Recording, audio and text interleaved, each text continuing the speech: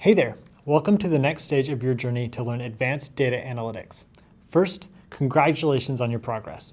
You've learned how data professionals contribute to the success of an organization and the main tools and techniques they use on the job. You're now familiar with the basic syntax and functions of the Python programming language, and you know how to use code for exploratory data analysis. You can use data wrangling to organize and clean your data and create data visualizations to share important information. Well done. You already have quite a few tools in your analytic toolbox. Have room for a few more? Next up, statistics. Statistics is the study of the collection, analysis, and interpretation of data. Statistics, often abbreviated as stats, provides data professionals with powerful tools and methods for transforming data into useful knowledge. You've already learned about exploratory data analysis and how it helps you summarize the main characteristics of your data. Descriptive statistics does this too, and that's where we'll start. But data professionals also use statistics to do something more. Based on a small sample of available data, they can make informed predictions about uncertain events and make accurate estimates about unknown values. This is known as inferential statistics, and you'll learn all about it in this course. For example, data professionals use statistics to predict future sales revenue, the success of a new ad campaign, the rate of return on a financial investment, or the number of downloads for a new app. Statistical analysis can tell you which version of a website will attract more new customers for longer periods of time, or that new users will typically create an account after spending 3 minutes on the company's website. The insights gained from statistical analysis help business leaders make decisions, solve complex problems, and improve the performance of the products and services. This is why data professionals are in such high demand and why the data career space keeps growing. Speaking of data professionals, allow me to introduce myself. My name is Evan, I'm an economist, and I consult with various teams across Google. This means that I use statistics and other tools to analyze and interpret data to help business leaders make informed decisions. This includes helping them quantify uncertainty and identify if there's sufficient evidence to reject a hypothesis, both of which you'll learn more about later on. I'm thrilled to be your instructor in this course. Before we begin, let me tell you about my own experience with statistics. As an undergraduate, I majored in economics and mathematics, and then went on to get a PhD in economics. I focused on statistics and econometrics, a branch of economics that uses statistics to analyze economic problems. During my graduate studies, I interned at an online learning company and was a researcher at an online retail company. Across these roles and experiences, I've used many different statistical tools to solve problems. Often, I find that the problem I'm working on can be solved with a statistical method I'm unfamiliar with. I love constantly learning new methods and extending the range of problems I can work on. These advanced methods are built on a foundation of stats concepts. In this course, we'll focus on these fundamentals to prepare you for your future career. So if you're new to stats, welcome. This course does not assume you have any prior knowledge of statistics. We'll begin from the beginning and work through each concept step by step. But if you have some experience in statistics, that's great too. We'll help you use what you already know in a new way so you can apply your stats knowledge to data analytics specifically. In this course, you'll discover how data professionals use statistical tools in their daily work. You'll also learn strategies for interpreting findings and sharing them with stakeholders who may not be familiar with stats concepts or all the technical details. We'll start this course with an introduction to the role of stats in data analytics, and we'll discuss the differences between descriptive and inferential stats. You'll learn how descriptive stats, such as mean, median, and standard deviation, help you quickly summarize and better understand your data.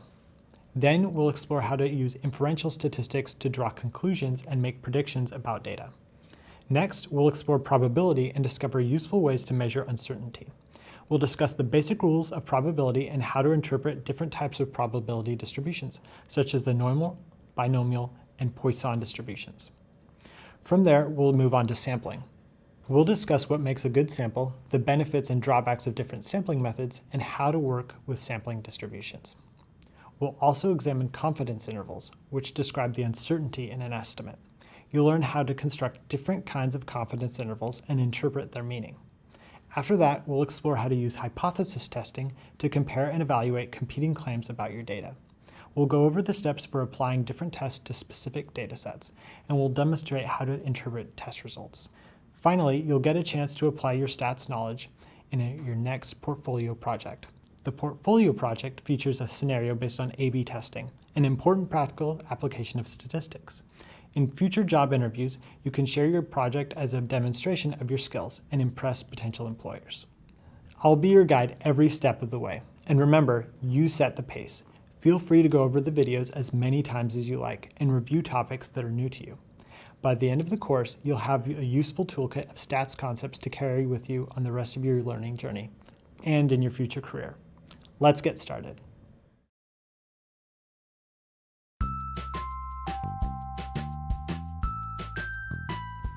Hi, I'm Evan. I'm an economist at Google. When I was in high school, I was pretty good at math, but wasn't overly interested in it. When I got to college, I took an economics course and was very interested in using that framework to view the world and solve problems. A typical day on the job involves me working with business leaders to understand their problems and then help them brainstorm solutions to their problems. Sometimes this is just talking and consulting on problems and helping them figure out solutions, or other times I'll go and I'll gather data on my own from the company, and I'll perform analyses and solve problems and help them identify interesting measures or results that could inform their decisions and solve their problems. I also like to devote time each day to doing my own research on topics that I'm unfamiliar with so that I'm always growing my skills and increasing my toolkit. Some of the soft skills that were most important in starting a career in data analytics was first being able to present your results.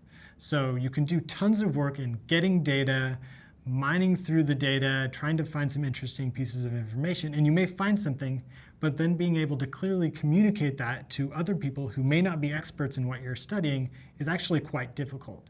Make sure you master the basics and don't try to go too fast. And if there's something you don't understand, rewatch it, do the reading, make sure you know the fundamentals. It all builds on itself. If I could give myself some advice when I was starting my first data analytics role, is to take time to meet other people in the field and to network with them and learn what they know. I think a lot of data professionals in this field have built up lots of knowledge that's quite useful, specific to their company, specific to their role, specific to certain types of problems, and that knowledge lives inside their head. It's not written in a book, it's not in a manual, but they have this knowledge. And so the more you talk with people, the more you meet people and talk about these different problems that you have, the faster you can grow and the faster you can learn. Instead of having to learn these things on your own and kind of solve the problems bit by bit, you can work with other people and they can just help you to solve these so much quicker because they've already solved the problem and learned that information. Hi there. I can't wait to explore statistics with you. During our journey together, you'll learn how data professionals use statistics to gain insights from data and help organizations solve complex problems. Statistics is the study of the collection, analysis, and interpretation of data. We'll start off by discussing the foundational role of statistics in data-driven work and the importance of fundamental stats concepts. Next, you'll have an opportunity to observe stats in action. We'll explore an example of how data professionals use statistical methods to conduct an A/B test. Then we'll discuss the two main types of statistics, descriptive and inferential. Data professionals use descriptive stats to explore and summarize data. They use inferential stats to draw conclusions and make predictions about data. Next, we'll consider three different types of descriptive statistics and how they can help you better understand different aspects of data. Measures of central tendency, such as the mean, allow you to describe the center of a data set. Measures of dispersion, like standard deviation, let you describe the spread of data. Measures of position, such as percentiles, help you determine the relative position of the values in a data set. Finally, you'll learn how to use Python to compute descriptive statistics and summarize a data set. When you're ready, join me in the next video. Earlier, you learned that statistics is the study of the collection, analysis, and interpretation of data. Today, humans generate and collect more data than ever before. Whenever we send a text message, make a purchase online, or post a photo on social media, we generate new data. As the amount of data grows, so does the need to analyze and interpret it. This is a big reason why stats and data-driven work is so important. And the field of data analytics is growing almost as fast as the data itself. Data professionals use statistics to analyze data in business, medicine, science, engineering, government, and more. In this video, We'll discuss the role of statistics in data science and why learning fundamental stats concepts is essential for every data professional. Data professionals use the power of statistical methods to identify meaningful patterns and relationships in data, analyze and quantify uncertainty, generate insights from data, make informed predictions about the future, and solve complex problems. Even if you've never studied statistics, you probably use stats daily. For example, you may start your day by going online and checking the weather, where you learn that this forecast is for a 70% chance of rain or a 50% chance of snow. Perhaps you visit a sports website to learn the batting average of your favorite cricket player or the scoring average of your favorite basketball player. On a news app, you might come across an election poll that reports a 3% margin of error and notes that an online survey was used to collect the data. Or perhaps you're a parent, and when you take your child to their yearly checkup, you learn that your child is in a certain percentile for height and weight. When you ask for more information, the doctor shows you the median height and weight for all kids who are the same age. These scenarios include statistical concepts that you'll learn more about in this course. The weather report is based on probability, or the likelihood of an event. The sports stats express average value. The election poll shows margin of error. The doctor uses the concepts of percentile and median. And all these stats give you useful knowledge that you can apply to your own life. Data professionals use the same concepts in their work. For example, a data professional might use probability to predict the future rate of return on an investment. They might estimate the annual average sales revenue for a company, calculate the margin of error to quantify the uncertainty of an employee satisfaction survey, or use percentiles to rank median home prices in different cities. On the job, data professionals use stats to transform data into insights that help stakeholders make decisions.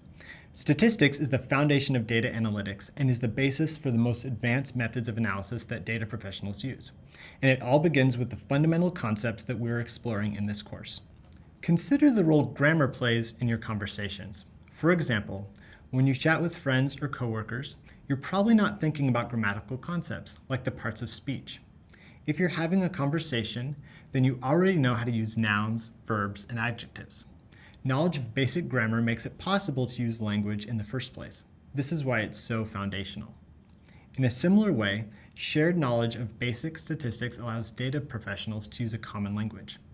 Learning the basics will eventually let you join the conversation about more advanced topics.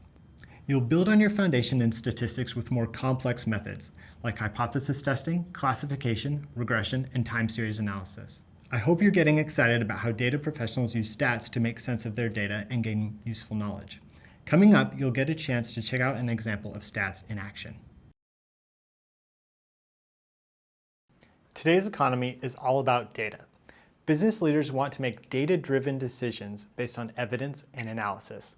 Companies that use insights gained from data to guide their decision-making process are more likely to be successful than companies that don't. And data professionals are the people that generate those insights. They use statistics to transform data into knowledge and help stakeholders make informed decisions. All the fundamental stats concepts that we cover in this course have valuable practical applications. In this video, you'll get a chance to check out stats in action. We'll go over one of the most popular applications of statistics for business, A/B testing. I'll discuss how the stats concepts you'll learn in this course can help you analyze and interpret data using an A/B test. Companies use A/B testing to evaluate everything from website design to mobile apps to online ads to marketing emails. A/B testing is a way to compare two versions of something to find out which version performs better. A/B testing has become popular because it works well for many online applications. For example, businesses often use A/B testing to compare two versions of a web page to find out which one gets more clicks, purchases, or subscriptions. Even small changes to a web page, like changing the color, size, or location of a button, can increase financial gains. A/B tests help business leaders optimize product performance and improve customer experience. Another way companies use A/B testing is for marketing emails. You might send two versions of an email to your customer list to find out which version results in more sales. Or you might test two versions of an online ad to discover which one visitors click on more often. Once you've conducted the A/B test, you can use the data to make permanent changes to your ad. Let's go through an example of an A/B test step by step. Imagine you run an online store and 10% of visitors to your website make a purchase. You want to run an A/B test to find out if changing the size of the Add to Cart button will increase the conversion rate, or the percentage of customers who purchase a product. The test presents two versions of your web page, known as version A and version B, to a group of randomly selected users. Version A is the original web page. Version B is the web page with the larger Add to Cart button. The test directs half the users to version A and half to version B. The test runs for 2 weeks. When the test is over, a statistical analysis of the results indicates that the larger button in version B resulted in an increase in purchases. The conversion rate for version B is 30%. This is 3 times greater than the conversion rate for version A, which is 10%. That's a notable increase. Because of your A/B test, your company has a data-driven reason for replacing the current web page with version B and increasing the size of an Add to Cart button. Now that you know how an A/B test works, let's explore the stats concepts behind A/B testing. Later on, we'll cover each concept in more detail. Think of this list as a brief preview of your future stats knowledge. The A/B test analyzes a small group of users drawn from the total population of all users that visit the website. In stats, we call this smaller group the sample. The sample is a subset of the larger population. You can use data from a sample to make inferences or draw conclusions about the entire population. Data professionals use inferential statistics to make inferences about a dataset based on a sample of the data. In other words, stats are a powerful tool for predicting outcomes you don't know using data you do know. For example, you have no way of knowing how the next 100,000 website visitors will behave. What you can do is observe the next 1,000 visitors and then use inferential statistics to predict how the following 99,000 will behave. And as you'll discover, stats can help you make that prediction with accuracy. This is why observing a sample through A/B testing can be so valuable to companies. They can use the results of the test to make changes that improve their business. Sampling, the process of selecting a subset of data from a population, is a critical part of an A/B test. Before you conduct the test, you need to decide on the sample size, or the number of users in the test. Choosing the right sample size helps you get valid test results and avoid statistical errors. For example, you'll use stats to help you determine whether you need to use a sample size of 1,000 or 10,000 in order to predict customer behavior accurately. Like any statistical test, an A/B test can't predict user behavior with 100% certainty. What stats can do is construct a confidence interval, or a range of values that describes the uncertainty surrounding an estimate. Knowing how to construct and interpret a confidence interval helps you make informed decisions about all users based on your test sample. Using stats, you can quantify the uncertainty of your A/B test and share this information with stakeholders to help them interpret the results. We'll talk more about how to interpret a confidence interval later on. After the test is complete, you'll need to determine the statistical significance of your results. Statistical significance refers to the claim that the results of a test or experiment are not explainable by chance alone. For instance, is the difference between version A and version B due to random chance, or due to the fact that you changed the Add to Cart button? A hypothesis test is a statistical method that helps you answer this question. The test helps quantify whether the result is likely due to chance or if it's statistically significant. A hypothesis test gives you data-driven support for changing your web page to version B, or for keeping it the same with version A. Software can help you calculate complex math problems, but having a working knowledge of stats lets you properly design, conduct, and interpret the results of a real test. By the end of this course, you'll know how to use all the stats concepts we just reviewed to analyze and interpret data. In fact, you'll be able to put your stat skills to work in a portfolio project based on a realistic A/B testing scenario. Plus, your knowledge of stats will serve as a foundation for more advanced data analytics methods that you'll explore later on. Now that you know more about the role of statistics in data science, let's discuss the two main types of statistical methods: descriptive and inferential. Data professionals use each method to get different insights from their data. In this video, you'll learn the difference between descriptive and inferential stats and how data professionals use both to better understand their data. Descriptive statistics describe or summarize the main features of a data set. Descriptive stats are very useful because they let you quickly understand a large amount of data.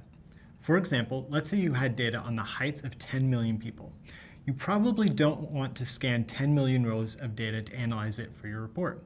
Even if you did, it would be difficult to interpret the data. However, if you summarize the data, you can instantly make it meaningful. Finding the mean or average height gives you useful knowledge about the data. Plus, reading a summary is much better than staring at millions of rows of data.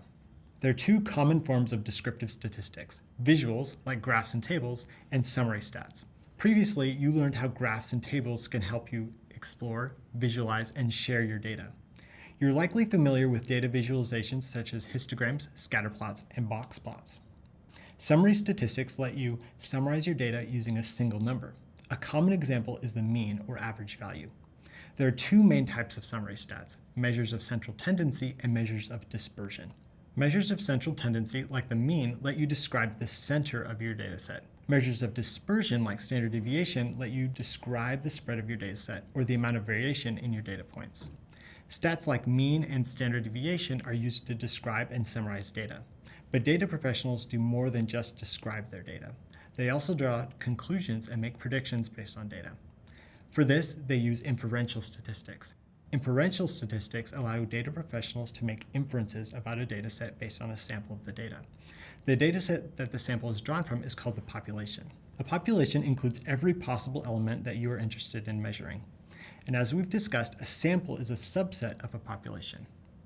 Data professionals use samples to make inferences about populations. In other words, they use the data they collect from a small part of the population to draw conclusions about the population as a whole. Note that a statistical population may refer to people, objects, or events. For instance, a population might be the set of all residents of a country, all the planets in our solar system, or all the outcomes of 1,000 coin flips. A sample is a smaller group or subset of any of these populations. Samples might be residents, planets, or coin flip outcomes. Let's check out an example. Say you want to research the music preferences of every college student in the United States to find out whether they prefer pop, rap, country, classical, or another genre of music. There are around 20 million college students in the United States, and it would be too expensive and time-consuming to gather data from every single person. Instead, you can use a sample and survey only a subset of the 20 million students. Later on, we'll discuss the factors that go into choosing different sample sizes and how larger sample sizes affect your results. For now, let's imagine you decide to survey 1,000 students instead of 20 million. Then you can use the results to make inferences about the music preferences of all college students. Keep in mind that your sample should be representative of your population. Otherwise, the conclusions you draw from your sample will be unreliable and possibly biased. A representative sample is a sample that accurately reflects the population. For example, if you only survey math majors or only student athletes, your sample will not be representative of all college students. Finally, let's review two terms that correspond to population and sample: parameter and statistic. A parameter is a characteristic of a population. A statistic is a characteristic of a sample. For example, the average height of the entire population of giraffes is a parameter. The average height of a random sample of 100 giraffes is a statistic.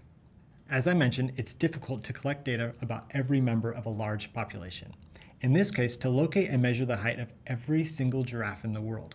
So we use the known value of a sample statistic, the average of 100 giraffes, to estimate the unknown value of a population parameter. That's all for now. We've covered a lot of key concepts that are foundational for what you'll learn later on in the course. Coming up, we'll return to the topic of inferential statistics. We'll explore sampling in more detail and check out common methods of inferential stats such as confidence intervals and hypothesis testing. Every time I explore a new dataset, I feel a sense of excitement. It's like exploring a city for the first time. When I visit a new city, I often start my journey at the city's center. This way, I can figure out the distance between the center and the city limits, or to a famous landmark I want to visit. Knowing where I am in relation to the center helps me find my way around. It's the same when I want to learn about a new dataset. First, I want to know the center of my dataset. Then I want to know how spread out the other values are from the center.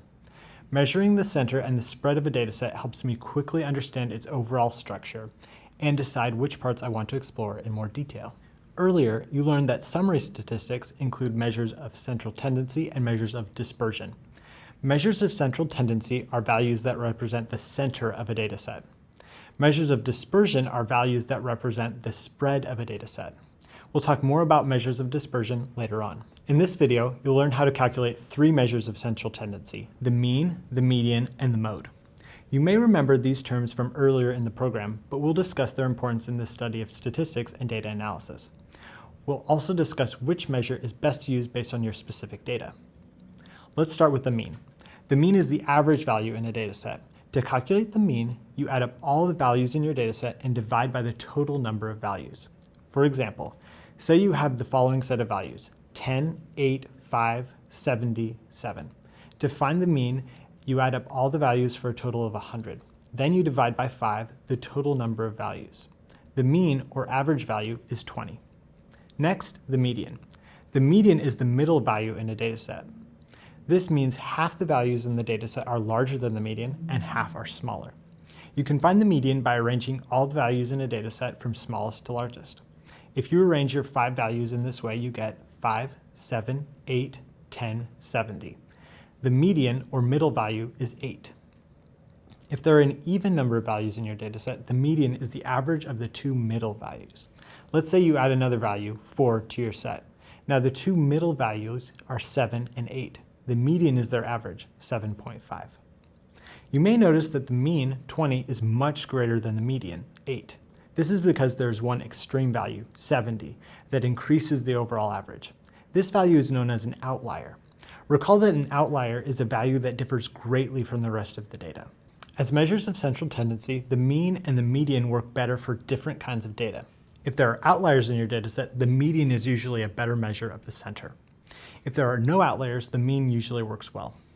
For example, imagine you want to buy a home in a specific neighborhood. You tour 10 homes in the area to get an idea of the average price. The first 9 homes have a price of $100,000. The 10th home has a price of $1 million.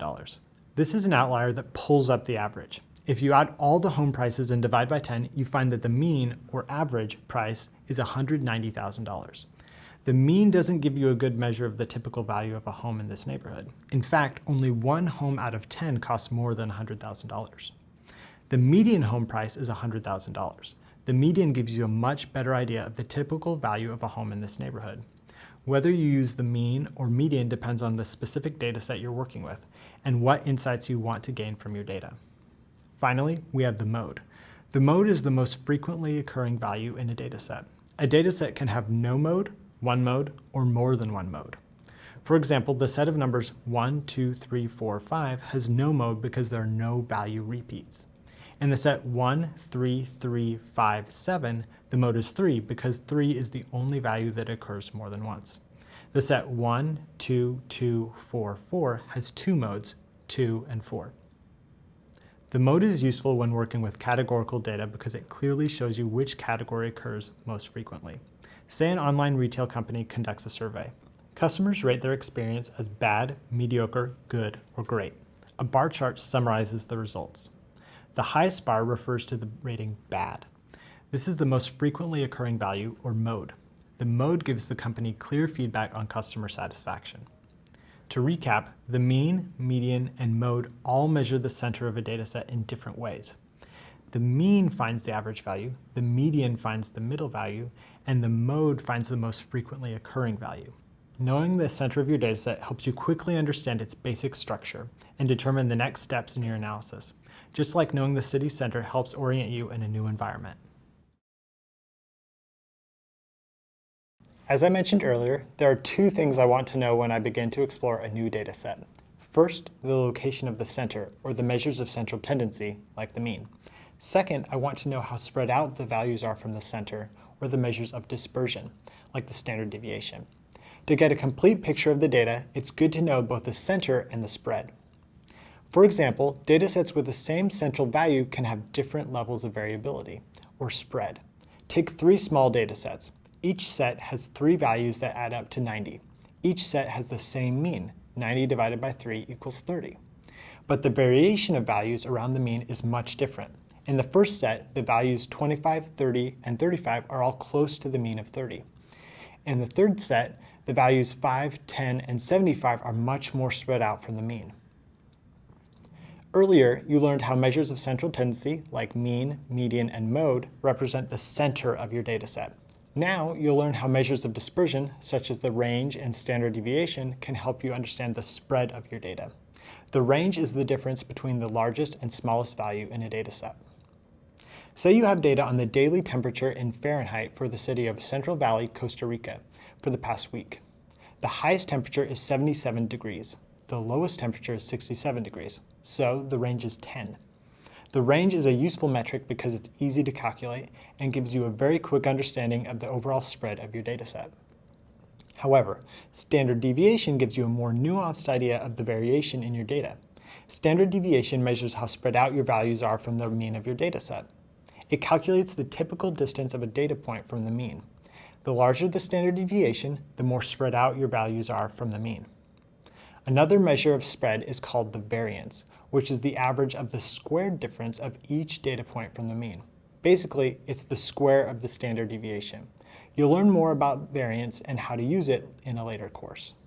Let's check out the plots of 3 normal probability distributions to get a better idea of spread.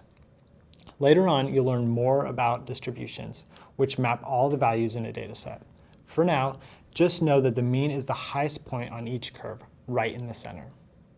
Each curve has a different standard deviation. Blue is 1, green is 2, and red is 3. The blue curve has the least spread since most of its data points fall close to the mean. Therefore, the blue curve has the smallest standard deviation. The red curve has the largest standard deviation. It has the most spread since most of its data points fall farther away from the mean. Now, let's talk about how you determine with these numbers. Here's the formula for the standard deviation of a sample. In other words, the square root of sigma times open parenthesis x minus x bar close parenthesis squared divided by n minus 1. If you're new to stats, this formula may seem like a secret code or an unfamiliar language. That's okay. We'll go over the variables and formula step by step. Plus, you don't need to memorize the formula or do all the math on your own. As a data professional, you'll typically use a computer for calculations. Being able to perform calculations is important for your future career, but being familiar with the concepts behind the calculations will help you apply statistical methods to workplace problems. There are different formulas to calculate the standard deviation for a population and a sample. As a reminder, data professionals typically work with sample data, and they make inferences about populations based on the sample. So we'll review the formula for a sample. Let's consider how to interpret the formula by calculating the standard deviation of a small data set, 8, 10, and 12. Calculating the standard deviation involves 5 steps. First, find the mean of the data set. The mean equals 10. Next, for each value x in our data set, we find the distance to the mean and then we square it. We'll include that calculation in our next step. The Greek letter sigma is a symbol that means sum. So we need to do the x minus 10 squared calculation for each data point and add up all the results. That's 8 minus 10 squared is 4, 10 minus 10 squared is 0, and 12 minus 10 squared equals 4. Add all those together to equal 8.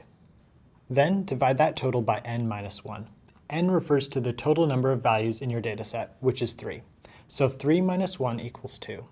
Then our sum of 8 divided by 2 equals 4. Finally, take the square root of 4, that's 2, the standard deviation. Now, let's explore an example of how standard deviation is useful in everyday life. Meteorologists use standard deviation for weather forecasting to understand how much variation exists in daily temperatures in different places and to make more accurate predictions about the weather. Imagine 2 meteorologists working in 2 different cities, City A and City B. During the month of March, City A has a mean temperature of 66 degrees Fahrenheit and a standard deviation of 3 degrees. City B has a mean temperature of 64 degrees Fahrenheit and a standard deviation of 16 degrees. Both cities have similar mean temperatures. In other words, the overall average temperature is about the same. But the standard deviation is much higher in City B. This means there's more daily variation in temperature in City B, so the weather may change dramatically from day to day there. In City A, the weather's more consistent.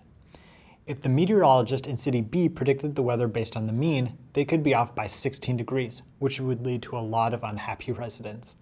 The standard deviation gives the meteorologist a useful measure of variation to consider and a level of confidence about their prediction.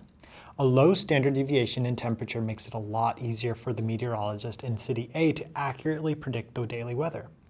Data professionals use standard deviation to measure variation in many types of data like ad revenues, stock prices, employee salaries, and more. Now you have a better idea of how standard deviation measures the spread of your data. Coming up, we'll discuss some ways of understanding the relative position of the values in a dataset. By now, you've learned different ways to describe the center of your data with measures of central tendency, such as the mean and median. You can also use measures of dispersion, such as the standard deviation, to represent the spread of your data. These tools will help you explore and better understand any dataset you may encounter. Now, we'll finish our tour of descriptive statistics by checking out measures of position. Measures of position help you determine the position of a value in relation to other values in a dataset. Along with center and spread, it's helpful to know the relative position of the values. For example, whether one value is higher or lower than another, or whether a value falls in the lower, middle, or upper portion of your dataset. In a city, this is similar to knowing where different places of interest are located in relation to one another. For example, it's useful to know how far the art museum is from the city park, or if the famous restaurant you want to eat at is close to the historical monument you want to visit. In this video, you'll learn about the most common measures of position, percentiles and quartiles. You'll also learn how to calculate the interquartile range and use the 5-number summary to summarize your data. A percentile is the value below which a percentage of data falls. Percentiles show the relative position or rank of a particular value in a dataset. Some universities ask applicants to take standardized tests. For example, in the United States, the SAT and the ACT are common exams. When a student receives their test score, they usually also receive a corresponding percentile. For example, let's say a test score falls in the 99th percentile. This means the score is higher than 99% of all test scores. If a score falls in the 75th percentile, the score is higher than 75% of all test scores. If a score falls in the 50th percentile, the score is higher than half or 50% of all test scores, and so on. Percentiles are useful for comparing values. For example, different exams may have different scoring systems. SAT scores range from 400 to 1600. ACT scores range from 1 to 36. And a typical school exam in math or history may range from 0 to 100. If you only know the raw scores for each test, say 1,000 for the SAT, 20 for the ACT, and 70 for the school exam, you have no way of making a meaningful comparison. If you know that all 3 test scores fall in the 50th percentile, then you can meaningfully compare student performance across the different exams. You can use quartiles to get a general understanding of the relative position of values. A quartile divides the values in a dataset into 4 equal parts. Quartiles let you compare values relative to the 4 quarters of data. Each quarter includes 25% of the values in your dataset. The first quartile is the middle value in the first half of the dataset. The first quartile, Q1, is also called the lower quartile. 25% of the data points are below Q1 and 75% are above it. The second quartile is the median value in this set. Q2 is the median. 50% of the data points are below Q2 and 50% are above it. The third quartile is the middle value in the second half of the dataset.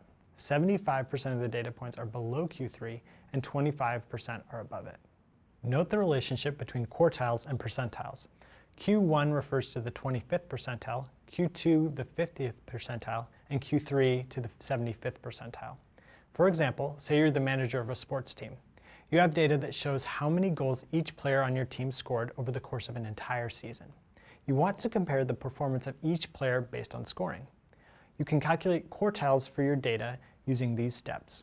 First, arrange the values from smallest to largest: 11, 12, 14, 18, 22, 23, 27, 33. Second, find the median of your dataset. This is the second quartile, Q2. There are an even number of values in the dataset, so the median is the average of the 2 middle values, 18 and 22. Q2 equals 20. Third, find the median of the lower half of your dataset. This is the lower quartile, Q1. Q1 equals 13. Finally, find the median of the upper half of your dataset. This is the upper quartile, Q3. Q3 equals 25. Breaking the data into quartiles gives you a clear idea of player performance. You now know that the lower quartile of players scored 13 goals or less, and the upper quartile scored 25 goals or more. In other words, the lower 25% of players scored 13 goals or less, and the upper 25% scored 25 goals or more. The middle 50% of players scored between 13 and 25 goals. The middle 50% of your data is called the interquartile range, or IQR. The interquartile range is the distance between the first quartile, Q1, and the third quartile, Q3. Technically, IQR is a measure of dispersion because it measures the spread or the middle half of or middle 50% of your data. This is the same as the distance between the 25th and 75th percentiles, or between Q1 and Q3. IQR is also useful for determining the relative position of your data values. IQR equals Q3 minus Q1. In this case, Q3 equals 25 and Q1 equals 13. So IQR equals 12. Finally, you can summarize the measured divisions in your dataset with the 5-number summary. The 5 numbers include the minimum, the first quartile, the median, or second quartile, the third quartile, and the maximum. For your sports data, the 5-number summary is 11, 13, 20, 25, 38. The 5-number summary is useful because it gives you an overall idea of the distribution of your data, from the extreme values to the center. You can visualize it with a box plot. The box part of the box plot goes from the first quartile to the third quartile. The vertical line in the middle of the box is the median. The horizontal lines on each side of the box, known as whiskers, go from the first quartile to the minimum value, and from the third quartile to the maximum value. The following box plot shows the data on goals. We can find the values on the box plot and determine the interquartile range. Q1, or the lower quartile, equals 13. Q3, or the upper quartile, equals 25. The interquartile range is the length of the box. 25 minus 13 equals 12. Data professionals use measures of position such as percentiles and quartiles to better understand all kinds of data. This may include public health data such as life expectancy, economic data such as household income, business data such as product sales, and more. That concludes our tour of descriptive statistics. Coming up, you'll use Python to compute descriptive stats and summarize a data set.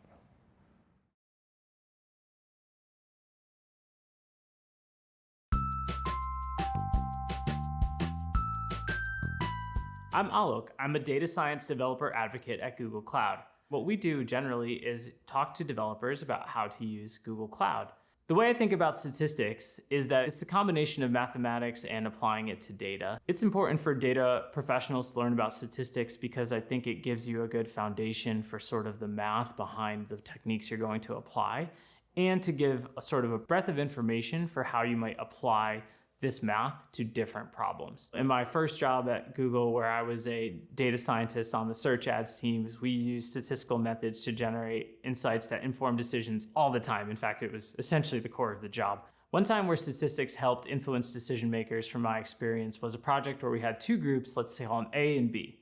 And we were seeing some big differences in the behavior of these two groups in a particular metric. The executives were kind of worried about why were they different, maybe it shouldn't be so different. And statistical methods were crucial to this. We had to adjust for things like mix effects, looking at different slices of our data, adding confidence intervals around the sort of mean difference we're seeing. And what we found was that the difference was not as large as we had seen, and it could be attributed to sort of these other things like mix among our users or things like that. And when we presented this to the executives, they were sort of relieved that the differences were not as big, and there wasn't something necessarily to do to change the dynamic between group A and B. It was sort of within the reasonable difference that they felt was okay. The idea is essentially statistics will give you a set of tools, and in this case, it gave me a set of tools to kind of decompose this problem into various parts and start to explain why we were seeing the differences we were seeing. The value of completing a program like this one is that it gives you the foundation to do a lot of great work in data science and data analytics. Having done some coursework in data as well as having some project experiences sets you up well to be able to analyze data and make an impact in whatever industry you end up working in. The best thing I can tell those who are kind of in the middle of this and maybe struggling through is keep your end goal in mind, right? Whether it's learning a new skill or opening up a whole new career path that can really be a differentiator for you, try to keep it step by step. If you fall a little bit behind, forgive yourself and just keep that end goal in mind. That's where you want to get. Recently, you learned how descriptive statistics help you explore and summarize key features of your data. We talked about 3 different types of descriptive stats. Measures of central tendency, like the mean, refer to the center of your dataset. Measures of dispersion, like the standard deviation, describe the spread of your dataset. Measures of position, like percentiles and quartiles, show the relative location of your data values. Earlier in the program, you learned about the process of exploratory data analysis, or EDA, from discovering to presenting your data. Whenever a data professional works with a new data set, the first step is to understand the context of the data during the discovery stage. Often, this is done by discussing the data with project stakeholders and reading documentation about the dataset and the data collection process. After that, a data professional moves on to data cleaning and deals with issues like missing data and incorrect values.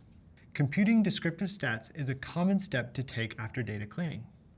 Now, you'll learn how to use Python to compute descriptive statistics and summarize a dataset.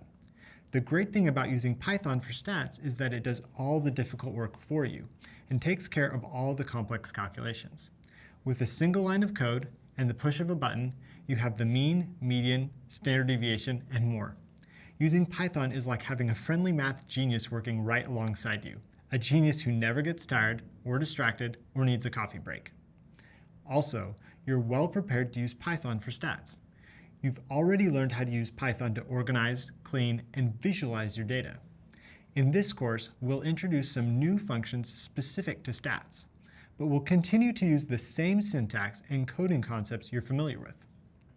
Now, let's explore our example. Imagine you're a data professional working for the government of a large nation. The government's Department of Education is seeking to understand the current literacy rates across the country. The literacy rate is defined by the percentage of the population of a given age group that can read and write. You're asked to analyze data about the literacy rate among primary and secondary school students. These are students who range in age from 6 to 18 years old. There's data available for every state and district in the country. You'll use descriptive stats to get a basic understanding of the literacy rate data for each district. So, let's open a Jupyter Notebook and get started. To start, import the Python packages you will use, NumPy and Pandas, and the library you will use, matplotlib.pyplot.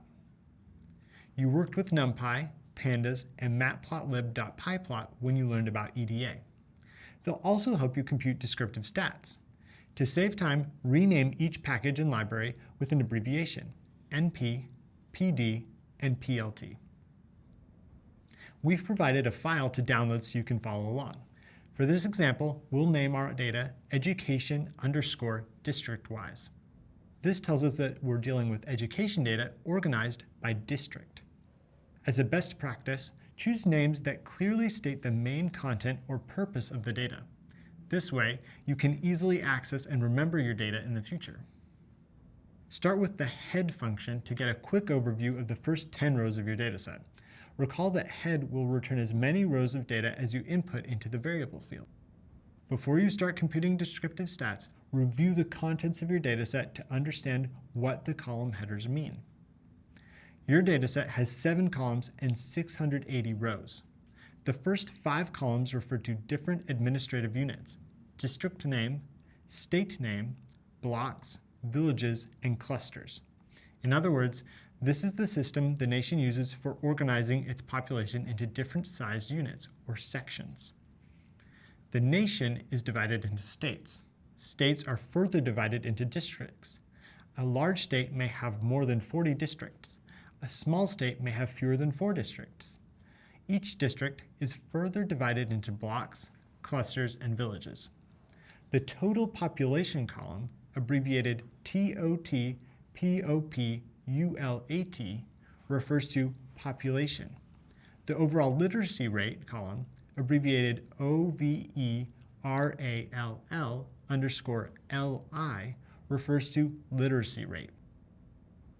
To interpret this data correctly, it's important to understand that each row, or observation, refers to a different district, and not, for example, to a state or a village. So, the village column shows how many villages are in each district. The total population column shows the population for each district. The overall literacy column shows the literacy rate for each district. Now that you have a better understanding of your dataset, use Python to compute descriptive stats. When computing descriptive stats in Python, the most useful function to know is describe. Data professionals use the describe function as a convenient way to calculate many key stats all at once. If you use this function for a column with numeric data, you get a count of all the observations in the column, along with the following stats: the mean or average value, the median or middle value, the standard deviation, or the value that measures the spread of the data, the minimum and maximum values, and the first and third quartiles. Your main interest is the literacy rate. This data is contained in the overall literacy column, which shows the literacy rate for each district in the nation. Use the describe function to show key stats about literacy rate. The output lists key stats for all districts, and the count category confirms there are 634 districts in your dataset. Note that the number of observations for the overall literacy column is 634, but the number of rows in the dataset is 680. This is because the describe function does not include missing values. The summary of stats gives you valuable information about the overall literacy rate. For example, the mean helps to clarify the center of your dataset. You now know the average literacy rate is about 73% for all districts. This information is useful in itself, and also as a basis for comparison. Knowing the mean literacy rate for all districts helps you understand which individual districts are significantly above or below the mean. This will help the department decide how to devote resources to improving literacy. Note that the categories 25%, 50%, and 75% refer to Q1, Q2, and Q3, respectively. Remember that Q2 is also the median of your dataset. You can also use the describe function for a column with categorical data, like the state name column. In this case, you get a count of all the observations in the column, along with the following information: the number of unique values, the most common value, or mode, and the frequency of the most common value. Use the describe function to find out how many states are in your dataset and which state has the most districts. The unique category shows you that there are 36 states in your dataset. The top category shows that state 21 is the most common value and contains the most districts. The frequency category tells you that state 21 appears in 75 rows, which means it includes 75 different districts. This is the mode. This information may be helpful in determining which states will need more educational resources based on their number of districts. The describe function is so useful because it shows you a variety of key stats all at once. Python also has separate functions for stats, such as mean, median, standard deviation, minimum, and maximum. And you use the mean and median functions earlier in the program to detect outliers. These individual functions are also useful if you want to do further computations based on descriptive stats. For example, you can use the min and max functions together to compute the range of your data. The range will show you the difference between the highest and lowest literacy rates among all districts. To compute the range, use the max and min functions to subtract the highest literacy rate from the lowest literacy rate. First, name a new variable, range underscore overall underscore LI. Then use the max function on the overall literacy column, input a minus sign, and use the min function on the same column. Finally, display the value of your variable. The range in literacy rates for all districts is about 61.5 percentage points. This is the maximum value of 98.7% minus the minimum value of 37.2%. The large difference tells you that some districts have much higher literacy rates than others. In an upcoming video, you'll continue to analyze this data, and you can discover which districts have the lowest literacy rates. This will help the government better understand literacy rates nationally and build on their successful educational programs. Using descriptive stats to summarize your dataset is an important early step in the analysis process, giving you a basic understanding of your data.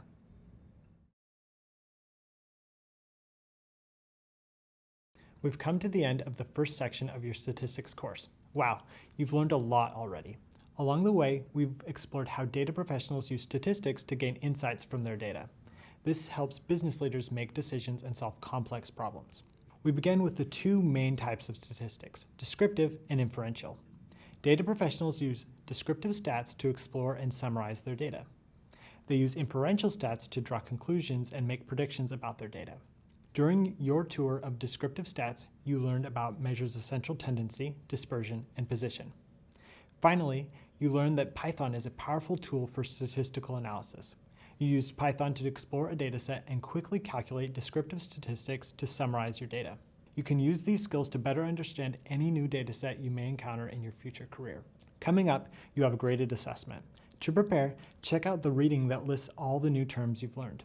And feel free to revisit videos, readings, and other resources that cover key concepts. Congrats on your progress so far, and I'll meet you again soon. Hey there. I really enjoyed exploring descriptive statistics with you, and I'm excited for what's next, probability. Probability is the branch of mathematics that deals with measuring and quantifying uncertainty. In other words, probability uses math to describe the likelihood of something happening. For example, the chance of rain tomorrow or of winning the lottery. Data professionals use probability to help business leaders make data-driven decisions in situations of uncertainty. No one can know the outcome of future events with complete certainty. What data professionals can do is use all the available data to make reasonable predictions based on probability. For instance, imagine you're working with a stakeholder at a large aerospace company. They need to decide whether or not to invest in a new technology to improve the production process for their jet engines. As a data professional, you can estimate the probability that the new technology will have a positive impact and predict what its potential costs and benefits might be. The stakeholder can use this information to make an informed decision about what's best for the organization. We'll start by reviewing the two main types of probability, objective and subjective. We'll cover basic rules of probability like the complement rule, the addition rule, and the multiplication rule. Then we'll go over conditional probability and how to describe the relationship between dependent events. We'll check out Bayes' theorem, a key formula for conditional probability, and the basis for more advanced Bayesian analysis. You'll also learn about probability distributions. Probability distributions describe the likelihood of the possible outcomes of a random event and can be discrete or continuous. We'll check out discrete probability distributions such as the binomial and Poisson and find out how they can help you model specific kinds of data. Then we'll explore continuous probability distributions and focus on the normal distribution, the most widely used distribution in all statistics. You'll discover its main features and how it applies to many different data sets. Next, we'll also discuss how z-scores can help you better understand the relationship between data values in a standard normal distribution. Finally, you'll learn how to use Python's SciPy stats module to apply probability distribution to your data. When you're ready to start learning about probability, join me in the next video. Probability helps you measure and quantify uncertainty and make informed decisions about uncertain outcomes. For example, you might use probability to decide what to wear on a given day. Today's weather forecast says there's a 70% chance of snow. Based on this data, you decide to wear your hat, gloves, and snow boots. When the snow falls, you stay warm and dry. Data professionals might use probability to predict the chances that a company will sell a certain amount of product in a given time period, a financial investment will have a positive return, a political candidate will win an election, or a medical test will be accurate. In this video, we'll explore the two main types of probability, objective and subjective. Objective probability is based on statistics, experiments, and mathematical measurements. Subjective probability is based on personal feelings, experience, or judgment. Let's start with objective probability. Data professionals use objective probability to analyze and interpret data. There are two types of objective probability, classical and empirical. Classical probability is based on formal reasoning about events with equally likely outcomes. To calculate classical probability for an event, you divide the number of desired outcomes by the total number of possible outcomes. For example, if you flip a coin, the result will be either heads or tails. Heads and tails are terms commonly used to refer the two sides of a coin. There are only two possible outcomes, and both outcomes are equally likely. The chance that you get heads is 1 out of 2, or 50%. The same goes for tails. Or take playing cards. There are 52 cards in a standard deck. Choosing a card gives you a 1 in 52 chance, or 1.9%, of getting any card in the deck, whether it's the Ace of Hearts, 10 of Clubs, or 4 of Spades. But most events are more complex and do not have equally likely outcomes. Usually, the weather isn't a 50% chance of rain or snow. There might be an 80% chance of rain tomorrow and a 20% chance of some other outcome. While classical probability applies to events with equally likely outcomes, data professionals use empirical probability to describe more complex events. Empirical probability is based on experimental or historical data. It represents the likelihood of an event occurring based on the previous results of an experiment or past events. To calculate empirical probability, you divide the number of times a specific event occurs by the total number of events. For example, say you conduct a taste test with 100 people to find out whether they prefer strawberry or mint chip flavored ice cream. You want to know the probability that a person prefers strawberry ice cream. Your taste test reveals that 80 people prefer strawberry ice cream. To calculate probability, you divide the number of times the event of preferring strawberry ice cream occurs, 80, by the total number of events, 100. 80 divided by 100 equals 0.8, or 80%. So the probability that a person prefers strawberry over mint chip is 80%. Earlier, you learned about inferential statistics and how data professionals use sample data to make inferences or predictions about larger populations. Inferential statistics uses probability too. For instance, a retail company might survey a representative sample of 100 customers to predict the shopping preferences of all their customers. Data professionals rely on empirical probability to help them make accurate predictions based on sample data. For example, in an A/B test of a website, you test a sample of users to make a prediction about the future behavior of all users. Say the sample of users prefer a green add to cart button over a blue one. You may infer from this data that the larger population of future users will probably share their preference. An A/B test lets you make a reasonable prediction about future users based on empirical probability. And this probability can help an online business make smarter decisions and increase sales. In contrast, the results of subjective probability are based on personal feeling, experience, or judgment. This type of probability does not involve formal calculations, statistical analysis, or scientific experiments. For instance, you may have an overwhelming feeling that a certain horse will win a horse race, or that your favorite team will win the championship game. And you may have good reasons for your belief, but your reasons are personal or subjective. Your belief is not based on statistical analysis or scientific experiments. For this reason, the subjective probability of an event may differ widely from person to person. It's important to know the difference between subjective and objective probability when you evaluate a prediction or make a decision. For example, the CEO of an auto company might feel confident that using a new technology to manufacture their pickup truck will cut costs and increase profits. But if their prediction is only based on personal feeling or subjective probability, it may not be reliable.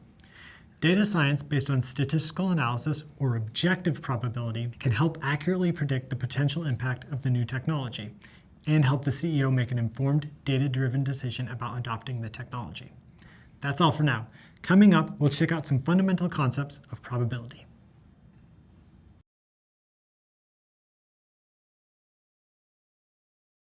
Recently, you learned that probability uses math to deal with uncertainty, or to determine how likely it is that an event will occur. In this video, you'll learn some fundamental concepts of probability. We'll discuss the mathematical definition of probability and how to calculate probability for single random events. First, I want to give you some context about the types of examples we'll be using. In this part of the course, we're going to continue to reference examples of events like flipping coins, rolling dice, and drawing cards. There are a couple reasons for this. One is historical. The modern theory of probability originates in the analysis of games of chance in the 16th and 17th centuries.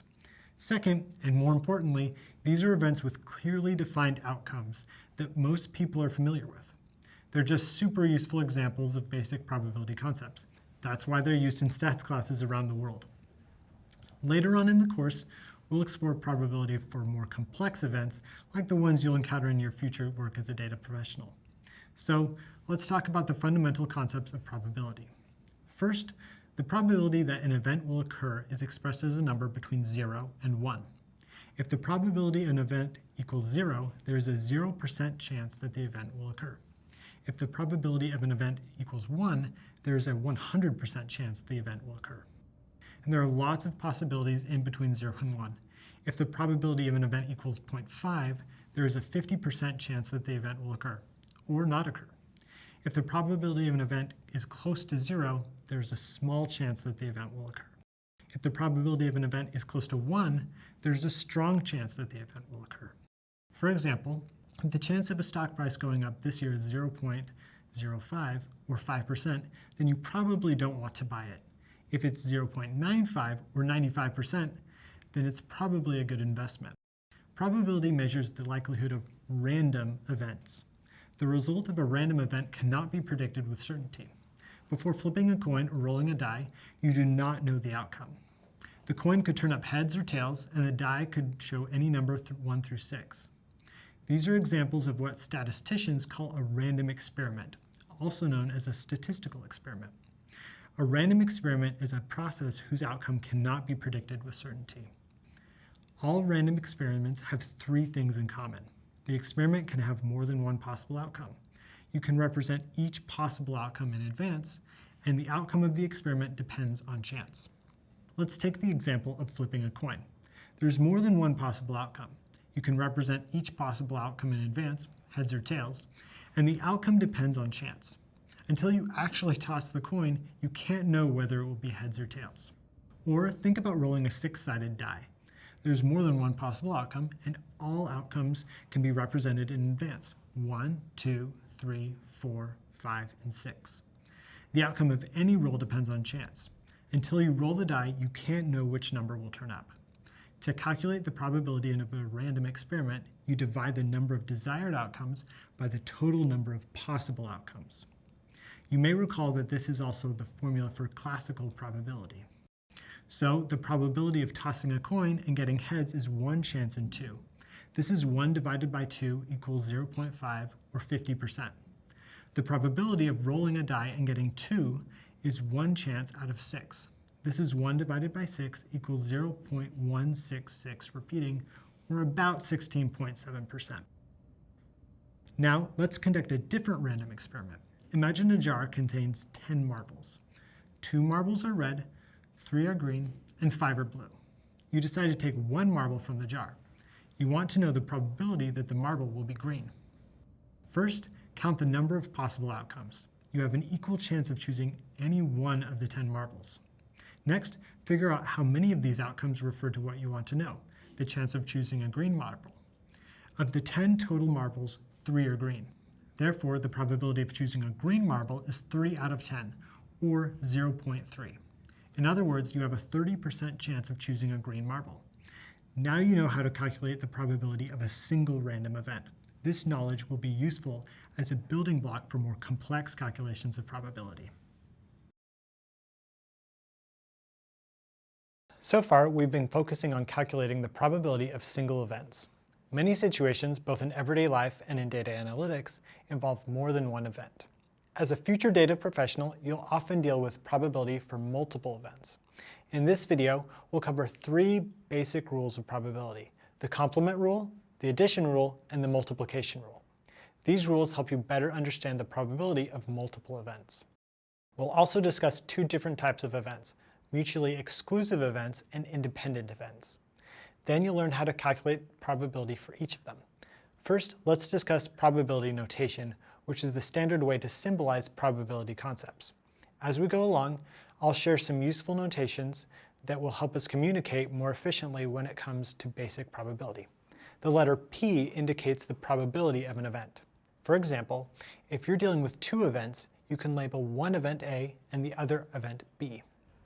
The notation for the probability of event A is the letter P followed by the letter A in parentheses. For the probability of event B, it's the letter P followed by the letter B in parentheses.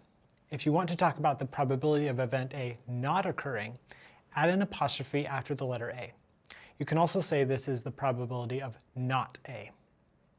Now let's check out our first basic rule, the complement rule. In stats, the complement of an event is the event not occurring. For example, either it rains or it does not rain. Either you win the lottery or you don't win the lottery. The complement of rain is no rain. The complement of winning is not winning. The important thing to know is that the 2 probabilities, the probability of an event happening and the probability of it not happening, must add to 1. Recall that a probability of 1 is the same as saying there's a 100% certainty of an event occurring.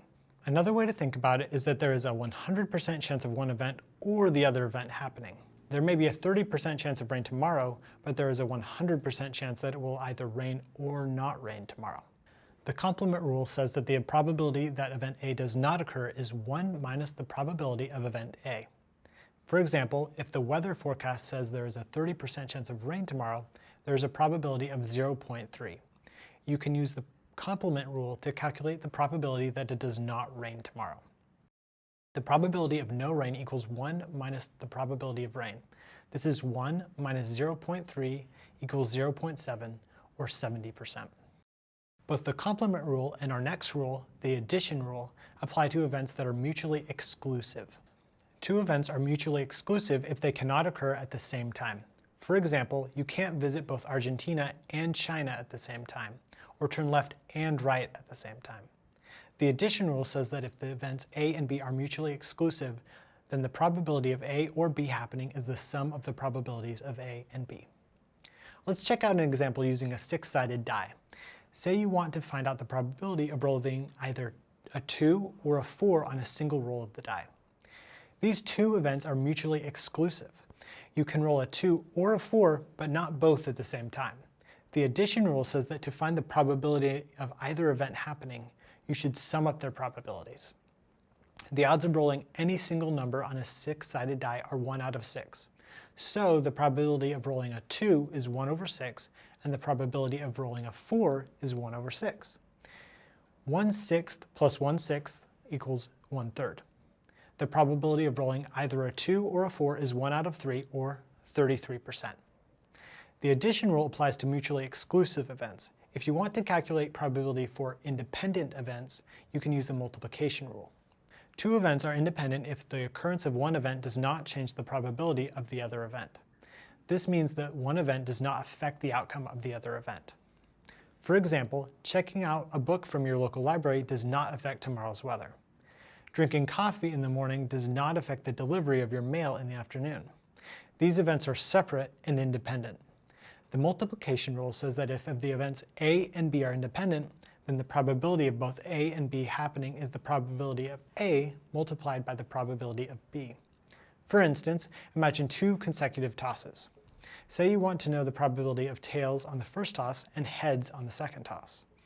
First, figure out what kind of events you're dealing with, and then apply the appropriate rule. Two coin tosses are independent events. The first toss does not affect the outcome of the second toss. For any toss, the probability of getting either heads or tails always remains 1 out of 2, or 50%. So, you would use the multiplication rule for this event. The probability of getting tails and heads is the probability of getting tails multiplied by the probability of getting heads. The probability of each event is 0.5, or 50%. Now, plug in the numbers. 0.5 times 0.5 equals 0.25, or 25%. The probability of getting tails on the first toss and heads on the second toss is 25%. So, to recap, let's compare the addition and multiplication rules and list their differences. It will be helpful to keep these differences in mind so you know when to use the two rules. The addition rule sums up the probabilities of events, and the multiplication rule multiplies the probabilities. The addition rule applies to events that are mutually exclusive. The multiplication rule applies to events that are independent. The basic rules of probability help you describe events that are mutually exclusive or independent. In an upcoming video, we'll check out conditional probability, which applies to dependent events.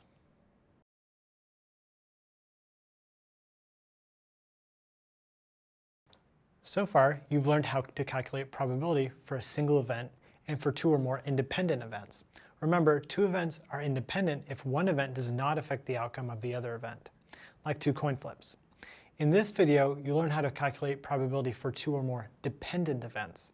This type of probability is known as conditional probability. Conditional probability refers to the probability of an event occurring given that another event has already occurred. Conditional probability is used in many different fields, like finance, insurance, science, and machine learning. For example, an agency that sells life insurance might use conditional probability to decide how risky it is to insure someone who skydives for a living. Data professionals, like those who work on machine learning models, use conditional probability to make accurate predictions about complex data sets. Before we get into calculating conditional probability, let's go over the concept of dependence. Two events are dependent if the occurrence of one event changes the probability of the other event. This means that the first event affects the outcome of the second event. For instance, if you want to visit a website, you first need internet access. Visiting a website depends on you having access to the internet. If you want to travel to another country, you first need to get a passport. Traveling to another country depends on you having a passport. In each instance, we can say that the second event is dependent on or conditional on the first event. Let's check out an example of dependence that's closer to probability theory. Imagine you have two events. The first event is drawing an ace from a standard deck of playing cards, and the second event is drawing another ace from the same deck. There are 4 aces in a deck of 52 cards. So for the first draw, the chance of getting an ace is 4 out of 52, or 7.8%. But for the second draw, the probability of getting an ace changes because you've removed a card from the deck. Now there are 3 aces in a deck of 51 cards. For the second draw, the chance of getting an ace is 3 out of 51, or about 5.8%. Getting an ace is now less likely. These two events are dependent because getting an ace on the first draw changes the probability of getting an ace on the second draw. Now you have a better understanding of dependent events, let's return to conditional probability and check out the formula. You don't need to memorize the formula. But personally, I find that reviewing the formula often helps me understand the concept better. That's why I'm sharing it with you. The formula says that for 2 dependent events, the probability of event A and event B occurring equals the probability of event A times the probability of event B given A. You may notice that we have a new notation in this formula. The vertical bar between the letters B and A means that event B depends on event A happening. We say this as the probability of a B given A. The formula can also be expressed as the probability of event B given event A equals the probability that both A and B occur divided by the probability of A. These are just 2 ways of representing the same equation. Depending on the situation or what information you are given up front, it may be easier to use one or the other. We can apply the conditional probability formula to our example of drawing an ace playing card. The probability of event A, or getting an ace on the first draw, is 4 out of 52. The probability of event B given event A, or of getting an ace on the second draw, is 3 out of 51. Let's enter these numbers into the formula. The probability of event A and event B, or of getting 2 aces in a row, is 4 over 52 multiplied by 3 over 51. If you do the math, this equals 1 over 221. The probability of getting 2 aces in a row equals 1 out of 221, or about 0.5%. Let's check out another example. Imagine you are applying for college. The college accepts 10 out of every 100 applicants, or 10%. If you're accepted, you also hope to receive an academic scholarship. The college awards academic scholarships to 2 out of every 100 accepted students, or 2%. You want to calculate the probability that you get accepted and you get a scholarship. Getting a scholarship depends on first getting accepted. So this is a conditional probability because it deals with 2 dependent events. Let's call getting accepted event A and getting a scholarship event B. You want to calculate the probability of event A and event B. According to the formula, to find the probability of event A and event B, you can multiply the probability of event A by the probability of event B given event A. The probability of event A getting accepted is 10 out of 100. The probability of event B given event A, or getting a scholarship given that you are first accepted, is 2 out of 100.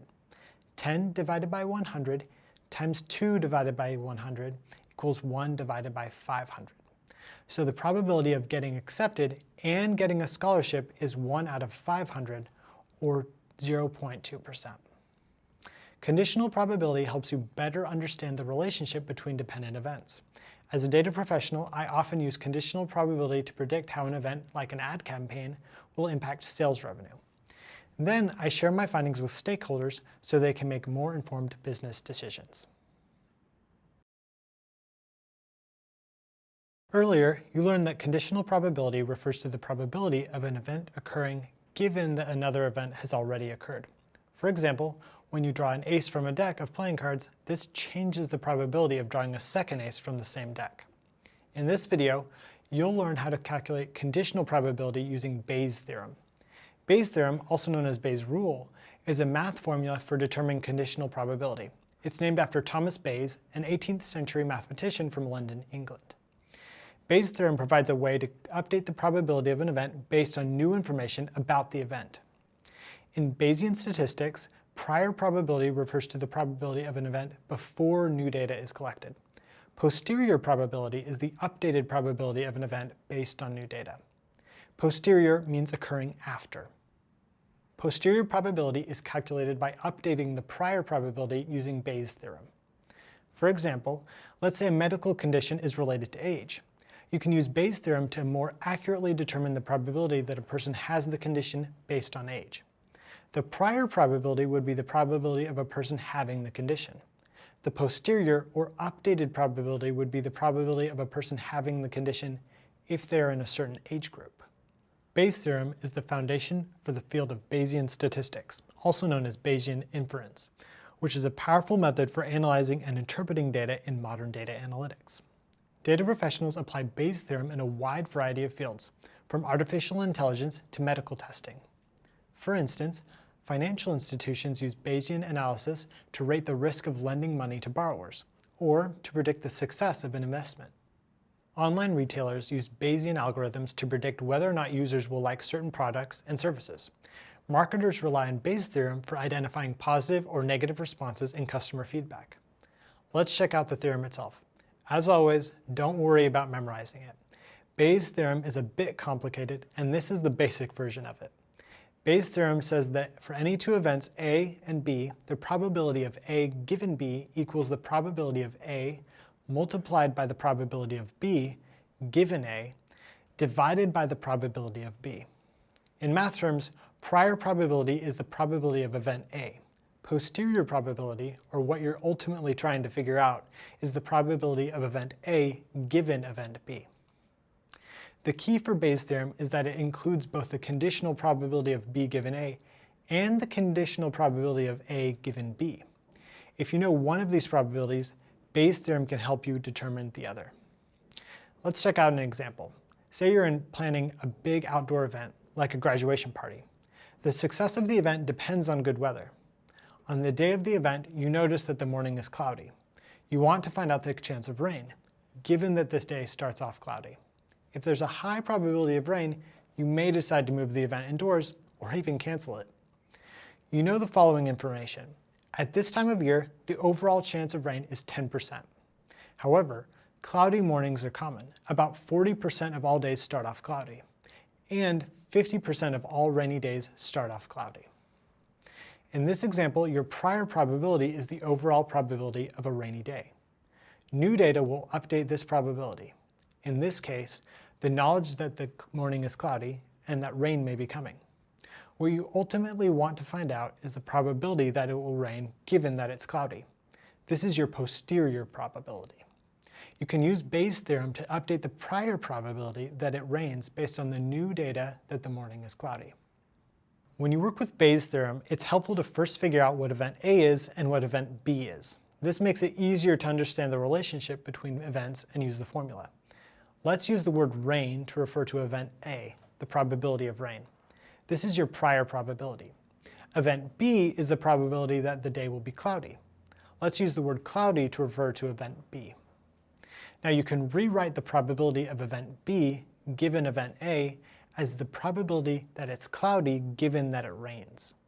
Finally, the probability of event A given event B is the probability that it rains given that it's cloudy. This is your posterior probability, or the updated probability that Bayes' theorem will help you calculate.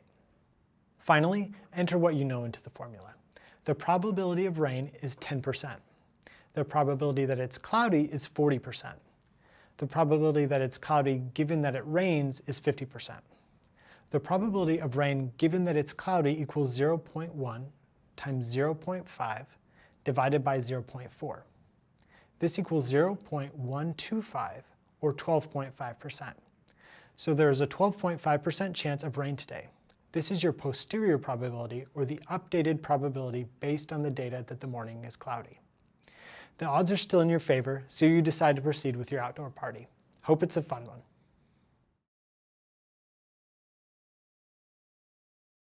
You've already learned that Bayes' theorem tells you how to update the probability of an event based on new data about the event. But there are several different versions of Bayes' theorem. They're written in different ways and used for different types of problems.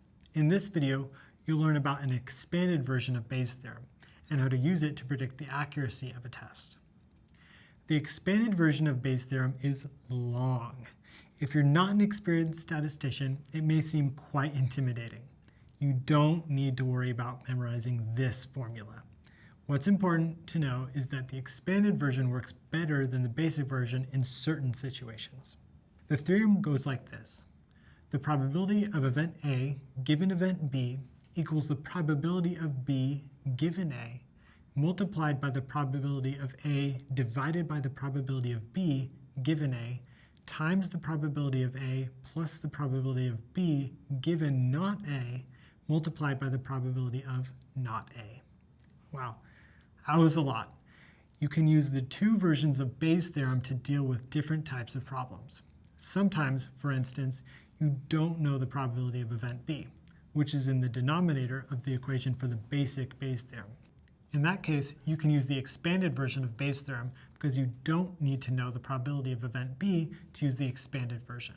This longer version of Bayes' theorem is often used to evaluate tests such as medical diagnostic tests, quality control tests, or software tests such as spam filters.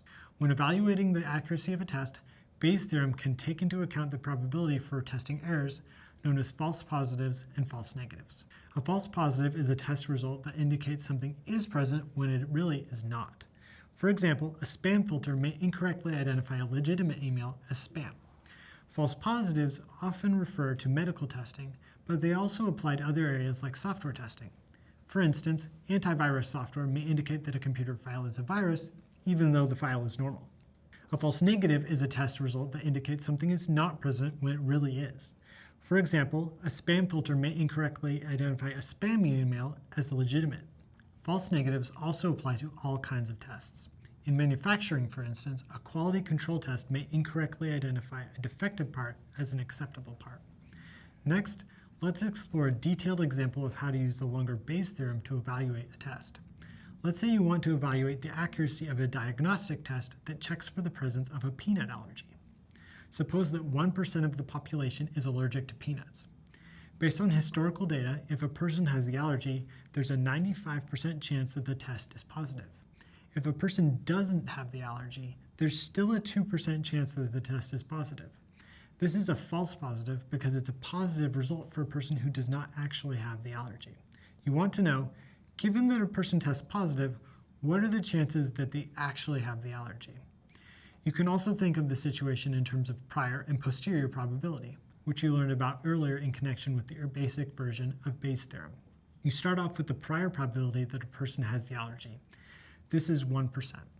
Then you'll update this prior probability with new data based on testing, the probability of getting true positive and false positive test results. Finally, you want to figure out the posterior probability that the allergy is present given that the test is positive. There are two main events in this situation. First, actually having the allergy. Second, testing positive. Let's call having the allergy event A and testing positive event B. Remember, these two events are different because you can test positive and not have the allergy, which is a false positive. Now, let's review what you know. First, there is the probability that a person actually has the allergy, which is 1%. So the probability of event A equals 1%. Next, there is a 95% chance that a test is positive if the person has the allergy. This is a conditional probability for two dependent events, the probability of a positive test given that the allergy is present. So the probability of event B given event A equals 95%. Then there's the false positive result, the 2% chance that the test is positive given that the allergy is not present. This is another conditional probability. The probability of event B given not A equals 2%. Finally, if you use the complement rule, you can also figure out one more probability, the probability of not having the allergy. The complement rule says that the probability that event A does not occur is 1 minus the probability of event A. So if the probability of event A actually having the allergy is 1%, or 0.01, then the probability of not having the allergy is 1 minus 0.01. This equals 0.99, or 99%. So the probability of not A equals 99%. These are the probabilities you know. What you don't know is the probability of event B, the probability that a person gets a positive test result. This is where you'd have trouble using the basic version of Bayes' theorem, because the probability of event B is part of the formula. Instead, you can use the expanded version since you don't need to know the probability of event B for that formula. Now you can enter what you know into the formula. The probability of A is 1%, or 0.01. The probability of not A equals 99%, or 0.99. The probability of B given A equals 95%, or 0.95. And the probability of B given not A equals 2%, or 0.02. If you do the math, the result is 0.324, or 32.4%. So the probability of event A given event B, or the probability that the allergy is present given that the test is positive, is 32.4%. If 32.4% seems low to you, it's because the allergy is rare to begin with. It's not very likely that a random person will both test positive and have the allergy. The expanded version of Bayes' theorem gives you a better understanding of the accuracy of the test by taking into account multiple probabilities. That's all for now. So far, we've covered a lot of key concepts in basic probability. What you've learned about basic probability will help you better understand probability distributions, our main topic for this part of the course. In my job as a data professional, I use probability distributions to model different kinds of data sets and to identify significant patterns in my data. A probability distribution describes the likelihood of the possible outcomes of a random event. Probability distributions can represent the possible outcomes of simple random events, like tossing a coin or rolling a die. They can also represent more complex events, like the probability of a new medication successfully treating a medical condition. A random variable represents the values for the possible outcomes of a random event. There are two types of random variables, discrete and continuous. A discrete random variable has a countable number of possible values. Often, discrete variables are whole numbers that can be counted. For example, if you roll a die 5 times, you can count the number of times the die lands on 2. If you toss a coin 5 times, you can count the number of times it lands on heads. A continuous random variable takes all the possible values in some range of numbers. When it comes to continuous variables, you're dealing with decimal values rather than whole numbers. For instance, all the decimals values between 1 and 2, such as 1.1, 1.12, 1.125, and so on. These values are not countable since there is no limit to the possible number of decimal values between 1 and 2. Typically, these are decimal values that can be measured, such as height, weight, time, or temperature. For example, if you measure the height of a person or object, you can keep on making your measurement more accurate. The height of a person could be 70.2 inches, 70.23 inches, 70.237 inches, 70.2375 inches, and so on. There is no limit to the number of possible values. It's not always immediately obvious if a variable is discrete or continuous. To help choose between the two, you can use the following general guidelines. If you can count the number of outcomes, you are working with a discrete random variable. For example, counting the number of times a coin lands on heads. If you can measure the outcome, you are working with a continuous random variable. For example, measuring the time it takes for a person to run a marathon. Now that we've explored random variables, let's return to the topic of probability distributions, which describe the probability of each possible value of a random variable. Discrete distributions represent discrete random variables, and continuous distributions represent continuous random variables. Once you know the sample space of a random variable, you can assign probabilities to each of the possible values. In statistics, you can use the term sample space to describe the set of all possible values for a random variable. For example, a single coin toss is a random variable with 2 possible values, heads and tails. So the sample space is heads and tails. If you roll a 6-sided die, you have a random variable with 6 possible values, or a sample space of 1, 2, 3, 4, 5, and 6. Let's check out an example of a discrete probability distribution. Take the familiar random event of a single die roll. The sample space for a single die roll is 1, 2, 3, 4, 5, and 6. The probability of each outcome is the same, 1 out of 6, or 16.7%. You can display a discrete probability distribution as a table or a graph. The distribution table summarizes the probability for each possible outcome. The top row lists each outcome of the die roll, and the bottom lists the corresponding probability. The bar graph, or histogram, shows the same probability distribution, but in a different form. For a discrete probability distribution, the random variable is plotted along the x-axis, and the corresponding probability is plotted along the y-axis. In this case, the x-axis represents each possible outcome of a single die roll, 1 through 6. The y-axis represents the probability of each outcome. Continuous probability distributions and their graphs work a little differently from discrete distributions. This is due to the difference between discrete and continuous random variables. The probability distribution for a discrete random variable can tell you the exact probability for each possible value of the variable. For instance, the probability of rolling a die and getting a 3 is 1 out of 6, or about 16.7%. The probability distribution for a continuous random variable can only tell you the probability that the variable takes on a range of values. Let's check out an example to learn more. A continuous random variable may have an infinite number of possible values. Imagine you want to measure the height of an oak tree you picked at random from a nearby forest. In this example, the height of the tree is a continuous random variable. The tree's height could be, say, 15 feet, or 15.2 feet, or 15.2187 feet, and so on. You can keep on adding another decimal place to the measurement without limit. Now, say you want to know the probability that the height of the oak tree is exactly 15.2 feet. Because the height of the tree could be any decimal value between the range of 15 feet and 16 feet, the probability that the tree is exactly any single value is essentially 0. In this example, you'll need to use a continuous probability distribution to tell you the probability that the height of the oak tree is in a certain range or interval, such as between 15 feet and 16 feet. The probability of any specific value is 0, so it only makes sense to talk about the probabilities of intervals. A convenient way to show the probabilities of a range or interval of values is with a curve. On a graph, continuous distributions appear as curves. You may have heard of the bell curve, which refers to the graph for a continuous distribution called the normal distribution. On the curve, the x-axis refers to the value of the variable you're measuring, in this case, oak tree height. The y-axis refers to something called probability density. This is a math function that deals with the values of intervals. You don't need to focus on the math part right now. Just know that probability density is not the same thing as probability. There's a lot more to learn about probability distributions and how they can help you model different kinds of data. These topics are complex, so feel free to revisit the video to go over this part again.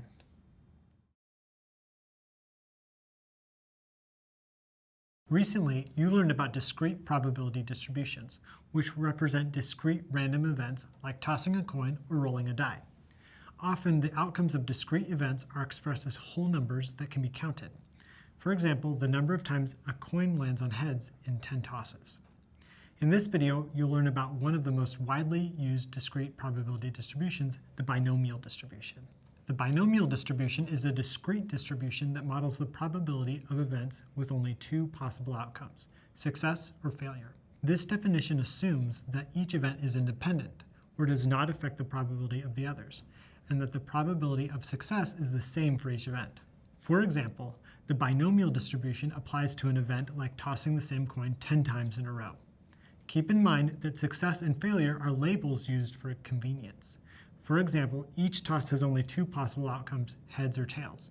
You could choose to label either heads or tails as a successful outcome based on the needs of your analysis. Whatever label you apply to the outcomes, it's important to know that they must be mutually exclusive. As a quick refresher, two outcomes are mutually exclusive if they cannot occur at the same time. You can't get both heads and tails in a single coin toss. It's either one or the other. Data professionals use the binomial distribution to model data in different fields, such as medicine, banking, investing, and machine learning. For example, data professionals use binomial distribution to model the probability that a new medication generates side effects, a credit card transaction is fraudulent, or a stock price rises or falls in value. In machine learning, the binomial distribution is often used to classify data. For example, a data professional may train an algorithm to recognize whether a digital image of an animal is or is not a cat. The binomial distribution represents a type of random event called a binomial experiment. A binomial experiment is a type of random experiment. You may recall that a random experiment is a process whose outcome cannot be predicted with certainty. All random experiments have three things in common. The experiment can have more than one possible outcome, you can represent each possible outcome in advance, and the outcome of the experiment depends on chance. On the other hand, a binomial experiment has the following attributes. The experiment consists of a number of repeated trials. Each trial has only two possible outcomes. The probability of success is the same for each trial, and each trial is independent. An example of a binomial experiment is tossing a coin 10 times in a row. This is a binomial experiment because it has the following features. The experiment consists of 10 repeated trials, or coin tosses. Each trial has only two possible outcomes, heads or tails. The probability of success is the same for each trial. If you define success as heads, then the probability of success for each toss is the same, 50%. Each trial is independent. The outcome of one coin toss does not affect the outcome of any other coin toss. Let's check out another example of a binomial experiment. Suppose you want to know how many customers return an item to a department store on a given day. Say 100 customers visit the store each day. 10% of all customers who visit the store make a return. You label a return as a success. This is a binomial experiment because there are 100 repeated trials or customer visits. Each trial only has two possible outcomes, return or not return. If you label a return as success, the probability of success for each customer visit is the same, 10%. Each trial is independent. The outcome of one customer visit does not affect the outcome of any other customer visit. It's important to understand the features of a binomial experiment because a binomial distribution can only model data for this type of event. If you're working with data for a different type of event, you need to use a different type of probability distribution, like the Poisson, to model the data. Once you've determined that your distribution is binomial, you can apply the binomial distribution formula to calculate the probability. No need to memorize it. You can use your computer to make the calculations. If you want to learn more, feel free to check out the relevant reading. In brief, the binomial distribution formula helps you determine the probability of getting a certain number of successful outcomes in a certain number of trials. For example, getting a certain number of heads in a certain number of coin flips. In this formula, K refers to the number of successes, N refers to the number of trials, P refers to the probability of success on a given trial, and N choose K refers to the number of ways to obtain K successes in N trials. Let's explore our department store example to better understand how the formula works. This time, suppose 10% of all customers who visit the store make a return. Imagine that 3 customers visit the store. You label a return as a success. You can use the formula to determine the probability of getting 0, 1, 2, and 3 returns among the 3 customers. In the calculation, X refers to the number of returns. I'll skip the calculations and go directly to the results. If you plug in for the probability that X equals 0 returns, the result is 0.729. For the probability that X equals 1 return, the result is 0.243. For the probability that X equals 2 returns, the result is 0.027. For the probability that X equals 3 returns, the result is 0.001. You can then use a histogram to visualize this probability distribution. For a discrete probability distribution, like the binomial distribution, the random variable is plotted along the x-axis, and the corresponding probability is plotted along the y-axis. In this case, the x-axis shows the visits per hour, 0, 1, 2, and 3. The y-axis shows the probability of getting each result. The binomial distribution lets you model the probability of events with only 2 possible outcomes, success or failure. Identifying the distribution of your data is a key step in any analysis and helps you make informed predictions about future outcomes. As a data professional, knowing about probability distributions is super useful because different types of distributions help you model different kinds of data. Every time I work with a new data set, I try to understand if there is a pattern present in the distribution data. Knowing the probability distribution of my data also helps me choose the machine learning model that works best. This way, I'm able to get a better result in less time. Data professionals work with many different types of probability distributions. As you advance in your career and continue to learn, you can explore different distributions and discover how they apply to your work. In this part of the course, we're focusing on two of the most common discrete probability distributions, the binomial and the Poisson. Earlier, you learned that the binomial distribution represents experiments with repeated trials that each have two possible outcomes, success or failure. In this video, you'll learn about the main features of the Poisson distribution. The Poisson distribution is a probability distribution that models the probability that a certain number of events will occur during a specific time period. The Poisson distribution can also be used to represent the number of events that occur in a specific space, such as a distance, area, or volume. But in this course, we'll focus on time. Baron Simeon Denis Poisson, a French mathematician, originally derived the Poisson distribution in 1830. He developed the distribution to describe the number of times a gambler would win a difficult game of chance in a large number of tries. Data professionals use the Poisson distribution to model data such as the expected number of calls per hour for a customer service call center, visitors per hour for a website, customers per day at a restaurant, and severe storms per month in a city. The Poisson distribution represents a type of random experiment called a Poisson experiment. A Poisson experiment has the following attributes. The number of events in the experiment can be counted. The mean number of events that occur during a specific time period is known, and each event is independent. Let's explore an example. Imagine you're a data professional working for a large restaurant chain that serves fast food.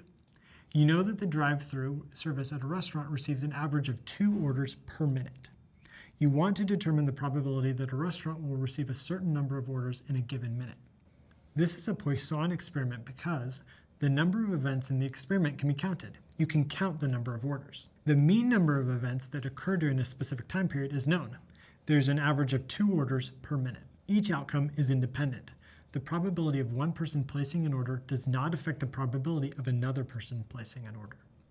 Once you know that you're working with the Poisson distribution, you can apply the Poisson distribution formula to calculate the probability. In brief, the formula helps you determine the probability that a certain number of events occurring during a specific time period. In this formula, the Greek letter lambda refers to the mean number of events that occur during a specific time period. K refers to the number of events. E is a constant equal to approximately 2.71828. The exclamation point stands for factorial, a function that multiplies a number by every whole number below it down to 1. For example, 2 factorial is 2 multiplied by 1. Let's continue with our restaurant chain example to better understand how the formula works. Recall that the drive-through service at a restaurant receives an average of 2 orders per minute.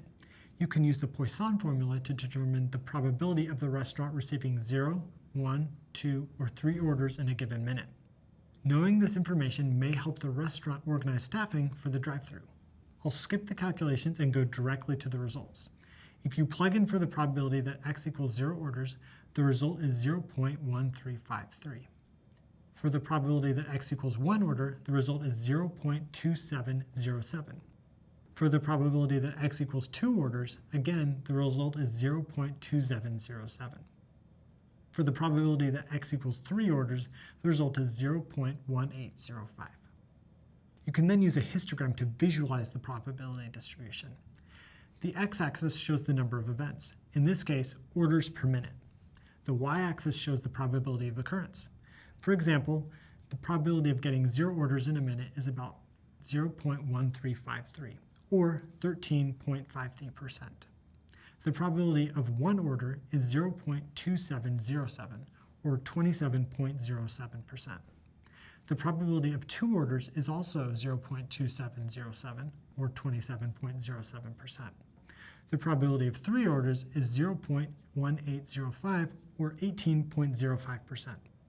Before we finish up, let's compare the 2 discrete probability distributions you recently learned about, the binomial and the Poisson. Sometimes it can be challenging to figure out if you should use a binomial distribution or a Poisson distribution. To help you choose between the two, you can use the following general guidelines. Use the Poisson distribution if you are given the average probability of an event happening for a specific time period, and you want to find out the probability of a certain number of events happening in that time period. For example, if a call center averages 10 customer service calls per hour, you can use the Poisson distribution to find the probability of getting 12 calls between 2 p.m. and 3 p.m. Use the binomial distribution if you are given the exact probability of an event happening, and you want to find out the probability of the event happening a certain number of times in a repeated trial. For example, if the probability of getting heads for any coin toss is 50%, you can use the binomial distribution to find the probability of getting 8 heads in 10 coin tosses. That's all for discrete probability distributions. In your future career as a data professional, you'll use discrete distributions like the binomial and the Poisson to better understand your data and make informed predictions about future outcomes. So far, we've been talking about discrete probability distributions, where the outcomes of experiments are represented by countable whole numbers. For example, rolling a die can result in a 2 or a 3, but not a decimal value such as 2.178 or 3.394. Now, we'll move from discrete to continuous probability distributions. Recall that continuous probability deals with outcomes that can take on all the values in a range of numbers. Typically, these are decimal values that can be measured, such as height, weight, time, or temperature.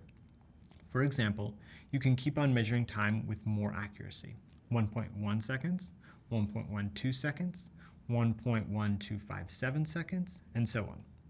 In this video, we'll explore the most widely used probability distribution in statistics, the normal distribution.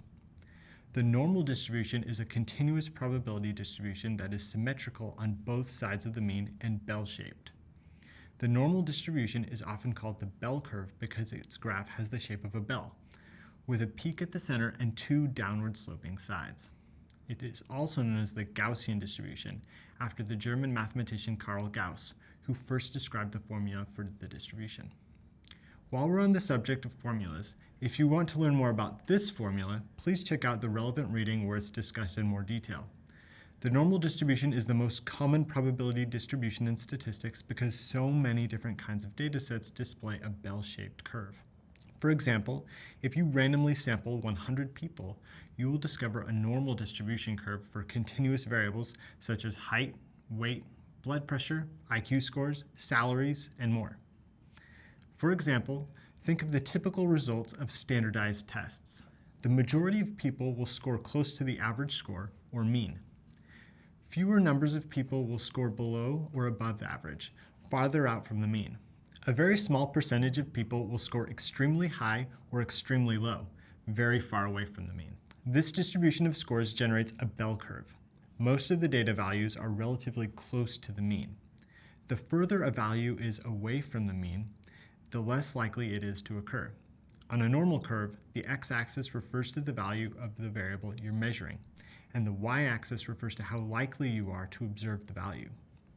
In the case of test scores, the x-axis is the raw score, and the y-axis is the percentage of the population that gets that score. Data professionals use the normal distribution to model all kinds of different data sets in the fields of business, science, government, machine learning, and others. Understanding the normal distribution is also important for more advanced statistical methods such as hypothesis testing and regression analysis, which you'll learn more about later. Plus, many machine learning algorithms assume that data is normally distributed. All normal distributions have the following features. The shape is a bell curve.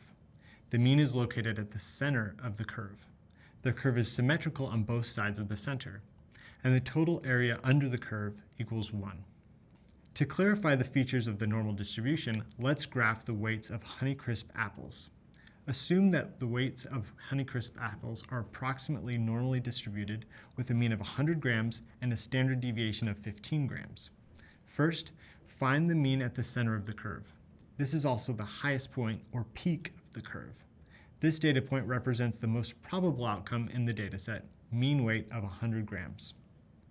Second, notice that the curve is symmetrical on each side of the mean. 50% of the data is above the mean and 50% is below the mean. Third, the farther a point is away from the mean, the lower the probability of those outcomes. The points farthest from the mean represent the least probable outcomes in the dataset. These are apples that have more extreme weights, either low or high. Finally, the area under the curve is equal to 1. This means that the area under the curve accounts for 100% of the possible outcomes in the distribution. On a normal distribution, the distance of a data point from the mean is often measured in standard deviations. As a refresher, the standard deviation calculates the typical distance of a data point from the mean of your data set. While the mean refers to the center of your data, the standard deviation measures spread. As standard deviations become larger, data values become more spread out from the mean. In our apple example, the mean weight is 100 grams and the standard deviation is 15 grams. So an apple that is one standard deviation above the mean will weigh 115 grams, or the mean weight of 100 grams plus the standard deviation of 15 grams. An apple that is one standard deviation below the mean will weigh 85 grams, or 100 grams minus 15 grams. An apple that's two standard deviations above the mean will weigh 130 grams, and an apple that's two standard deviations below the mean will weigh 70 grams. The values on a normal curve are distributed in a regular pattern based on their distance from the mean. This is known as the empirical rule. It states that for a given data set with a normal distribution, 68% of values fall within one standard deviation of the mean. 95% of values fall within two standard deviations of the mean, and 99.7% of values fall within three standard deviations of the mean. The empirical rule can give you a clear idea of how the values in your data set are distributed, which helps you save time and better understand your data. Let's continue with our apple example. The empirical rule tells you that most apples, or 68%, will fall within one standard deviation of the mean weight of 100 grams. This means that 68% of apples will weigh between 85 grams, which is one standard deviation below the mean, and 115 grams, one standard deviation above the mean. 95% of apples will weigh between 70 grams and 130 grams, or within two standard deviations from the mean. Almost all apples, or 99.7%, will weigh between 55 grams and 145 grams, or within three standard deviations of the mean. The empirical rule is useful for estimating data, especially for large data sets like height and weight data for an entire population. You can use the empirical rule to get an initial estimate of the distribution of values in your data set, such as what percentage of values will fall within 1, 2, or 3 standard deviations of the mean. This saves time and helps you better understand your data. Plus, knowing the location of your values on a normal distribution is useful for detecting outliers. Recall that an outlier is a value that differs significantly from the rest of the data. Typically, data professionals consider values that lie more than 3 standard deviations below or above the mean to be outliers.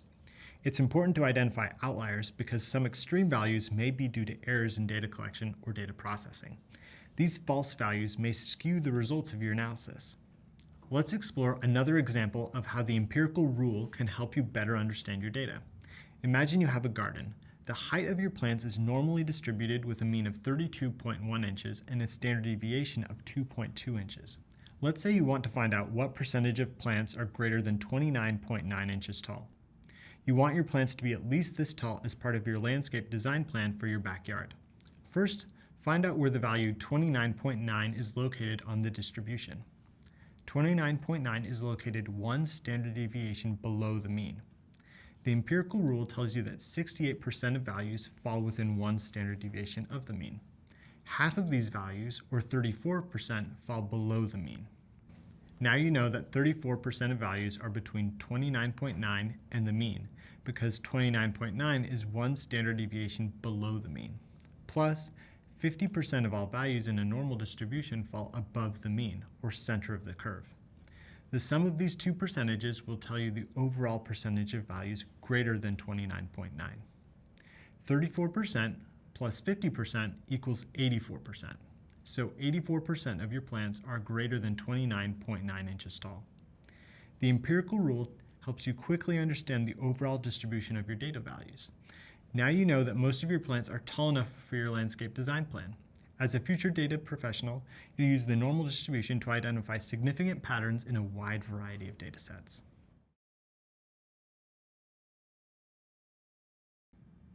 Recently, you learned about the normal distribution and how it applies to many different kinds of data sets. In this video, you'll learn about z-scores and how they can help you compare values from different types of normally distributed data sets. A z-score is a measure of how many standard deviations below or above the population mean a data point is. A z-score gives you an idea of how far from the mean a data point is. For example, the z-score is 0 if the value is equal to the mean. The z-score is positive if the value is greater than the mean. The z-score is negative if the value is less than the mean. Z-scores help you standardize your data. In statistics, standardization is the process of putting different variables on the same scale. There is a formula for this, which we'll check out a little later. Z-scores are also called standard scores because they are based on what's called the standard normal distribution. A standard normal distribution is just a normal distribution with a mean of 0 and a standard deviation of 1. Z-scores typically range from -3 to +3. Standardization is useful because it lets you compare scores from different data sets that may have different units, mean values, and standard deviations. Data professionals use z-scores to better understand the relationship between data values within a single dataset and between different datasets. For example, data professionals often use z-scores for anomaly detection, which finds outliers in datasets. Applications of anomaly detection include finding fraud in financial transactions, flaws in manufacturing products, intrusions in computer networks, and more. For example, different customer satisfaction surveys may have different rating scales. One survey could rate a product or service from 1 to 20, another from 500 to 1500, and a third from 130 to 180. Let's say the same product got a score of 9 on the first survey, 850 on the second, and 142 on the third. These numbers don't mean much by themselves, but if you know they all have a z-score of 1 or are 1 standard deviation above the mean, you can meaningfully compare ratings across surveys. A z-score for an individual value can be interpreted as follows. A z-score of 1 is 1 standard deviation above the mean. A z-score of 1.5 is 1.5 standard deviations above the mean. A z-score of -2.3 is 2.3 standard deviations below the mean. You can use the following formula to calculate a z-score. Z equals x minus mu divided by sigma. In this formula, x refers to a single data value or raw score. The Greek letter mu refers to the population mean. The Greek letter sigma refers to the population standard deviation. So we can also say that z equals the raw score, or data value, minus the mean divided by the standard deviation. For example, let's say you take a standardized test. You have a test score of 133. The test has a mean score of 100 and a standard deviation of 15. Assuming a normal distribution, you can use the formula to calculate your z-score. Your z-score is your raw score, 133, minus the mean score, 100, divided by the standard deviation, 15. This is 133 minus 100 divided by 15 equals 33 divided by 15 equals 2.2. Your z-score of 2.2 tells you that your test score is 2.2 standard deviations above the mean or average score. That's a really good score. Recall that the empirical rule tells you that 95% of values fall within 2 standard deviations of the mean. Your score of 2.2 is more than 2 standard deviations above the mean. Z-scores are useful because they give us an idea of how an individual value compares to the rest of the distribution. Let's take a different exam with a different grading scale. Say you score an 85. You want to find out if that's a good score relative to the rest of the class. Whether or not it's a good score depends on the mean and standard deviation of all exam scores. Suppose the exam scores are normally distributed with a mean score of 90 and a standard deviation of 4. You can use the formula to calculate the z-score of a raw score of 85. Your z-score is your raw score, 85, minus the mean score, 90, divided by the standard deviation, 4. This is 85 minus 90 divided by 4 equals -5 divided by 4 equals 1.25. Your z-score of -1.25 tells you that your exam score of 85 is 1.25 standard deviations below the mean, or average exam score. Z-scores give you an idea of how individual values compare to the mean. As a data professional, you'll use z-scores to help you better understand the relationship between specific values in your dataset. You'll most likely use a programming language like Python to calculate z-scores on your computer, as you will learn in an upcoming video. When I deal with a new dataset, I first go through the process of EDA and compute descriptive stats to get a basic understanding of my data. After that, I try to determine if my data fits a certain type of probability distribution, like the binomial, Poisson, and normal distributions you recently learned about. Knowing the distribution of my data helps me decide what statistical test or machine learning model will work best for my analysis. Python has a great selection of function libraries for data analysis. Using Python to work with distributions saves time and improves the overall efficiency of my analysis. In this video, you'll use Python to model your data with the normal distribution. Then, you'll compute z-scores to find any outliers in your data. We'll continue with our previous scenario, in which you're a data professional working for the Department of Education of a large nation. Recall that you're analyzing data on the literacy rate for each district, and you've already computed descriptive statistics to summarize your data. You'll continue to use the dataset you worked with before. If you need to access the data, do so now. Along with pandas, numpy, and matplotlib.pyplot, you'll use two Python packages that may be new to you, scipystats and stats models. SciPy is an open source software you can use for solving mathematical, scientific, engineering, and technical problems. It allows you to manipulate and visualize data with a wide range of Python commands. scipystats is a module designed specifically for statistics. Stats models is a Python package that lets you explore data, work with statistical models, and perform statistical tests. It includes an extensive list of stats functions for different types of data. Now that you know more about the packages you'll be working with, let's open up a Jupyter notebook and load them up. To start, import the Python packages you will use, numpy, pandas, and statsmodels.api, and the library you will use, matplotlib.pyplot.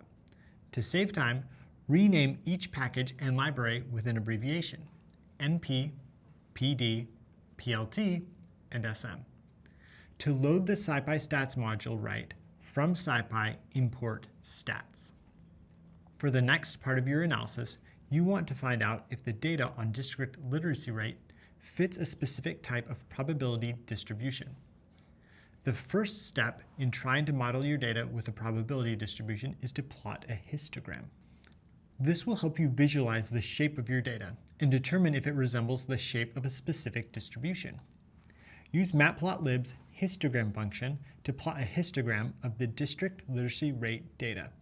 Recall that the overall _li column contains this data. The x-axis of your plot refers to the literacy rate of each district, and the y-axis refers to count, or to the number of districts. The histogram shows that the distribution of your literacy rate data is bell-shaped and symmetric about the mean. Recall that the normal distribution is a continuous probability distribution that is bell-shaped and symmetrical on both sides of the mean. The mean literacy rate, which is around 73%, is located in the center of the plot. The shape of your histogram suggests that the normal distribution might be a good modeling option for your data. To verify that your data is normally distributed, you can use Python to find out if your data follows the empirical rule. Recall that the empirical rule says that for every normal distribution, about 68% of values fall within one standard deviation of the mean, 95% fall within 2 standard deviations of the mean, and 99.7% fall within 3 standard deviations of the mean. Since the normal distribution seems like a good fit for the district literacy rate data, you can expect the empirical rule to apply relatively well. In other words, you can expect that about 68% of literacy rates will fall within 1 standard deviation of the mean, 95% will fall within 2 standard deviations, and 99.7% will fall within 3 standard deviations. First, name 2 new variables to store the values for the mean and standard deviation of the district literacy rate. Name your first variable mean_overall_li and compute the mean. Display the value of your variable. The mean district literacy rate is about 73.4%.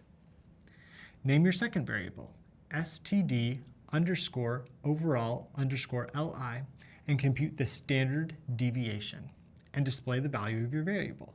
The standard deviation is about 10%.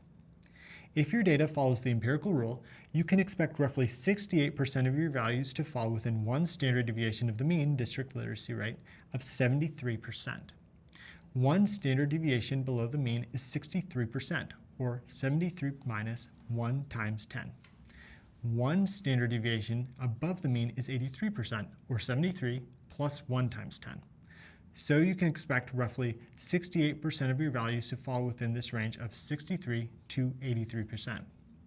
Now compute the actual percentage of district literacy rates that fall within one standard deviation of the mean.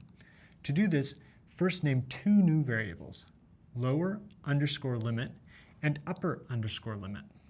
The lower limit will be one standard deviation below the mean, or the mean minus 1 times the standard deviation. The upper limit will be one standard deviation above the mean, or the mean plus 1 times the standard deviation. To write the code for the calculations, use your two previous variables, mean underscore overall underscore li and std underscore overall underscore li, for the mean and standard deviation. Next, add a line of code that tells the computer to decide if each value in the overall literacy column is between the lower limit and upper limit. In other words, to decide if each value is greater than or equal to one standard deviation below the mean and less than or equal to one standard deviation above the mean. To do this, use the relational operators greater than or equal to and less than or equal to and the bitwise operator and. Finally, use the mean function to divide the number of values that are within one standard deviation of the mean by the total number of values, and run the code. The output shows you that about 0.664 or 66.4% of your district literacy rates fall within one standard deviation of the mean.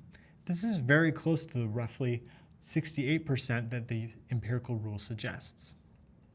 You can use the same code structure to determine how many values of your literacy rate values fall within 2 and 3 standard deviations of the mean. Just multiply the standard deviation by 2 or 3 instead of 1. About 0.954 or 95.4% of your values fall within 2 standard deviations of the mean, and about 0.996 or 99.6% of your values fall within 3 standard deviations of the mean. Your values of 66.4, 95.4, and 99.6% are very close to what the empirical rule suggests, roughly 68, 95, and 99.7%. At this point, it's safe to say your data follows a normal distribution.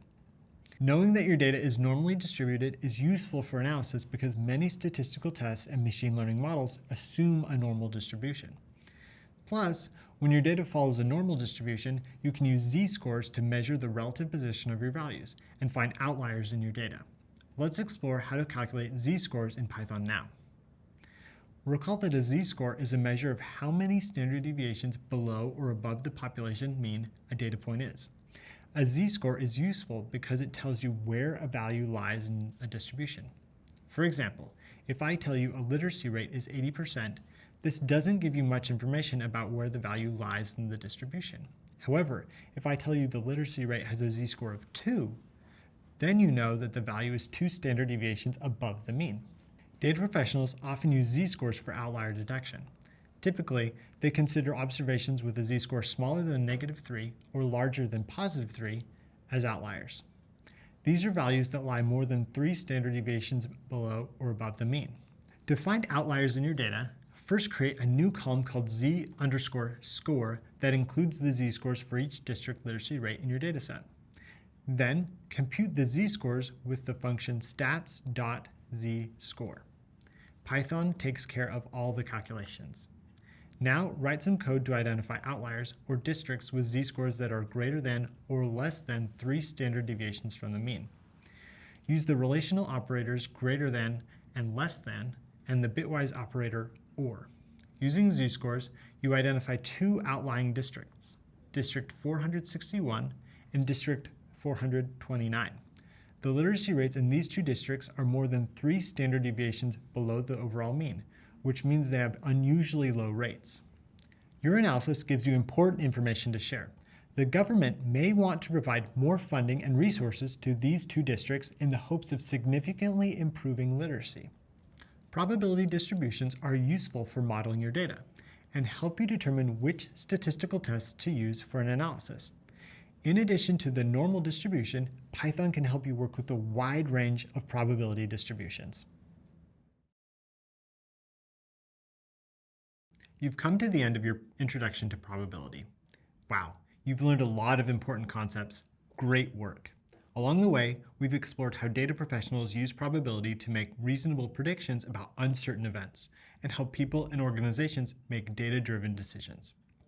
Basic probability is a foundational part of data science, and it also informs more advanced statistical methods such as hypothesis testing and regression analysis, which you'll explore later in the program.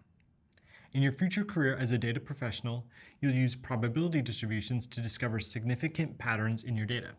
Plus, a working knowledge of probability distributions is key for machine learning, an essential tool in modern data science. We started off this part of the course by reviewing the two main types of probability, objective and subjective. Data professionals use objective probability to analyze and interpret data. From there, we reviewed the basic rules of probability, such as the complement, addition, and multiplication rules. Then you learned about conditional probability, which helps you better understand the relationship between dependent events. We also discussed Bayes' theorem, which updates the probability of an event based on new data about the event. After that, we moved from basic probability to probability distributions. Probability distributions describe the likelihood of the possible outcomes of a random event and can be discrete or continuous. Data professionals use probability distributions to find meaningful patterns in complex datasets. Next, we explored discrete probability distributions, such as the binomial and Poisson, and discovered how they can help you model different types of data. Then we moved on to continuous probability distributions. We focused on the normal distribution, or bell curve, the most widely used distribution in statistics. We also discussed how z-scores can help you better understand the relationship between values in a standard normal distribution. Finally, you learned that the SciPy stats module is a powerful tool for working with probability distributions. You use the normal distribution to model your data and gain useful insights. Coming up, you have a graded assessment. To prepare, check out the reading that lists all the new terms you've learned. And feel free to revisit videos, readings, and other resources that cover key concepts. Until we meet again, good luck. Hello again. It's great to be back to continue our learning journey together. You've learned a lot so far. You now have a better understanding of the essential role statistics plays in data science.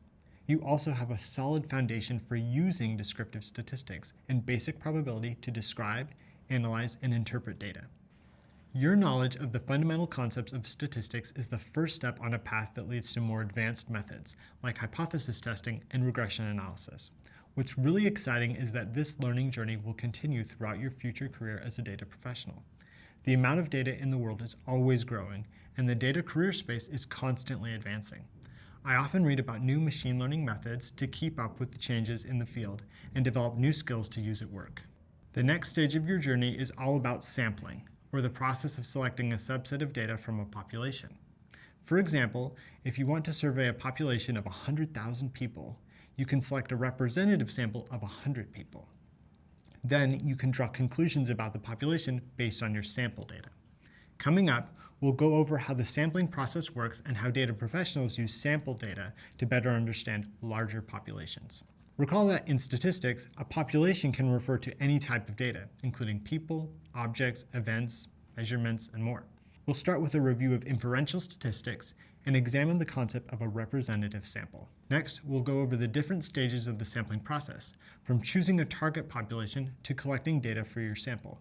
Then we'll explore the two main types of sampling methods, probability sampling and non-probability sampling. We'll discuss the benefits and drawbacks of various sampling methods and describe how random sampling can help ensure that your sample is representative of the population. We'll also introduce different forms of bias in sampling, like undercoverage and non-response bias, and how they can affect non-probability sampling methods. After that, we'll explore sampling distributions, which are probability distributions for sample statistics.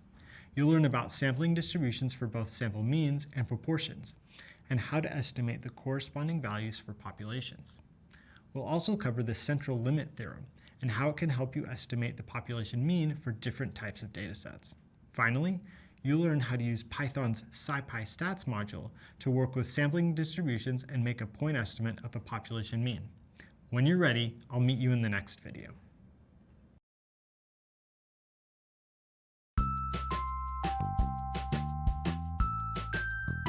My name is Cliff, and I'm a workforce planning and people analytics lead at Google. I use data to help our employees be more productive, more connected, and just overall improve their well-being. I also use data to improve our HR practices and focus on our hybrid work policies as well as our location strategy. I've always been interested in issues of workforce development, people strategy, human resources, but I didn't anticipate what a central role analytics would play in my work and how much I would come to love analytics. One of the things that has helped me develop a confident voice in this space has just been an understanding that we work in teams, we work cross-functionally, and I don't need to bring all of the solutions to a problem, right? I'll bring a perspective on how we can use data to solve this problem, but I'm working with people who also bring a wealth of skills and looking at it really as a partnership where it's really about leveraging the best of everyone on the team. That's helped me bring a lot of confidence to the work. My go-to strategy for communications when working with partners is to first set up a few low-stakes meetings just to understand what their broader business goals are. I'm not even thinking about the specific project we're working on, but more broadly, how do they define success? That helps me understand where the work that we're doing fits into the context of their bigger picture. The second thing I do from a communication standpoint is to try to play back what I think I heard somebody say, so to repeat it back to them, whether it's my understanding of their question or the output that they're trying to see from the data, just to test if I actually really understand their goals. When I'm working with somebody and I feel we're not getting to the root of a question or a problem, what I find is really helpful is laying out, from a data perspective, a set of different options or possibilities for them and engaging in a conversation around which of those really resonate for them. And so it's finding a balance between listening and telling as a way to unlock some ideas that they might not have thought about themselves. Earlier in the course, we briefly discussed the difference between descriptive and inferential statistics. Descriptive statistics, like the mean and standard deviation, summarize the main features of a dataset. Inferential statistics use sample data to draw conclusions or make predictions about a larger population. Now, we're going to return to inferential statistics and explore the relationship between sample and population in more detail. This part of the course is all about sampling, the process of drawing a subset of data from a population. In this video, we'll discuss how data professionals use sampling in data science and the importance of working with a sample that is representative of the population. Data professionals use sampling to analyze many different types of data. Here are some questions that sampling has helped my data science team answer. How many products in an app store do we need to test to feel confident that all the products are secure from malware? How do we select a sample of users to run an effective AP test for an online retail store? And how do we select a sample of customers of a video streaming service to get reliable feedback on the shows they watch? Sampling is useful in data science because selecting a sample requires less time than collecting data on every item in a population.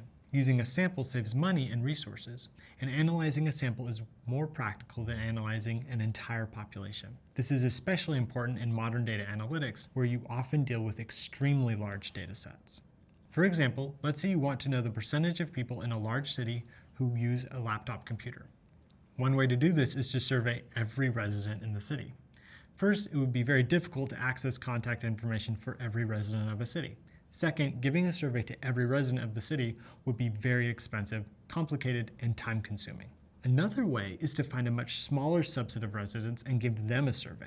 This subset is your sample. Then you can use the sample data you collect about laptop use to draw conclusions about the laptop use of the entire population. Collecting a sample is faster, more practical, and less expensive than collecting data on every member of the population. Keep in mind that your sample should be representative of your population. Recall that a representative sample accurately reflects the characteristics of a population. The inferences and predictions you make about your population are based on your sample data. If your sample doesn't accurately reflect your population, then your inferences will not be reliable, and your predictions will not be accurate. And this can lead to negative outcomes for stakeholders and organizations. For instance, let's say you only contact computer scientists for your laptop survey. Your sample will not accurately reflect the overall population.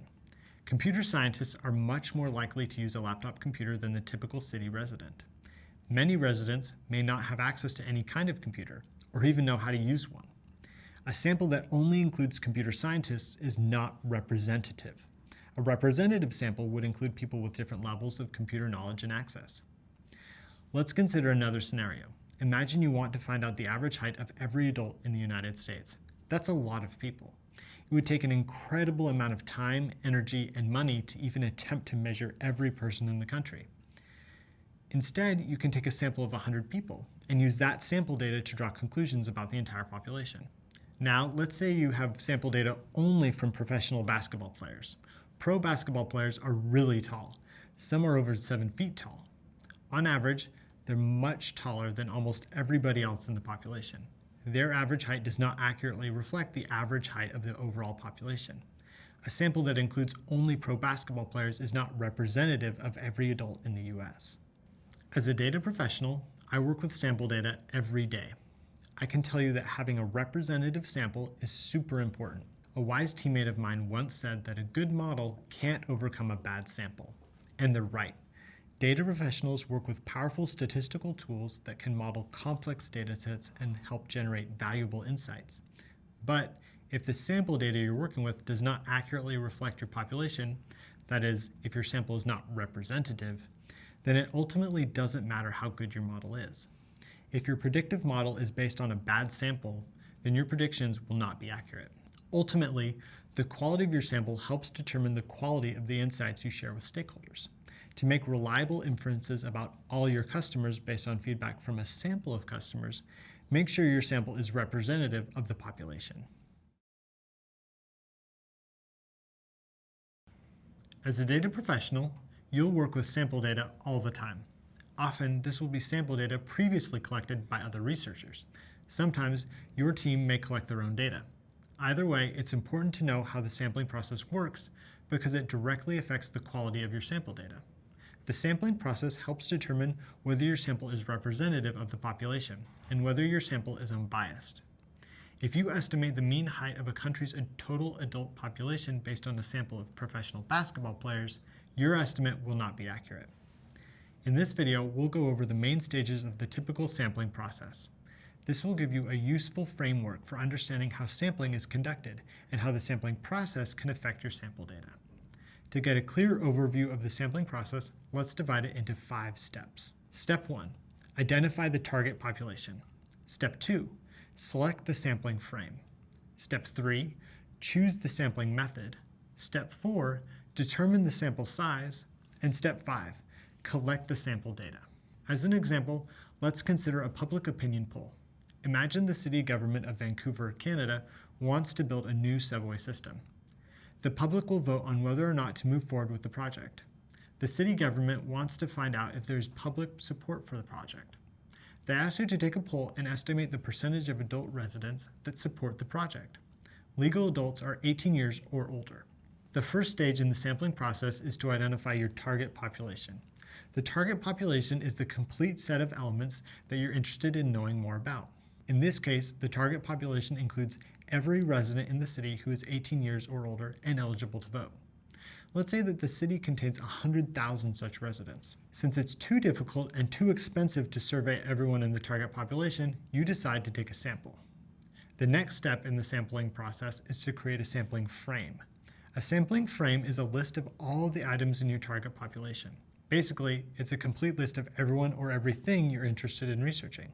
The difference between a target population and a sampling frame is that the population is general and the frame is specific.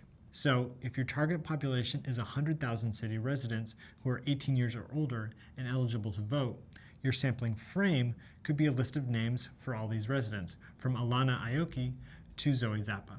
For practical reasons, your sampling frame may not accurately match your target population, because you may not have access to every member of the population. For instance, the city may not have reliable contact information about each resident, or perhaps not all eligible voters are actually registered to vote, so their opinions about the potential subway system aren't relevant, since the project will be decided by an election. For reasons like these, your sampling frame will not exactly overlap with your target population. Your sampling frame will include the list of residents 18 or over that you're able to obtain useful information about. So the sampling frame is the accessible part of your target population. Next, you need to choose a sampling method, which is step 3 of the sampling process. One way to help ensure that your sample is representative is to choose the right sampling method. There are 2 main types of sampling methods, probability sampling and non-probability sampling. In later videos, we'll explore the specifics in more detail. For now, just know that probability sampling uses random selection to generate a sample. Non-probability sampling is often based on convenience or the personal preferences of the researcher rather than random selection. Because probability sampling methods are based on random selection, every person in the population has an equal chance of being included in the sample. This gives you the best chance to get a representative sample, as your results are more likely to accurately reflect the overall population.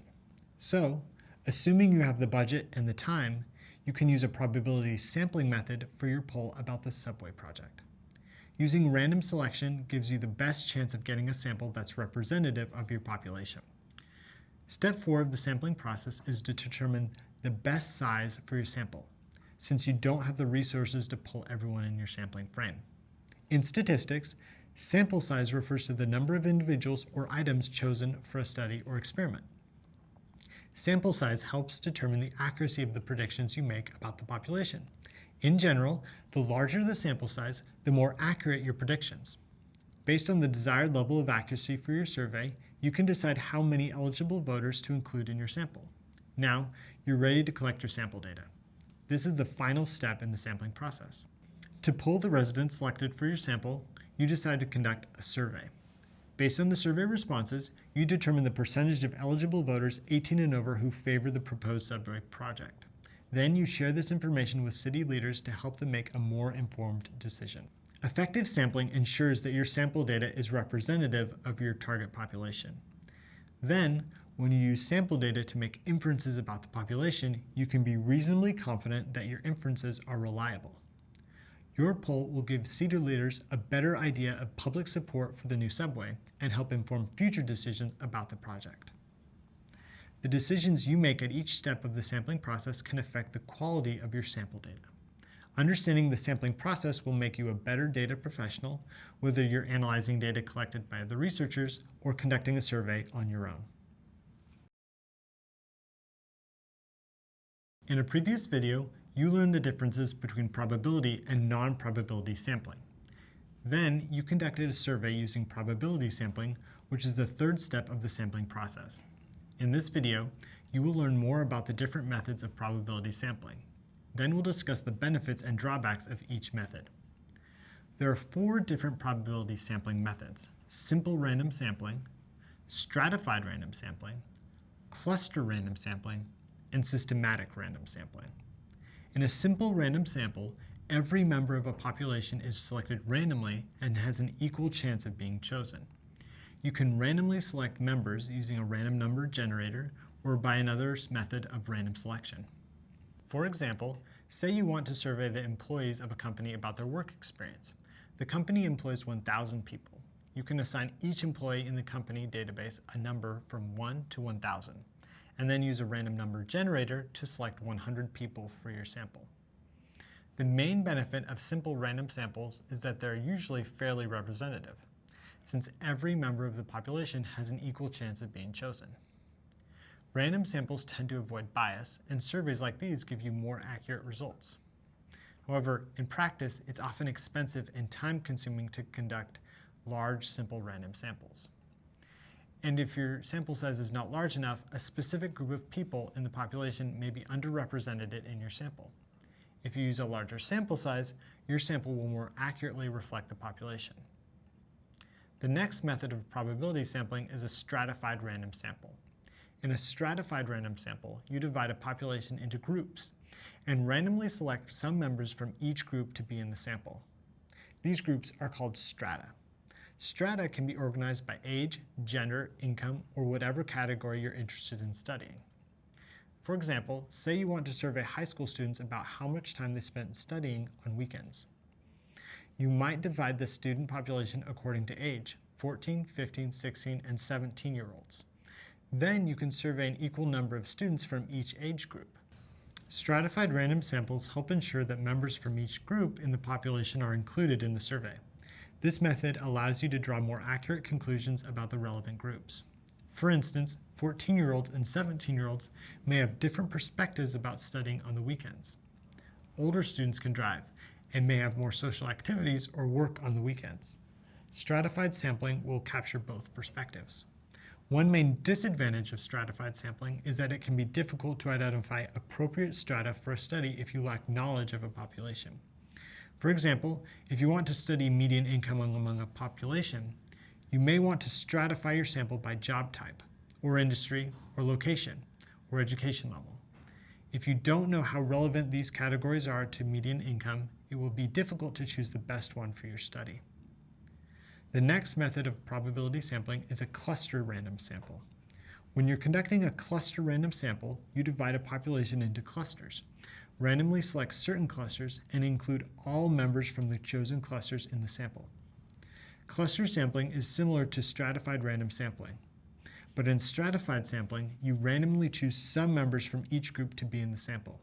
In cluster sampling, you choose all members from a group to be in the sample. Clusters are divided using identifying details, such as age, gender, location, or whatever you want to study. For example, imagine you want to conduct a survey of employees at a global company using cluster sampling. The company has 10 offices in different cities around the world. Each office has about the same number of employees in similar job roles. You randomly select 3 offices in 3 different cities as clusters. You include all the employees at the 3 offices in your sample. One advantage of this method is that a cluster sample gets every member from a particular cluster, which is useful when each cluster reflects the population as a whole. This method is helpful when dealing with large and diverse populations that have clearly defined subgroups.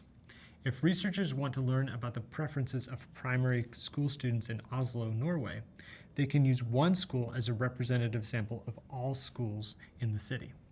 A main disadvantage of cluster sampling is that it may be difficult to create clusters that accurately reflect the overall population. For example, for practical reasons, you may only have access to the offices in the United States when your company has locations all over the world. And employees in the United States may have different characteristics and values than employees in other countries. The final method of probability sampling is a systematic random sample. In systematic random samples, you put every member of a population into an ordered sequence. Then you choose a random starting point in the sequence and select members for your sample at regular intervals. Let's assume you want to survey students at a community college. For a systematic random sample, you'd put the students' names in alphabetical order, randomly choose a starting point, and pick every 5th name to be in the sample. Systematic random samples are often representative of the population since every member has an equal chance of being included in the sample. Whether the student's last name starts with B or R isn't going to affect their characteristics. Systematic sampling is also quick and convenient when you have a complete list of the members of your population. One disadvantage of systematic sampling is that you need to know the size of the population that you want to study before you begin. If you don't have this information, it's difficult to choose consistent intervals. The 4 methods of probability sampling we've covered, simple, stratified, cluster, and systematic, are all based on random selection, which is the preferred method of sampling for most data professionals. These methods can help you create a sample that is representative of the population. In an upcoming video, we'll check out some methods of non-probability sampling and why they're not considered representative. In my work as a data professional, I often use sample data to help build machine learning models. Today, a machine learning model may help determine if a person gets an approval for a loan, an interview for a job, or an accurate medical diagnosis. Models based on representative samples are much more likely to make fair and unbiased decisions about who gets a loan or a job interview. Using samples that are representative of the different types of people in the population helps ensure that each person receives the treatment that is best for them. Unfortunately, bias can affect sample data. Sampling bias occurs when a sample is not representative of the population as a whole. To eliminate bias, I try to use samples that are representative of the overall population. The consequences of drawing conclusions from a non-representative sample can be serious.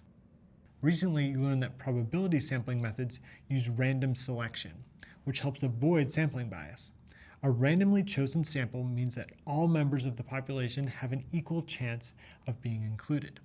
In contrast, non-probability sampling methods do not use random selection, so they do not typically generate representative samples. In fact, they often result in biased samples. However, non-probability sampling is often less expensive and more convenient for researchers to conduct. Sometimes, due to budget, time, or other reasons, it's just not possible to use probability sampling. Plus, non-probability methods can be useful for exploratory studies, which seek to develop an initial understanding of a population, not draw conclusions or make predictions about the population as a whole. In this video, we'll discuss 4 methods of non-probability sampling and learn how sampling bias can affect each method. These 4 methods are convenience sampling, voluntary response sampling, snowball sampling, and purposive sampling. Let's start with convenience sampling. In this method, you choose members of a population that are easy to contact or reach. As the name suggests, conducting a convenient sample involves collecting a sample from somewhere convenient to you, such as your workplace, a local school, or a public park. For example, to conduct an opinion poll, a researcher might stand in front of a local high school during the day and poll people that happen to walk by. Because these samples are based on convenience to the researcher and not a broader sample of the population, convenience samples often show undercoverage bias. Undercoverage bias occurs when some members of a population are inadequately represented in the sample.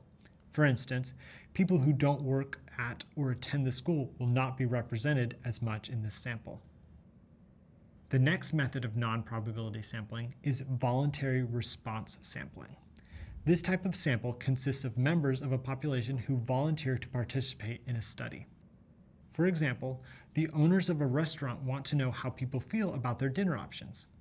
They ask their regular customers to take an online survey about the quality of the restaurant's food.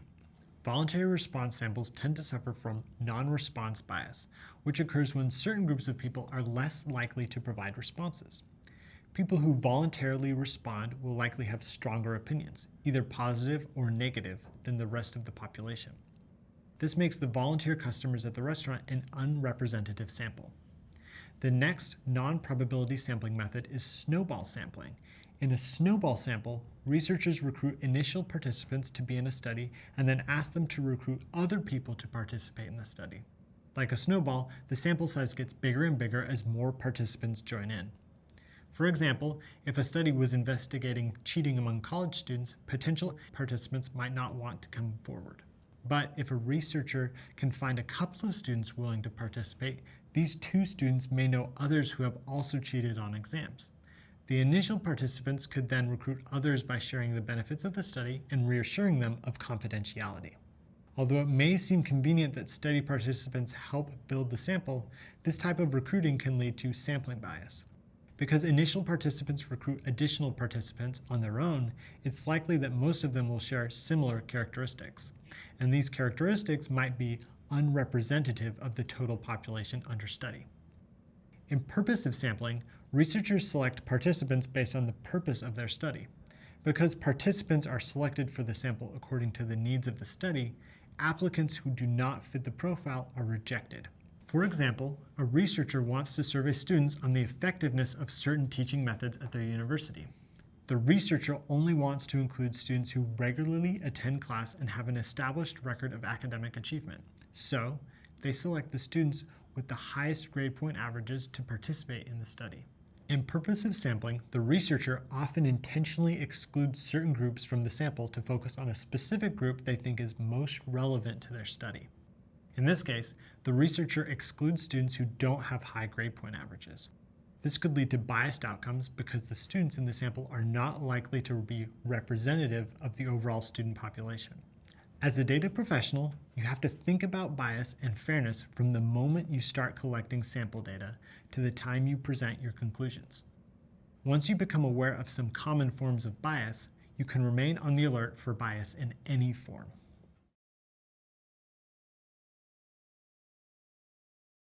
In previous videos, you learned how the sampling process works and the benefits and drawbacks of various sampling methods.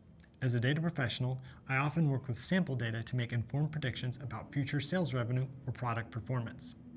Understanding how sampling affects your data, both positively and negatively, will be important in your future career in data analytics.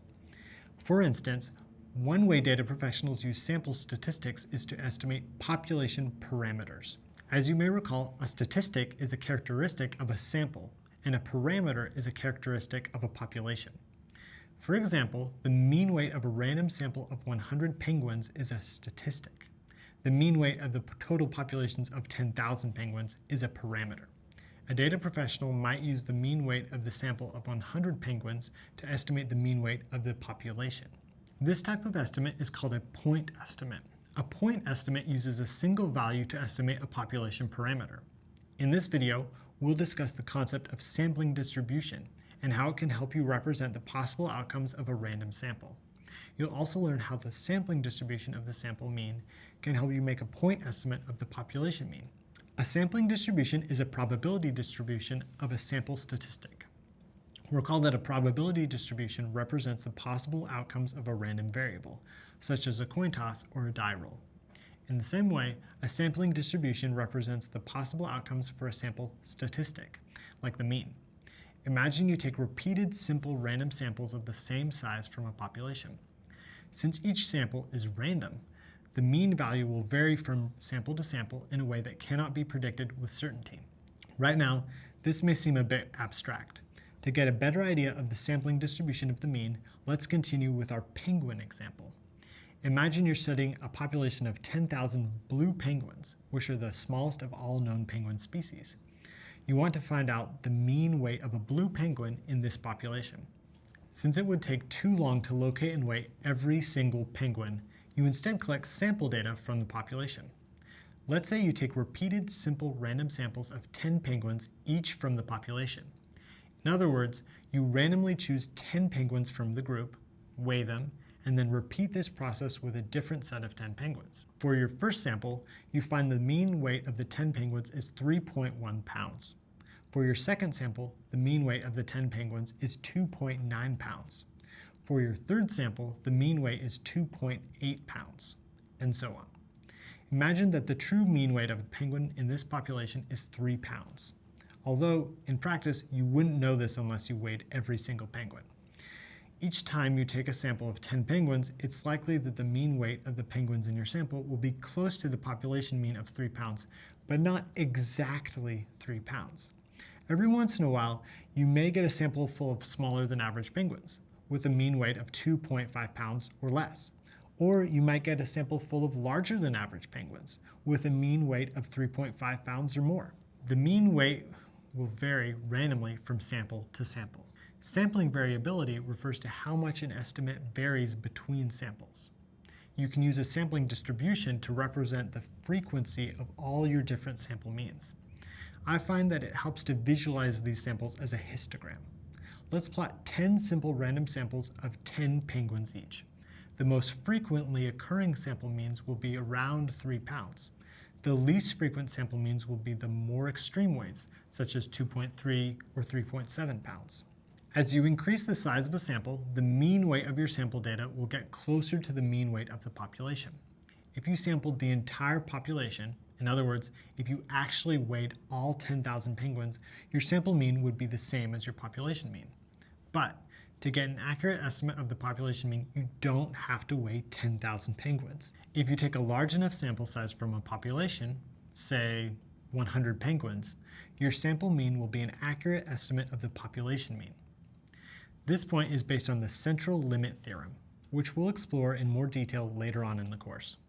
For now, just know that if your sample is large enough, your sample mean will roughly equal the population mean. For instance, imagine you collect a sample of 100 penguins and find that the mean weight of your sample is 3 pounds. This means that your best estimate for the mean weight of the entire penguin population is also 3 pounds. You can also use your sample data to estimate how accurately the mean weight of any given sample represents the population mean weight. This is useful to know because the mean varies from sample to sample, and any given sample is not necessarily an exact reflection of the population mean. For example, the true mean weight for the penguin population might be 3 pounds. The mean weight for any given sample of penguins might be 3.3 pounds, 2.8 pounds, 2.4 pounds, and so on. The more variability in your sample data, the less likely it is that the sample mean is an accurate estimate of the population mean. Data professionals use the standard deviation of the sample means to measure this variability. Recall that the standard deviation measures the variability of your data, or how spread out your data values are. The more spread between the data values, the larger the standard deviation. In statistics, the standard deviation of a sample statistic is called the standard error. The standard error of the mean measures variability among all your sample means. A larger standard error indicates that the sample means are more spread out, or that there's more variability. A smaller standard error indicates that the sample means are closer together, or that there's less variability.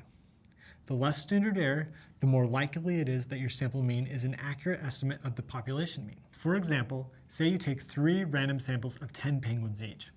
The mean weight of the first sample is 3.3 pounds, the second is 3.1 pounds, and the third is 2.9 pounds. There's not much variability among these 3 sample means. The values are all close together. The standard error will be relatively small. Now, say you take another 3 random samples of 10 penguins each.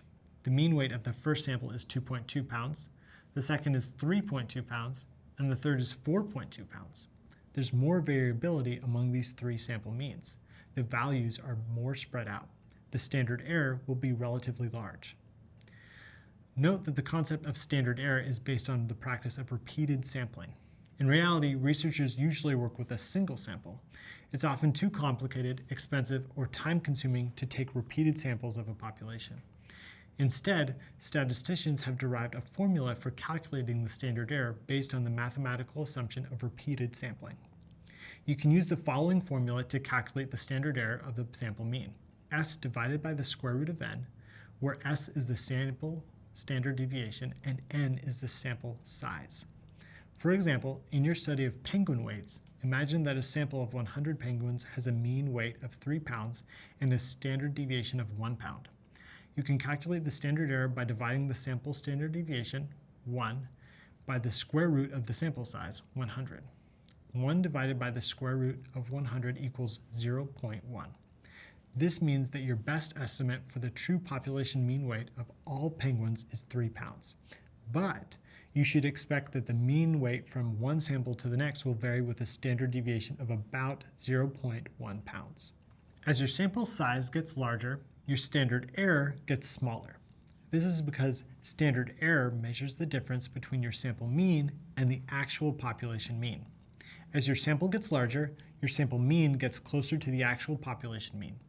The more accurate the estimate of the population mean, the smaller the standard error.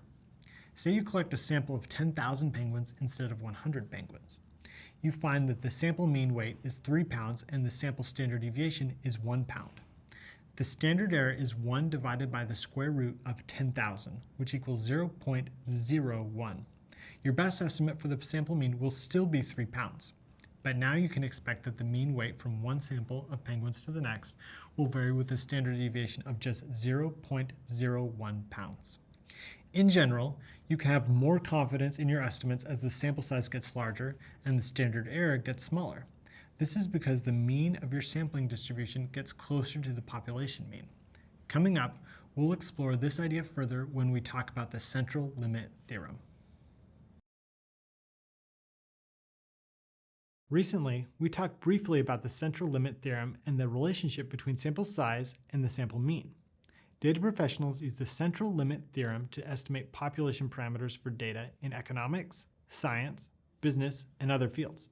For example, they may use the theorem to estimate the mean annual household income for an entire city or country, the mean height and weight for an entire animal or plant population, or the mean commute time for all the employees of a large corporation. In this video, you'll learn more about the central limit theorem and how it can help you estimate the population mean for different types of data. The central limit theorem states that the sampling distribution of the mean approaches a normal distribution as the sample size increases. In other words, as your sample increases, your sampling distribution assumes the shape of a bell curve. And if you take a large enough sample of the population, the sample mean will be roughly equal to the population mean. For example, say you want to estimate the average height for a university student in South Africa. Instead of measuring millions of students, you can get data on a representative sample of students. If your sample size is large enough, the mean height of your sample will be roughly equal to the mean height of the population. There is no exact rule for how large a sample size needs to be in order for the central limit theorem to apply. In general, a sample size of 30 or more is considered sufficient. Exploratory data analysis can help you determine how large of a sample is necessary for a given data set. What's really powerful about the central limit theorem is that it holds true for any population. You don't need to know the shape of your population distribution in advance to apply the theorem. If you collect a large enough sample, the shape of your sampling distribution will follow a normal distribution. This pattern is true even if your population has a skewed distribution. For example, here's a graph for annual household income in the US for the year 2010. The x-axis represents annual income and the y-axis represents the percent of households that have that income. You may notice how the data is skewed to the right, and the shape of the distribution is far from normal. The distribution for annual income is skewed because of the extraordinarily high incomes of the wealthiest households. However, if you sample incomes at random among all households and take a large enough sample, your sampling distribution will follow a normal distribution. This is true even though the population distribution, every US household, is not normal. And the mean income of your sampling distribution will give you an accurate estimate of the mean income of the entire population. Let's check out another example. Imagine you're studying the population of coffee drinkers in the United States. You want to know the average amount of coffee each person drinks per day, but you don't have the time or money to survey every single coffee drinker in the US, which, by the way, is around 150 million people. Instead of surveying the entire population, you collect repeated random samples of 100 coffee drinkers. Using this data, you calculate the mean amount of coffee consumed per day for your first sample, 22.5 ounces. For your second sample, the mean amount is 28.2 ounces. You take a third sample. The mean amount is 25.4 ounces, and so on.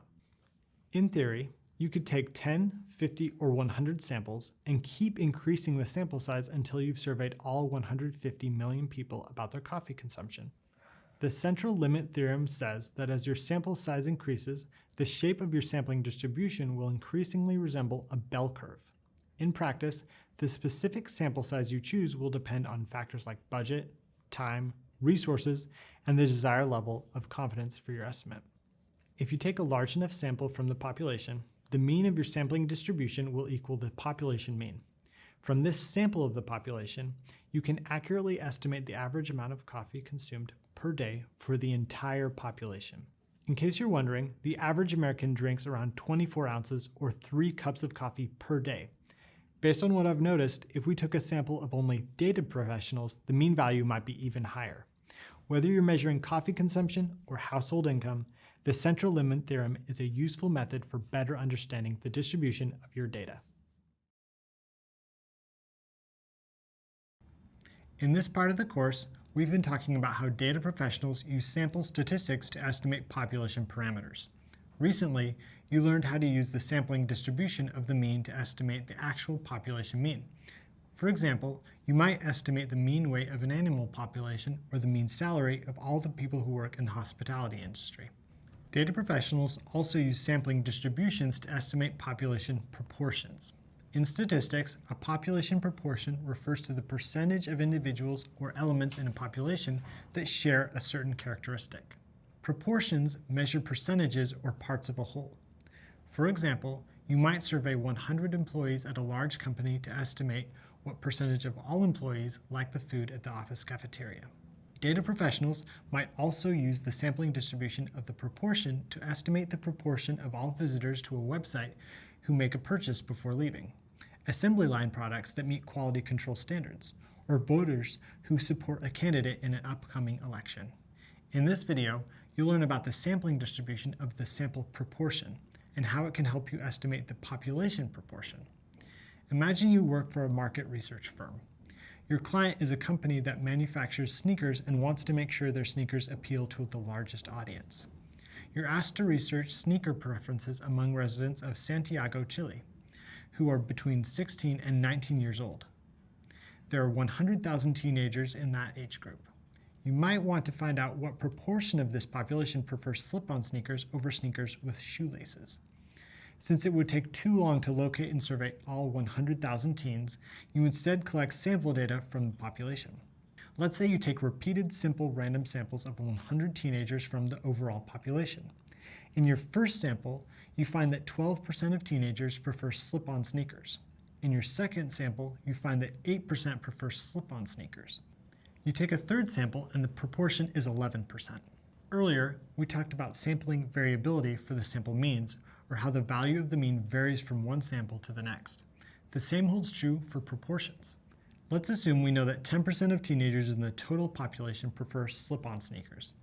In most of the samples, the proportion of teenagers who prefer slip-on sneakers will be close to the true population proportion of 10%, but not exactly 10%. Occasionally, a sample may turn out to have a proportion that's very small or very large. You can use a sampling distribution to represent the frequency of all your different sample proportions. For instance, if you take 10 simple random samples of 100 teenagers from this population, you can show the sampling distribution of the proportion in a histogram. The most frequently occurring values in your sample data will be around 10%. The values that occur least frequently will be the more extreme proportions, such as 5% or 15%. As with the sample means, the central limit theorem also applies to sample proportions. As your sample size increases, the distribution of the sample proportion will be approximately normal. The overall average, or mean, proportion is located in the center of the curve. If you take a sufficiently large enough sample of teenagers, the sample proportion will be an accurate estimate of the true population proportion. If you survey 1,000 teenagers and find that 10% prefer slip-on sneakers, this means that your best estimate for the proportion of all teenagers who prefer slip-ons is also 10%. As with the sample mean, you can use the standard error of the proportion to measure sampling variability. This tells you how much a particular sample proportion is likely to differ from the true population proportion. This is useful to know because the proportion varies from sample to sample, and any given sample proportion probably won't be exactly equal to the true population proportion. The true proportion of teenagers who prefer slip-on sneakers might be 10%, but the proportion of any given sample might be 12%, 9%, 7%, and so on. The more variability in your sample data, the less likely it is that the sample proportion is an accurate estimate of the population proportion. It's important to understand the accuracy of your estimate because stakeholder decisions are often based on the estimates you provide. You can use the following formula to calculate the standard error of the proportion. The square root of p hat, open parentheses, 1 minus p hat, close parentheses, divided by n. P hat refers to the population proportion and n refers to the sample size. In statistics, you say hat when you refer to the caret symbol above the letter p. The formula is the square root of p hat multiplied by 1 minus p hat divided by n. For example, suppose you survey 100 teenagers about their sneaker preferences and find that your estimate for the population proportion of teens who prefer slip-on sneakers is 10%, or 0.1. In this case, p hat is 0.1 and n is 100. When you plug in the numbers into the formula for standard error of the proportion, it equals 0.03. As your sample size gets larger, your standard error gets smaller, because standard error measures the difference between your sample proportion and the true population proportion. As your sample gets larger, your sample proportion gets closer to the true population proportion. The more accurate the estimate of the population proportion, the smaller the standard error. Your estimate will help stakeholders at the sneaker company make decisions about product development. Based on your results, they may want to put less money into developing slip-on sneakers.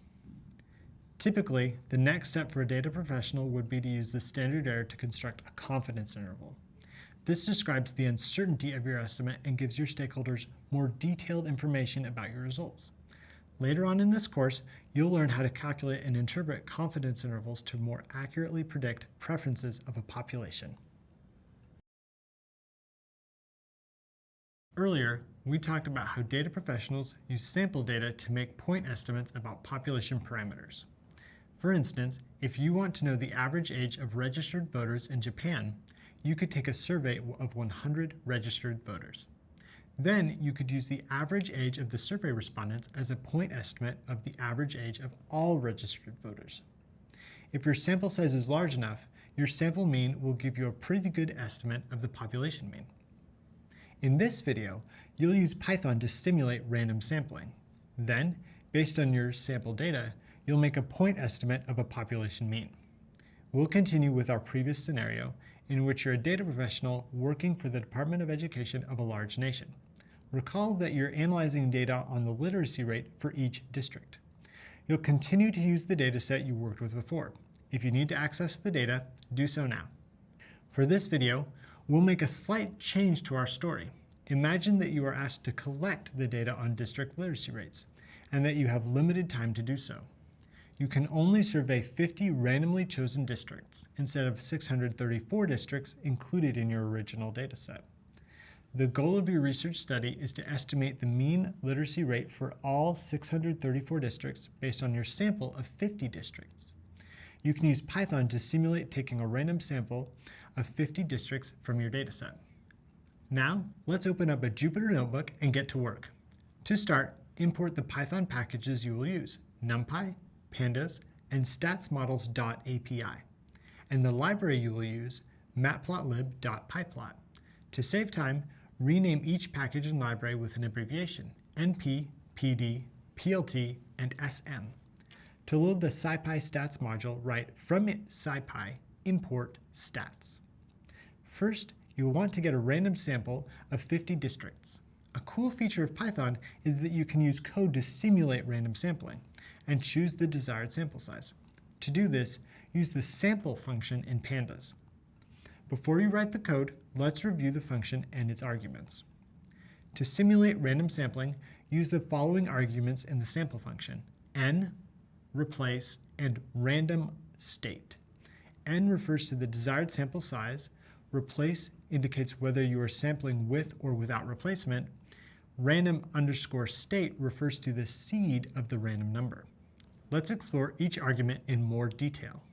First, sample size, or the number or items in your sample. In this case, you want to take a random sample of 50 district literacy rates from the overall literacy column. Second, replacement. In general, you can sample with or without replacement. When a population element can be selected more than one time, you are sampling with replacement. When a population element can be selected only one time, you are sampling without replacement. For example, suppose you have a jar that contains 100 unique numbers, from 1 to 100. You want to select a random sample of numbers from the jar. After you pick a number from the jar, you can put the number aside, or you can put it back in the jar. If you put the number back in the jar, it may be selected more than once. This is sampling with replacement. If you put the number aside, it can be selected only one time. This is sampling without replacement. For the purpose of our example, you will sample with replacement. The final part of the code is random_state, or the seed of the random number. A random seed is a starting point for generating random numbers.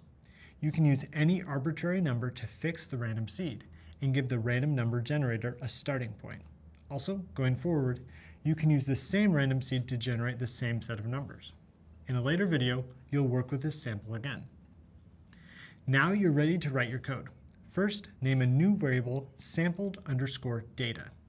Then, set the arguments for the sample function. N sample size equals 50. Replace equals true because you're sampling with replacement. For random state, choose an arbitrary number for your random seed. How about 31,208? Now, display the value of your variable.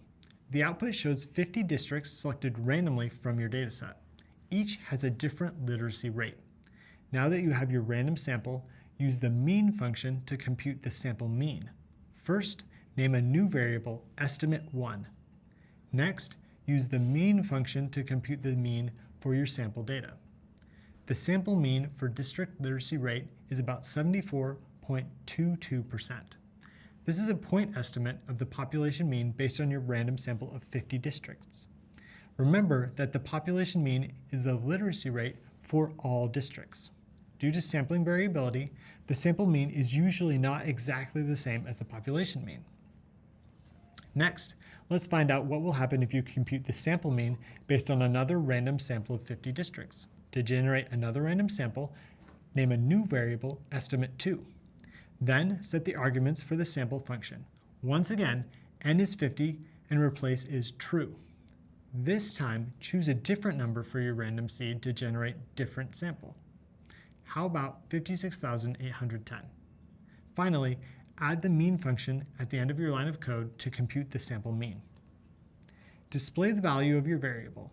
For your second estimate, the sample mean for your district literacy rate is about 74.24%. Due to sampling variability, this sample mean is different from the sample mean of your previous estimate, 74.22%, but they're really close. Recall that the central limit theorem tells you that when the sample size is large enough, the sample mean approaches a normal distribution. And as you sample more observations from a population, the sample mean gets closer to the population mean. The larger your sample size, the more accurate your estimate of the population mean is likely to be. In this case, the population mean is the overall literacy rate for all districts in the nation. In a previous video, you found that the population mean literacy rate is 73.39%. Based on sampling, your first estimated sample mean was 74.22%, and your second estimate was 74.24%. Each estimate is relatively close to the population mean. Now, imagine you repeated the study 10,000 times and obtained 10,000 point estimates of the mean. In other words, you take 10,000 random samples of 50 districts and compute the mean for each sample. According to the central limit theorem, the mean of your sampling distribution will be roughly equal to the population mean. You can use Python to compute the mean of the sampling distribution with 10,000 samples. Let's go over the code step by step. First, create an empty list to store the sample mean from each sample. Name this estimate_list. Second, set up a for loop with the range function. The loop will run 10,000 times and iterate over each number in the sequence. Third, specify what you want to do in each iteration of the loop. The sample function tells the computer to take a random sample of 50 districts with replacement. The argument n equals 50 and the argument replace equals true. The append function adds a single item to an existing list. In this case, it appends the value of the sample mean to each item in the list. Your code generates a list of 10,000 values, each of which is the sample mean from a random sample. Next, create a new data frame for your list of 10,000 estimates. Name a new variable estimate _df to store your data frame. Now, name a new variable mean_sample_means. Then compute the mean for your sampling distribution of 10,000 random samples. Display the value of your variable. The mean of your sampling distribution is about 73.41%. This is essentially identical to the population mean of your complete dataset, which is about 73.4%. To visualize the relationship between your sampling distribution of 10,000 estimates and the normal distribution, we can plot both at the same time. For now, don't worry about the code as it's beyond the scope of this course. I want to share 3 takeaways from this graph. First, as the central limit theorem predicts, the histogram of the sampling distribution is well approximated by the normal distribution. The outline of the histogram closely follows the normal curve. Second, the mean of the sampling distribution, the blue dotted line, overlaps with the population mean, the green solid line. This shows that the two means are essentially equal to each other. Third, the sample mean of your first estimate of 50 districts, the red dashed line, is farther away from the center. This is due to sampling variability. The central limit theorem shows that as you increase the sample size, your estimate becomes more accurate. For a large enough sample, the sample mean closely follows a normal distribution. Your first sample of 50 districts estimated the mean district literacy rate as 74.22%, which is relatively close to the population mean of 73.4%. To ensure your estimate will be useful to the government, you can compare the nation's literacy rate to other benchmarks, such as the global literacy rate or the literacy rate of peer nations. If the nation's literacy rate is below these benchmarks, this may help convince the government to devote more resources to improving literacy across the country. Estimating population parameters through sampling is a powerful form of statistical inference. When you're dealing with large numbers and complex calculations, Python helps you quickly make accurate estimates. You now have a solid foundation in sampling, which will serve you well in your future role as a data professional. In the data career space, you'll be working with sample data all the time. Throughout this part of the course, we've explored how data professionals use sample data to make inferences, predictions, and estimates about populations. Sampling is so useful because it's often too expensive, time-consuming, or complicated to collect data for an entire population. And sometimes a complete data set may be too large to process, even for a computer. Effective sampling is especially important in modern data analytics because data professionals often manage extremely large data sets. For example, you might work with economic data that has tens of millions of data points and need to use a sample of 10,000. As a working data professional, it's important to understand the sampling process used to generate your sample data and whether or not your sample is representative of your population. Plus, as you now know, different types of bias affect different sampling methods. Early on, we reviewed the different stages of the sampling process, from choosing a target population to collecting data for your sample. Then we discussed the two main types of sampling methods, probability sampling and non-probability sampling. We went over the benefits and drawbacks of each method and how random sampling can help ensure that your sample is high quality and representative of your population. We also discussed different forms of bias in sampling and how bias affects non-probability sampling methods. You learned that any insights you draw from biased data may not be accurate or useful to your stakeholders. After that, you learned about sampling distributions for both sample means and proportions and how to estimate the corresponding population parameters. We also covered the central limit theorem and how it helps you estimate the population mean for many different types of data sets. Finally, you learned how to use Python's SciPy stats module to work with sampling distributions and make a point estimate of a population mean. Coming up, you'll take a graded assessment. To prepare, check out the reading that lists all the new terms you've learned. And feel free to revisit videos, readings, and other resources that cover key concepts. Congratulations on your progress. Let's keep it going. Welcome back. Wow, you've come so far on your learning journey, and you've picked up a lot of new stats knowledge along the way. So far in this course, you've learned how data professionals use descriptive statistics to summarize and explore their data, and how they use inferential statistics to draw conclusions about their data. You're familiar with basic rules of probability, like the addition and multiplication rules, and how they describe the likelihood of random events. You also know how probability distributions, like the binomial, Poisson, and normal distributions, can help you model different types of data. Recently, you also learned about the main stages of the sampling process and the benefits and drawbacks of using different sampling methods. Finally, you've learned how data professionals use sampling distributions to estimate means and proportions.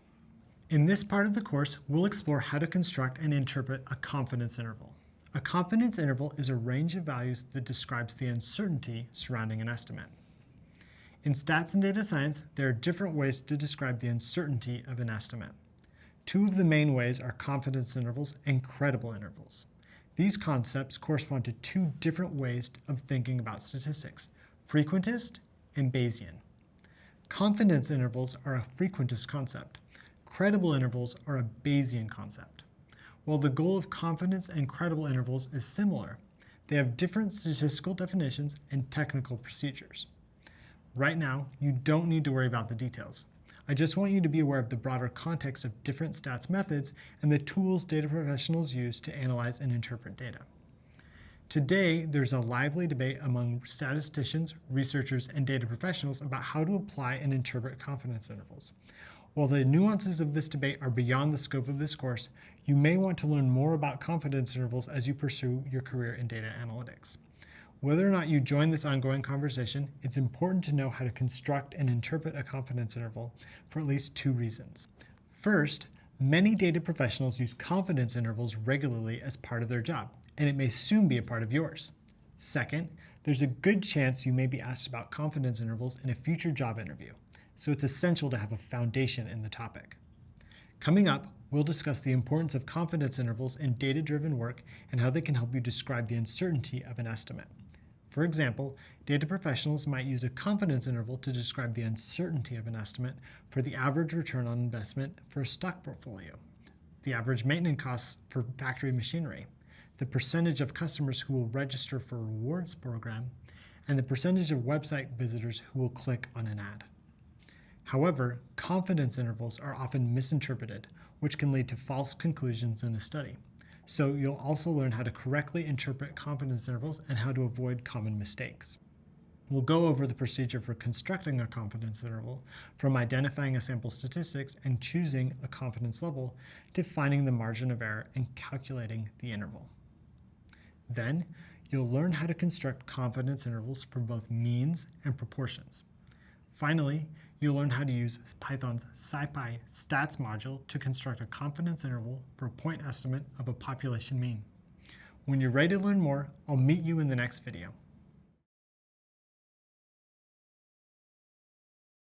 Earlier, we talked about how data professionals make point estimates about population parameters. For example, based on a sample of 100 penguins, a data professional might estimate that the mean weight of a population of 10,000 penguins is 31 pounds. Or, based on a poll of 100 voters, a data professional might estimate that 55% of all 100,000 voters prefer a certain candidate in an upcoming election. A point estimate uses a single value to estimate a population parameter. In contrast, an interval estimate uses a range of values to estimate a population parameter. A confidence interval is a type of interval estimate.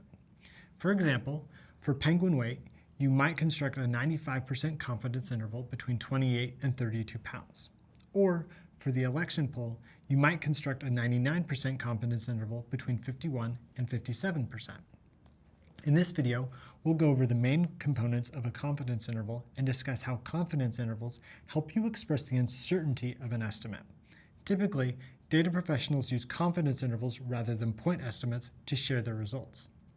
A point estimate can be useful, but a single value like 30 pounds does not express the uncertainty built into any estimate. This uncertainty is due to the method of random sampling.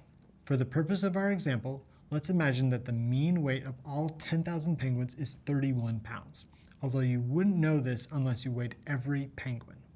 In practice, data professionals usually select one random sample because repeated random sampling is often expensive and time-consuming. Since the sample is random, the mean of any given sample will likely not be equal to the actual population mean. For example, you may happen to weigh a sample of penguins that have recently struggled to find food, so they only weigh 28 pounds. Or you may weigh a sample of penguins that recently fed on a fish buffet and are above average at 32 pounds. Either way, your sample estimate will not equal the population mean of 31 pounds. So, if you only provide a sample statistic or point estimate, it won't be as accurate. Confidence intervals give data professionals a way to express the uncertainty caused by randomness and provide a more reliable estimate. Along with the sample statistic, a confidence interval includes a margin of error and a confidence level. Let's explore our penguin example to get a better idea of each component. We'll start with our sample statistic. The sample mean of our group of penguins is 30 pounds. Next, we'll determine the interval for our estimate, which is defined by the sample statistic plus or minus the margin of error. The margin of error represents the maximum expected difference between a population parameter and a sample estimate. In other words, this is the amount that a data professional expects their estimate might vary from their actual amount. So if our sample stat for our penguins is 30 pounds and our margin of error is plus or minus 2 pounds, That means that the lower limit of the interval is 28 pounds and the upper limit is 32 pounds. The upper limit of the interval is 30 plus 2 equals 32 pounds. This range of values expresses the uncertainty in your estimate due to random sampling.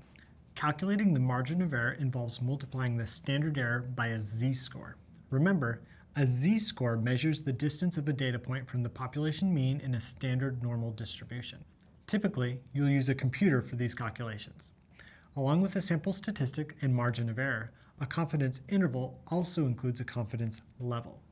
The confidence level describes the likelihood that a particular sampling method will produce a confidence interval that includes the population parameter. For example, say you use a 95% confidence level to calculate a confidence interval between 28 and 32 pounds. Technically, this means that if you took 100 random samples from the penguin population and calculated a 95% confidence interval for each sample, then approximately 95 of the 100 intervals, or 95% of the total, would contain the actual population mean. One such interval will be the range of values between 28 and 32 pounds. If this explanation seems rather abstract right now, don't worry. In a later video, we'll discuss confidence level in more detail. As a data professional, you can choose your own confidence level based on the desired accuracy of your estimate. Common confidence levels are 90, 95, and 99%. 95% is a popular choice. For example, most election polls report a 95% confidence level, and most A/B tests recommend using a confidence level of 95%. Note that there is nothing magical about 95%. This is a choice based on tradition in statistical research and education. You can adjust the confidence level to meet the requirements of your analysis. Let's explore another example. Imagine you're a data professional working for a fashion company. Your manager asks you to estimate sales revenue for the new line of spring clothing. When you meet with stakeholders, you might say, "I think we'll do $1 million in sales." Or you might say, "Based on a 95% confidence level, I estimate that our sales revenue will be between $950,000 and $1,050,000. The first statement offers a point estimate. The second statement provides a confidence level and an interval estimate, and communicates the uncertainty in the estimate. It gives your stakeholders more information and helps them make more informed decisions about issues related to future sales revenue. As a data professional, you also have to make sure your stakeholders understand your results, so it's your job to clearly communicate how to interpret a confidence interval. We'll discuss interpretation more later on. Recently, you learned that data professionals use confidence intervals to express the uncertainty in their results. To better understand your results and effectively communicate them to stakeholders, it's important to know how to properly interpret a confidence interval. Confidence intervals are one of the most misunderstood concepts in statistics. Because it's a complicated topic, both new students and experienced researchers sometimes make inaccurate statements about confidence intervals. So, if you don't get the concept right away, don't worry, you're not alone. By the end of this video, you'll have a better understanding of how to interpret a confidence interval. You'll also learn some common forms of misinterpretation and how to avoid them. Let's explore an example. Imagine you're a data professional who works for an urban planning company in a large city. The city government asked your team to design new parks and walkways that feature red maple trees. For planning purposes, your manager asks you to estimate the mean height of all the red maple trees in the city. That's approximately 10,000 trees. Instead of measuring every single tree, you collect a sample of 50 trees. The mean height of the sample is 50 feet with a standard deviation of 7.5 feet. Based on a 95% confidence level, you calculate a confidence interval for mean height that stretches between 48 feet and 52 feet. This interval estimate will help your team design new parks and walkways that meet city ordinances for landscaping.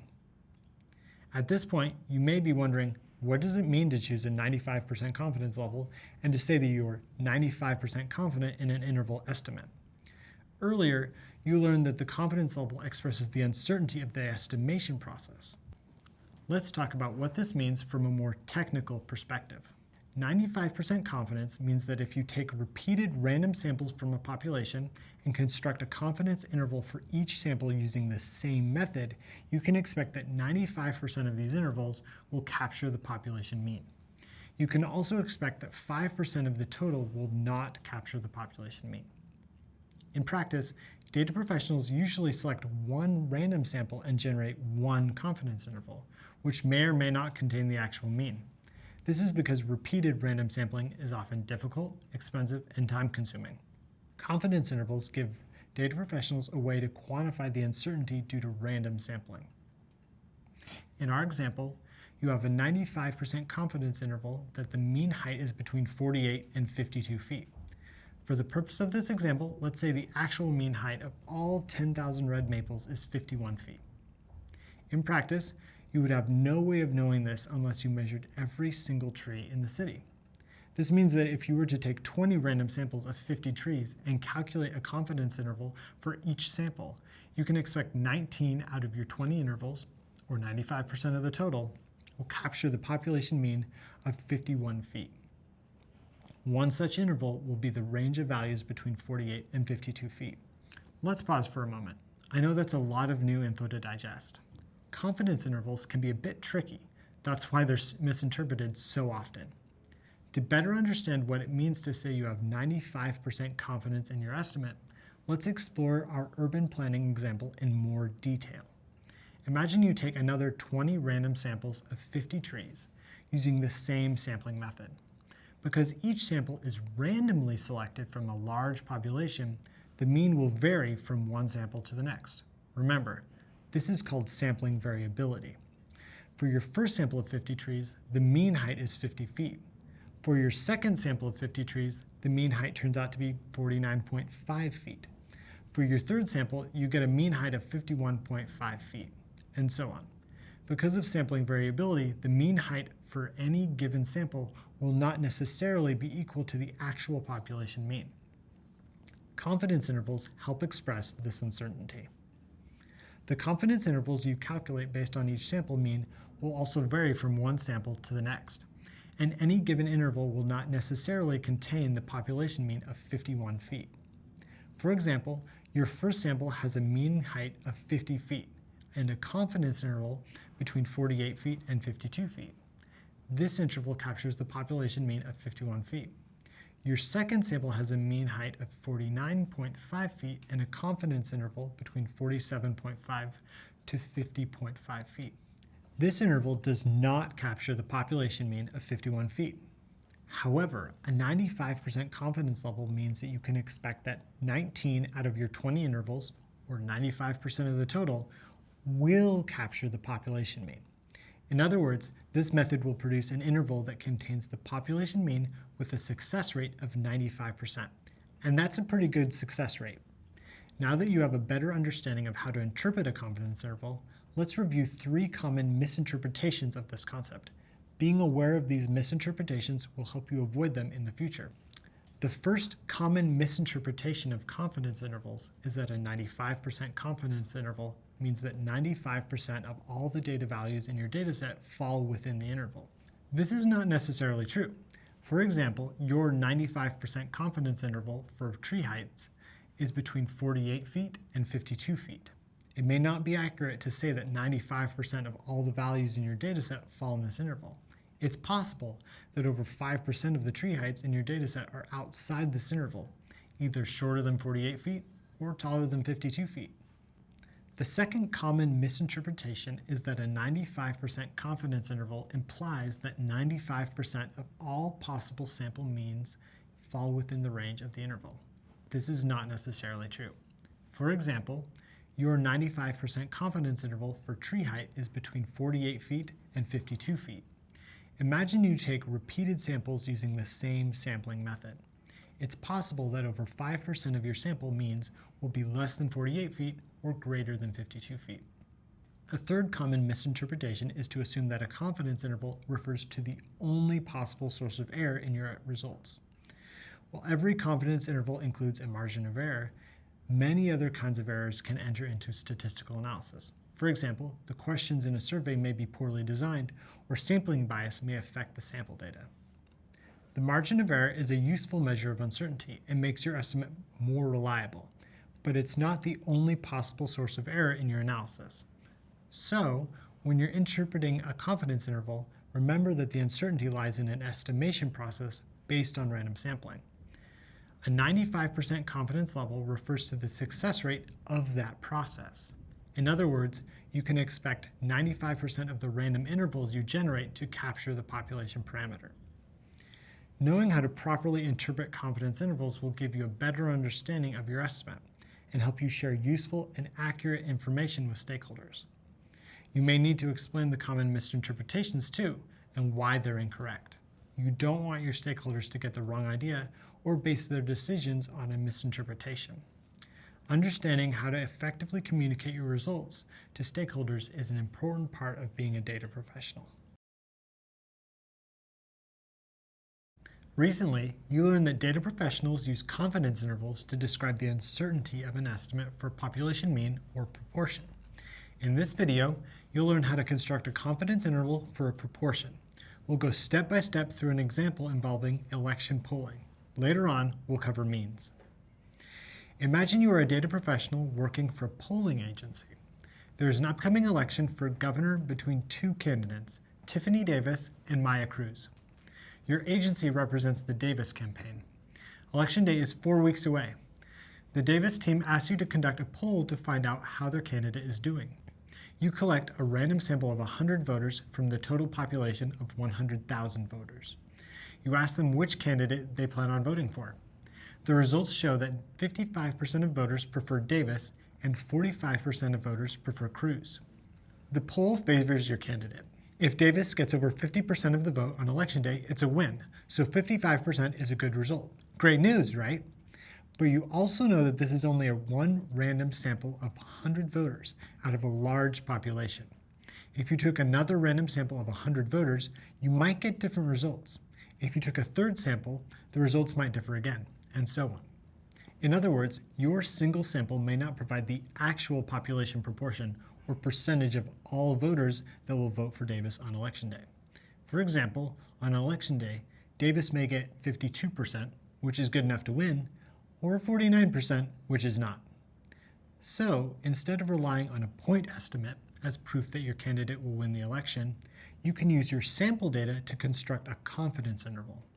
This will give the campaign team a better idea of the uncertainty of your estimate and of the possible election results. So, let's construct a confidence interval now. Let's review the steps for constructing a confidence interval. First, identify a sample statistic. Second, choose a confidence level. Third, find the margin of error. And fourth, calculate the interval. First, identify your sample statistic. Your poll represents the percentage of voters who prefer your candidate, which is 55%. This is a sample proportion. Next, choose a confidence level for your poll. Most election polls report a 95% confidence level. The Davis campaign also requests that you use a 95% confidence level in your calculations. Your third step is to find the margin of error. The margin of error refers to the range of values above and below your sample statistic. If you're working with a normal distribution and a large sample size, one way to calculate the margin of error is by multiplying the z-score by the standard error. Let's break that down.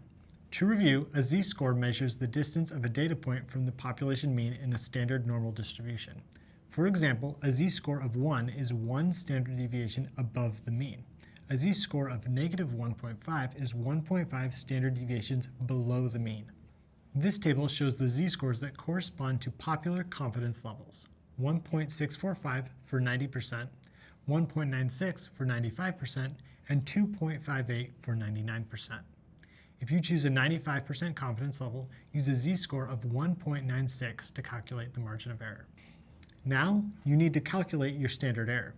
You may recall that the standard error measures the variability of your sample statistic. It shows how much your sample proportion is likely to differ from the actual population proportion. The larger the standard error, the more variability in your sample. The formula for the standard error of the proportion is the square root of the sample proportion times 1 minus the sample proportion divided by the sample size. Your sample proportion is 0.55, and your sample size is 100. If you enter the numbers into the formula, you get a standard error of about 0.05. So let's put that all together. The margin of error is your z-score of 1.96 multiplied by your standard error of 0.05. This equals 0.98. Finally, the last step in the process to construct a confidence interval is to calculate the interval. The upper limit of your interval is the sample proportion plus the margin of error, or 0.55 plus 0.098. This equals 0.648, or 64.8%. The lower limit is the sample proportion minus the margin of error. This is 0.55 minus 0.098 equals 0.452, or 45.2%. Therefore, you have a 95% confidence interval that stretches from 45.2% to 64.8%. While your confidence interval mostly lies above 50%, this isn't necessarily a reason to be optimistic about the upcoming election, since the lower limit of 45.2% falls below 50%. Based on the confidence interval, losing the election is still a possibility. The campaign team may want to invest more in TV or social media advertising to ensure victory. Or if the campaign team wants a more accurate estimate of the election results, they may request another poll with a larger sample size. This will give a more accurate estimate because it includes more voters. Let's say you conduct another poll with a sample size of 1,000 voters. The new poll reports that 54% of voters prefer candidate Davis. If you calculate a 95% confidence interval using these numbers, your interval will stretch from 50.9% to 57.1%. The lower limit of your interval is now above 50%. This should give the Davis team more confidence about the upcoming election. Of course, there's still a chance their candidate may lose the election, since the confidence level is 95%, not 100%. You may notice that as the sample size gets larger, the confidence interval gets narrower. With a sample of 100, the interval covers 19.6 percentage points. With a sample size of 1,000, the interval covers 6.2 percentage points. This is because as your sample size increases, your margin of error decreases. If you could sample every member of the population, the margin of error would be 0. But of course, it's often too expensive and time-consuming to sample an entire population or to take repeated samples. Data professionals typically work with a single random sample of a large population. Confidence intervals help data professionals give more reliable estimates based on the available data. And based on your data, your candidate will likely win the election. Previously, you learned that data professionals use confidence intervals to express the uncertainty of an estimate. Then you constructed a confidence interval for the proportion of votes in an upcoming election. In this video, you'll construct another confidence interval, but this time for a mean. The basic process is the same as the one you used for a proportion, but requires new calculations. We'll go step by step through an example involving the marketing of a new cell phone. Imagine you're a data professional working for a company that produces cell phones. Recently, the company developed a phone with an extended battery life. It's designed to operate for at least 20 hours without recharging. This is a big upgrade in battery life and will boost sales. The marketing team is planning an ad campaign about the new battery to help sell the phone. Management wants to make sure the claim about 20 hours of battery life is accurate before the ads go public. They ask you to analyze the data and make a reliable estimate for battery life of the new phone. The company has produced 100,000 new phones. The product engineering team tests a random sample of 100 phones and records the data about battery life. Based on the data, you know that the sampled mean duration for battery life is 20.5 hours, and the sample standard deviation is 1.7 hours. And based on the campaign's data about the standard manufacturing process of the batteries, you also know that the population's standard deviation is 1.5 hours. The sample mean is over 20 hours for this test. However, you know that this is only one random sample of 100 phones out of a large population. If you took another random sample of 100 phones, you might get different results. If you took a third random sample, the results might differ again, and so on. Your single sample may not provide the actual mean battery life for all the phones. The population mean for battery life could be 19 hours, 21 hours, or something else. You can use your sample data to construct a confidence interval that likely includes the population mean for the phone's battery life. This will give the marketing team a better idea of the uncertainty in your estimate. It will also help them decide how to advertise the phone and whether they can claim that its battery lasts 20 hours or more. Let's review the steps for constructing a confidence interval. First, identify a sample statistic. Second, choose a confidence level. Third, find the margin of error. And fourth, calculate the interval. First, identify your sample statistic. Your sample represents the average duration of battery life for 100 cell phones. In this example, you're working with the sample mean. Next, choose a confidence level. Management requests that you choose a 95% confidence level.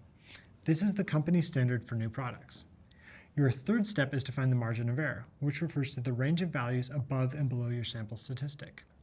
You can calculate the margin of error by multiplying the z-score by the standard error. You may recall that the z-score you use depends on your confidence level. This table shows the z-scores that correspond to popular confidence levels such as 90, 95, and 99%. The z-score for a 95% confidence level is 1.96. Now you can calculate the standard error, which measures the variability of your sample statistic. It shows how much your sample mean is likely to differ from the actual population mean. The larger the standard error, the more variability. The formula for the standard error of the mean is the population standard deviation divided by the square root of the sample size. Your population standard deviation is 1.5 and your sample size is 100. If you enter the numbers into the formula, you get a standard error of 0.15. The margin of error is your z-score, 1.96, multiplied by your standard error, 0.15. This equals 0.294. Finally, calculate your confidence interval. The upper limit of your interval is the sample mean plus the margin of error.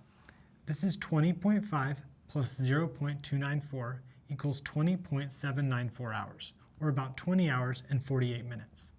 The lower limit is the sample mean minus the margin of error.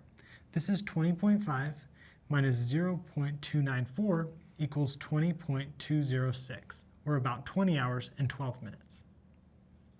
So you have a 95% confidence interval for the battery life of the phone that stretches from 20 hours and 12 minutes to 20 hours and 48 minutes. The confidence interval gives company management important information. The lower limit of your interval, 20 hours and 12 minutes, is above the company's goal of 20 hours. This helps the marketing team feel confident about advertising the battery life of the cell phone to be at least 20 hours. You present your findings to the company stakeholders, and the results satisfy everyone except the head of marketing. The marketing director has put a lot of time and effort into developing the ad campaign and wants to be even more confident. The director requests that you analyze the data using a 99% confidence level. To make the marketing director happy, you recalculate your results. Use the same sample data, but choose a 99% confidence level instead of 95%. Your confidence interval now stretches from 20 hours and 7 minutes to 20 hours and 53 minutes. The lower limit of your interval is still above 20 hours. This result should give company management even more confidence about the battery life and hopefully satisfy the marketing director. You may notice that as the confidence level gets higher, the confidence interval gets wider. With a confidence level of 95%, the interval covers 36 minutes. With a confidence level of 99%, the interval covers 46 minutes. This is because a wider confidence interval is more likely to include the actual population parameter. Note that in this example, we know that the population standard deviation is 1.5 hours. However, in practice, the population standard deviation is often unknown and has to be estimated based on the sample standard deviation. This is because it's difficult to get complete data on a large population. If you don't know the population standard deviation, this changes the calculations for the confidence interval. To learn more, feel free to check out the relevant reading. As a data professional, you can use confidence intervals to help stakeholders make informed decisions based on accurate estimates. Your analysis of the data will help shape the company's strategy for the new product launch. As a data professional, you play a key role in the future success of the new product.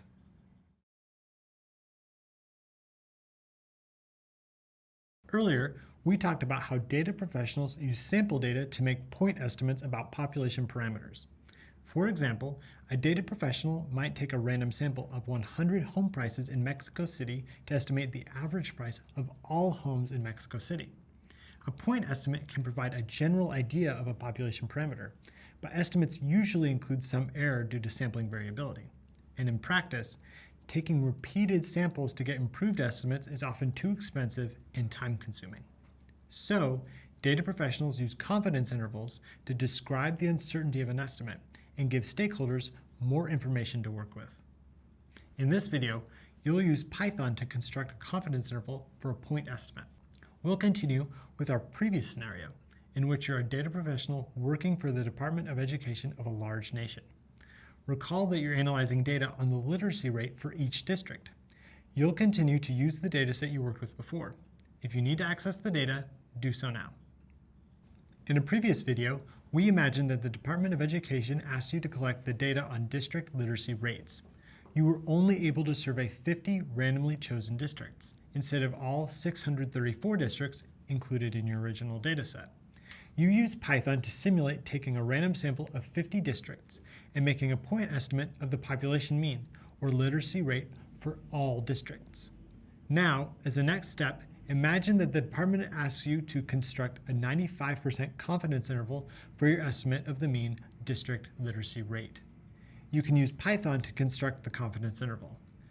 Let's open up a Jupyter notebook and begin. First, import the Python packages you plan to use, NumPy and Pandas. To save time, rename your packages with abbreviations, NP and PD. To load the SciPy stats module, write from SciPy import stats.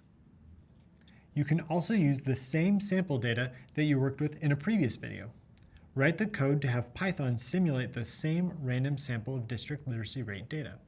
First, name your variable sampled_data.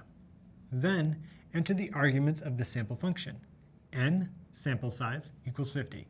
Replace equals true because you are sampling with replacement.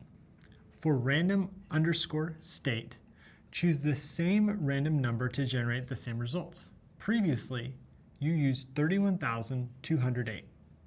Now, display the value of your variable. The output shows 50 districts selected randomly from your dataset. Each has a different literacy rate. In previous videos, you constructed a confidence interval step by step. Let's review the 4 main steps. 1. Identify a sample statistic. 2. Choose a confidence level. 3. Find the margin of error. 4. Calculate the interval. Earlier, you worked through these steps one by one to construct a confidence interval.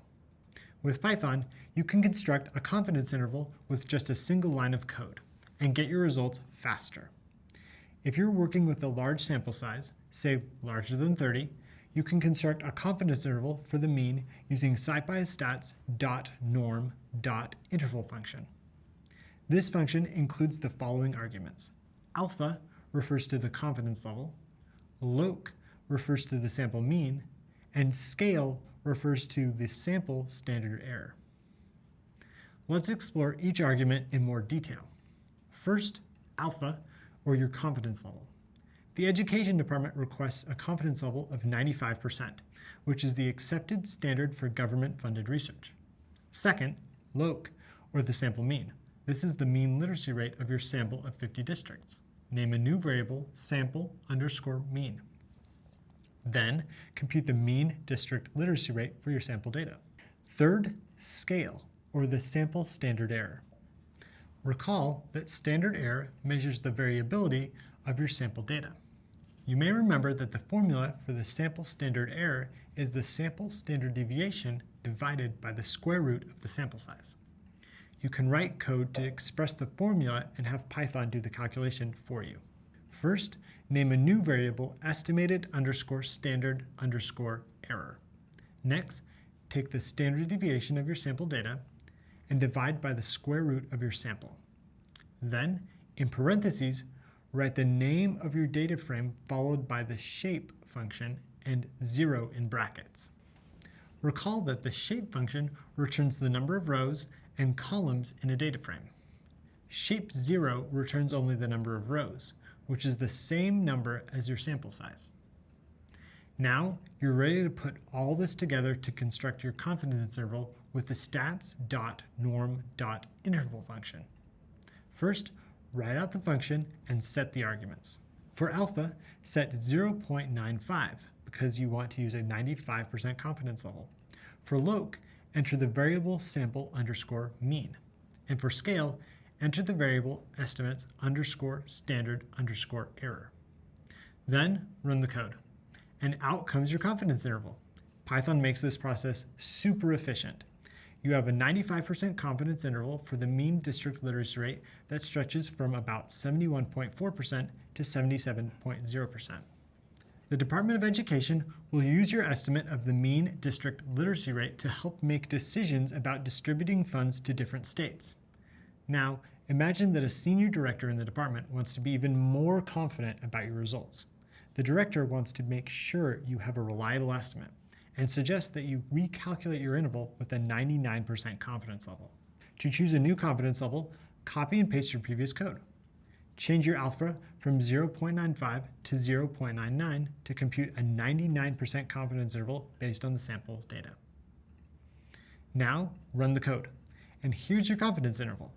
You have a 99% confidence interval for the mean district literacy rate that stretches from about 70.5% to 77.9%. You may notice that as the confidence level gets higher, the confidence interval gets wider. With a confidence level of 95%, the interval covers 5.6 percentage points. With a confidence level of 99%, the interval covers 7 percentage points. This is because a wider confidence interval is more likely to include the actual population parameter. In our scenario for this video, you only have data on 50 districts. However, in earlier videos, you computed the mean literacy rate for all 634 districts in your dataset as about 73.4%. So, as it turns out, both your confidence intervals capture the actual population mean.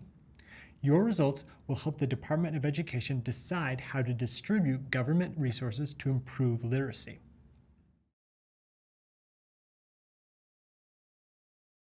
This is the end of your introduction to confidence intervals. You've come a long way since the beginning of the course. Congrats on all your progress. We've talked often about how data professionals use sample statistics to make estimates about population parameters. In this part of the course, we estimated the mean emission rate of a car engine and the mean battery life of a cell phone. Confidence intervals help express the uncertainty in an estimate and share a range of possible outcomes. For instance, I can say the marketing campaign will generate $200,000 in new sales. Or I can say based on a 95% confidence level, I estimate the marketing campaign will generate between $150,000 and $250,000 in new sales revenue. Both predictions might be reasonable, but the confidence interval expresses the uncertainty in the estimate and gives a stakeholder more information to work with. And having more information helps them make better decisions. Sharing reliable estimates with stakeholders has a positive impact on an organization. For example, imagine you're a data professional working with a shipping company that transports products around the world. You can use confidence intervals to help estimate economic factors, such as fuel prices, shipping costs, local tariffs, and more. This information helps company leaders minimize risk, avoid unnecessary expenses, and increase efficiency. And improving the speed and security of shipping will benefit the thousands of people who rely on your company's services. In this part of the course, we discussed the role of confidence intervals in data analytics, and we reviewed the basic steps for constructing a confidence interval. Next, you learned how to interpret a confidence interval and how to avoid common misinterpretations of their results. We listed the steps for constructing a confidence interval, from identifying a sample statistic and choosing a confidence level, to finding the margin of error and specifying the interval. Then, you learned how to construct confidence intervals for both means and proportions. Finally, use Python's SciPy stats module to construct a confidence interval for a point estimate of a population mean. Soon, you'll take a graded assessment. To prepare, Check out the reading that lists all the new terms you've learned. And feel free to revisit videos, readings, and other resources that cover key concepts. You're doing a great job. Keep it up. Hey there, future data professional. You've come a long way since the beginning of your learning journey. Way to go. Just think of all the new skills you've developed. You can calculate descriptive stats like the mean and standard deviation to summarize your data. You can use probability distributions like the binomial, Poisson, and normal distribution to model different types of data. You can work with sampling distributions to estimate population means and proportions. And you can construct confidence intervals to help describe the uncertainty of an estimate. Now, you're going to add a new skill to your skill set, hypothesis testing. Hypothesis testing is a statistical procedure that uses sample data to evaluate an assumption about a population parameter. For example, hypothesis tests are often used in clinical trials to determine whether a new medicine leads to better outcomes in patients. Imagine a pharmaceutical company invents a medicine to treat the common cold. The company tests a random sample of 200 people with cold symptoms. Without medicine, the typical person experiences cold symptoms for 7.5 days. The average recovery time for people who take the medicine is 6.2 days. The company might then ask, are the results of the clinical trial statistically significant? Recall that statistical significance is the claim that the results of a test or experiment are not explainable by chance alone. In other words, did the drug actually have a positive impact on recovery time? Or are the results due to chance or sampling variability? To answer these questions, the company may ask a data professional to conduct a hypothesis test. The test helps quantify whether the result is likely due to chance or if it's statistically significant. This knowledge will help the company determine if the drug is truly effective and if it should be approved for public use. Coming up, we'll go over the general procedure for hypothesis testing, from stating the null hypothesis and alternative hypothesis to choosing a significance level, finding the p-value, and rejecting or failing to reject your null hypothesis. Then, we'll explore two different types of hypothesis tests, one sample and two sample. Finally, you'll learn how to use Python's SciPy stats module to conduct a two-sample hypothesis test to compare two population means. When you're ready to learn more, I'll meet you in the next video.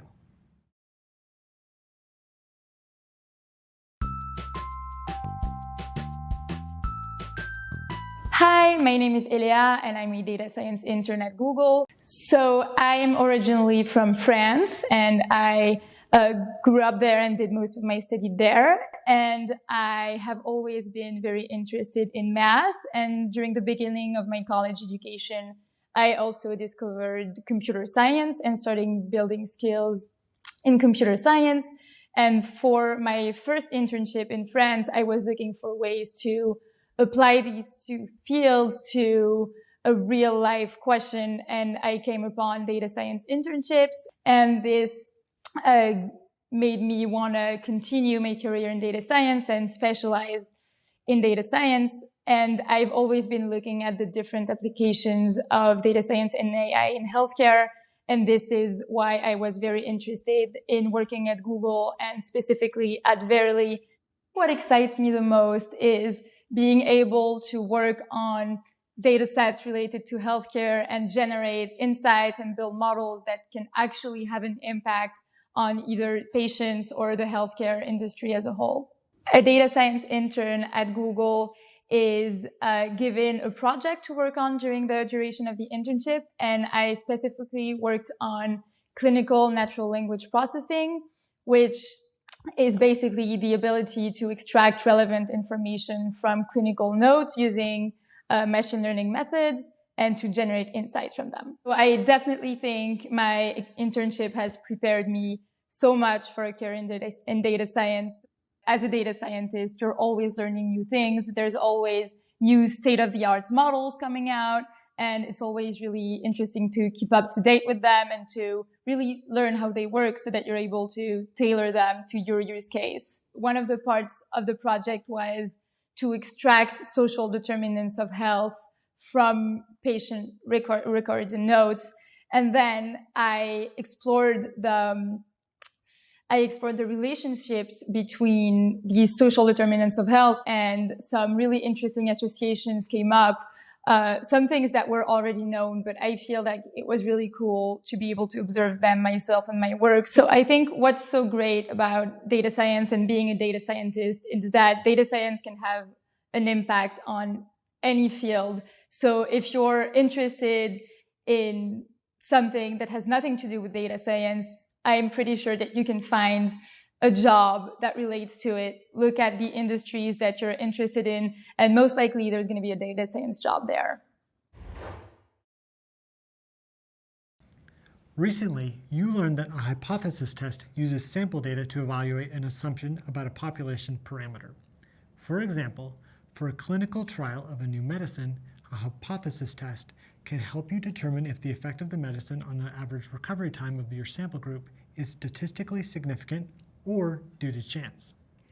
In this video, we'll go over the procedure for performing a hypothesis test, and you'll learn about the main concepts involved in hypothesis testing. Let's outline the steps for performing a hypothesis test. First, state the null hypothesis and the alternative hypothesis. Second, choose a significance level. Third, find the p-value. And fourth, reject or fail to reject the null hypothesis. Right now, these concepts may seem a bit abstract. That's okay. You'll learn more about each one by the end of this video. For now, to clarify the steps involved in hypothesis testing, let's explore an example. Afterwards, we'll revisit the concepts. Imagine you are given a coin to use in a game.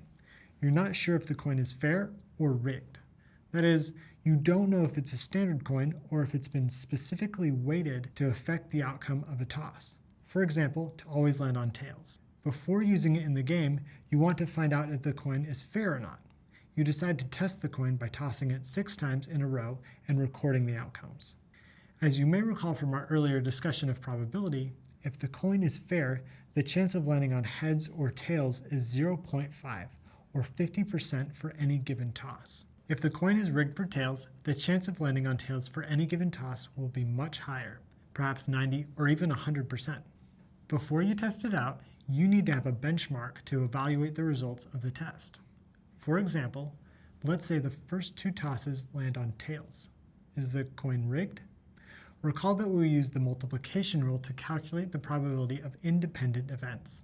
So, the probability of the coin landing on tails 2 times in a row is 0.5 times 0.5, which is 0.25 or 25%. That's not unlikely. At this point, you can't reasonably conclude that the coin is rigged. Now, imagine the coin lands on tails 4 times in a row. The probability of this occurring is 0.5 multiplied 4 times, which is 0.0625, or 6.25%. That's unlikely, but not impossible. However, you want to feel even more confident that the outcome is not due to chance. You decide to use 5% as a threshold to determine if the outcome is due to chance.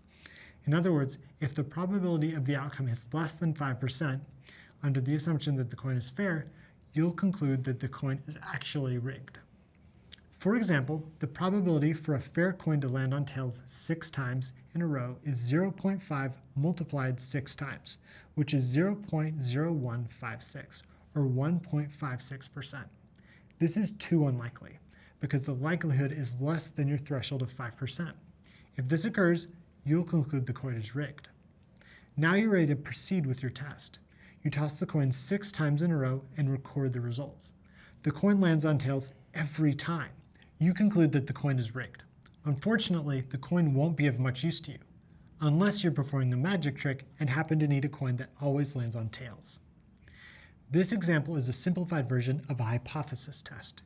To test out whether or not the coin is fair, you went through each step of the hypothesis testing procedure. Let's review the steps for conducting a hypothesis test.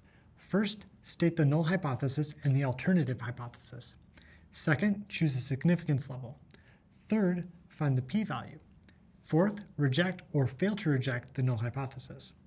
Now, let's explore each step in more detail. First, state your null hypothesis and your alternative hypothesis. The null hypothesis is a statement that is assumed to be true unless there is convincing evidence to the contrary. The null hypothesis typically assumes that your observed data occurs by chance. The alternative hypothesis is a statement that contradicts the null hypothesis and is accepted as true only if there's convincing evidence for it. The alternative hypothesis typically assumes that your observed data does not occur by chance. In our example, your null hypothesis states that the coin is fair. Having a fair coin is the standard or typical state of things. The null hypothesis states that your observations result purely from chance. Your alternative hypothesis states the contrary claim: the coin is not fair. The alternative hypothesis says that the outcome was the result of rigging and did not happen by chance. Next, choose your significance level. This is the threshold at which you will consider a result statistically significant. The significance level is also the probability of rejecting the null hypothesis when it is true. I'll talk more about this later in the video. In our example, you use 5% as a threshold to determine if the outcome of the coin toss occurred by chance. Typically, data professionals set the significance level at 5%. Note that there is nothing magical about 5%. This is a choice based on tradition in statistical research and education. You can adjust the significance level to meet the requirements of your analysis. Other common choices are 1% and 10%. Next, find your p-value. P-value refers to the probability of observing results as or more extreme than those observed when the null hypothesis is true. We already calculated that the probability of fair coin landing on tails 6 times in a row is 1.56%. So, if you assume the null hypothesis is true and the coin is fair, then the p-value in our example is 1.56%. Anything lower than that would mean that there is stronger evidence for the alternative hypothesis. Remember, your alternative hypothesis is that the coin is not fair. For instance, the probability of tossing 7 tails in a row with a fair coin is 0.79%, which is lower than the p-value of 1.56%. If you tossed 7 tails in a row, you'd have even stronger evidence for the alternative hypothesis that the coin is not fair. Finally, you have to decide whether to reject or fail to reject the null hypothesis. Statisticians always say fail to reject rather than accept. This is because hypothesis tests are based on probability, not certainty, and acceptance implies certainty.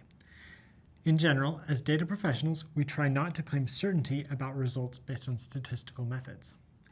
There are 2 main rules for drawing a conclusion about a hypothesis test. If your p-value is less than your significance level, you reject the null hypothesis. If your p-value is greater than your significance level, you fail to reject the null hypothesis. In the example of the coin toss, your p-value of 1.56% is less than your significance level of 5%. So you reject the null hypothesis and conclude that your result of 6 consecutive tails is statistically significant and not due to chance. Your decision to reject or fail to reject also depends on your significance level. Let's say, before your test, you chose a significance level of 1% instead of 5%. In that case, you would fail to reject the null hypothesis because your p-value of 1.56% would be greater than your significance level of 1%. A statistically significant result cannot prove with 100% certainty that a hypothesis is correct. Because hypothesis testing is based on probability, there's always a chance of drawing the wrong conclusion about the null hypothesis. In hypothesis testing, there are 2 types of errors you can make when drawing a conclusion: a type 1 error and a type 2 error. A type 1 error, also known as a false positive, occurs when you reject a null hypothesis that is actually true. In other words, you conclude that your result is statistically significant when in fact it occurred by chance. In our example, concluding that the coin is rigged when it's actually fair would be considered a type 1 error. Even though you got 6 tails in a row, this outcome could still be due to chance. It's highly unlikely, but it's possible. Earlier in the video, I mentioned that your significance level is also the probability of rejecting the null hypothesis when it is true. A significance level of 5% means you are willing to accept a 5% chance you are wrong when you reject the null hypothesis. To reduce your chance of making a type 1 error, choose a lower significance level. Recall that if you choose a 1% significance level, you fail to reject the null, and conclude that the coin is fair. However, choosing a lower significance level means you're more likely to make a type 2 error or false negative. This occurs when you fail to reject a null hypothesis, which is actually false. In other words, you conclude your result occurred by chance when it's in fact statistically significant. In our example, you would conclude that the coin is fair when it's actually rigged. As a data professional, it helps to be aware of the potential errors built into hypothesis testing and how they can affect your results. Depending on the situation and the goal of your analysis, you may want to minimize the risk of either a type 1 or type 2 error. Imagine you're testing the strength of a fabric for a parachute manufacturer. You want to be very confident that the material you're using is strong enough for a functional parachute. A type 1 error, or false positive, means you falsely identify the material as strong enough. Obviously, in this case, you want to minimize the risk of a type 1 error. To do so, choose a significance level of 1% instead of the standard 5%. This change decreases the chance of a type 1 error, or false positive, from 5% to 1%. Ultimately, it's your responsibility as a data professional to determine how much evidence you need to decide that a result is statistically significant. How risky is a type 1 error or a false positive? There's no single correct answer for all these situations. It's up to you to decide. That's all for now. The coin toss example shows you the main concepts involved in conducting a hypothesis test. As a data professional, you'll use these concepts for any hypothesis test that you may want to conduct. Earlier, I mentioned that there are two different types of hypothesis tests, one sample and two sample. A one sample test determines whether or not a population parameter like a mean or proportion is equal to a specific value. A two sample test determines whether or not two population parameters such as two means or two proportions are equal to each other. We'll explore two sample tests later on. A data professional might conduct a one sample hypothesis test to determine if a company's average sales revenue is equal to a target value, a medical treatment's average rate of success is equal to a set goal, or stock portfolio's average rate of return is equal to a market benchmark. In this video, you'll conduct a one sample hypothesis test. We'll explore an example involving data for an online delivery company. There are different types of hypothesis tests you can use based on the type of sample data you're working with. In this course, we focus on z-tests and t-tests, two of the most commonly used tests in data analytics. If these terms seem familiar, it's because they're related to z-scores and t-scores, which we've worked with before. The one sample z-test makes the following assumptions. The data is a random sample of a normally distributed population. The population standard deviation is known. Imagine you're a data professional who works for an online delivery company. Typically, the mean delivery time for an online food order is 40 minutes with a standard deviation of 5 minutes. But recently, company management launched a new training program to make the delivery process more efficient. After delivery drivers completed the training program, management tracked a random sample of 50 deliveries to understand how long a delivery takes. The sample of 50 deliveries had a mean delivery time of 38 minutes with a standard deviation of 5 minutes. There is an observed difference of 2 minutes between the population mean of 40 minutes and the sample mean of 38 minutes. The management team asks you to determine if the decrease in average delivery time is statistically significant or if it's due to chance. If the decrease is statistically significant, the company wants to invest in developing and implementing the training program in other regions. You decide to conduct a one sample z-test to analyze the data. Let's review the steps for conducting a hypothesis test. First, state the null hypothesis and the alternative hypothesis. Second, choose a significance level. Third, find the p-value.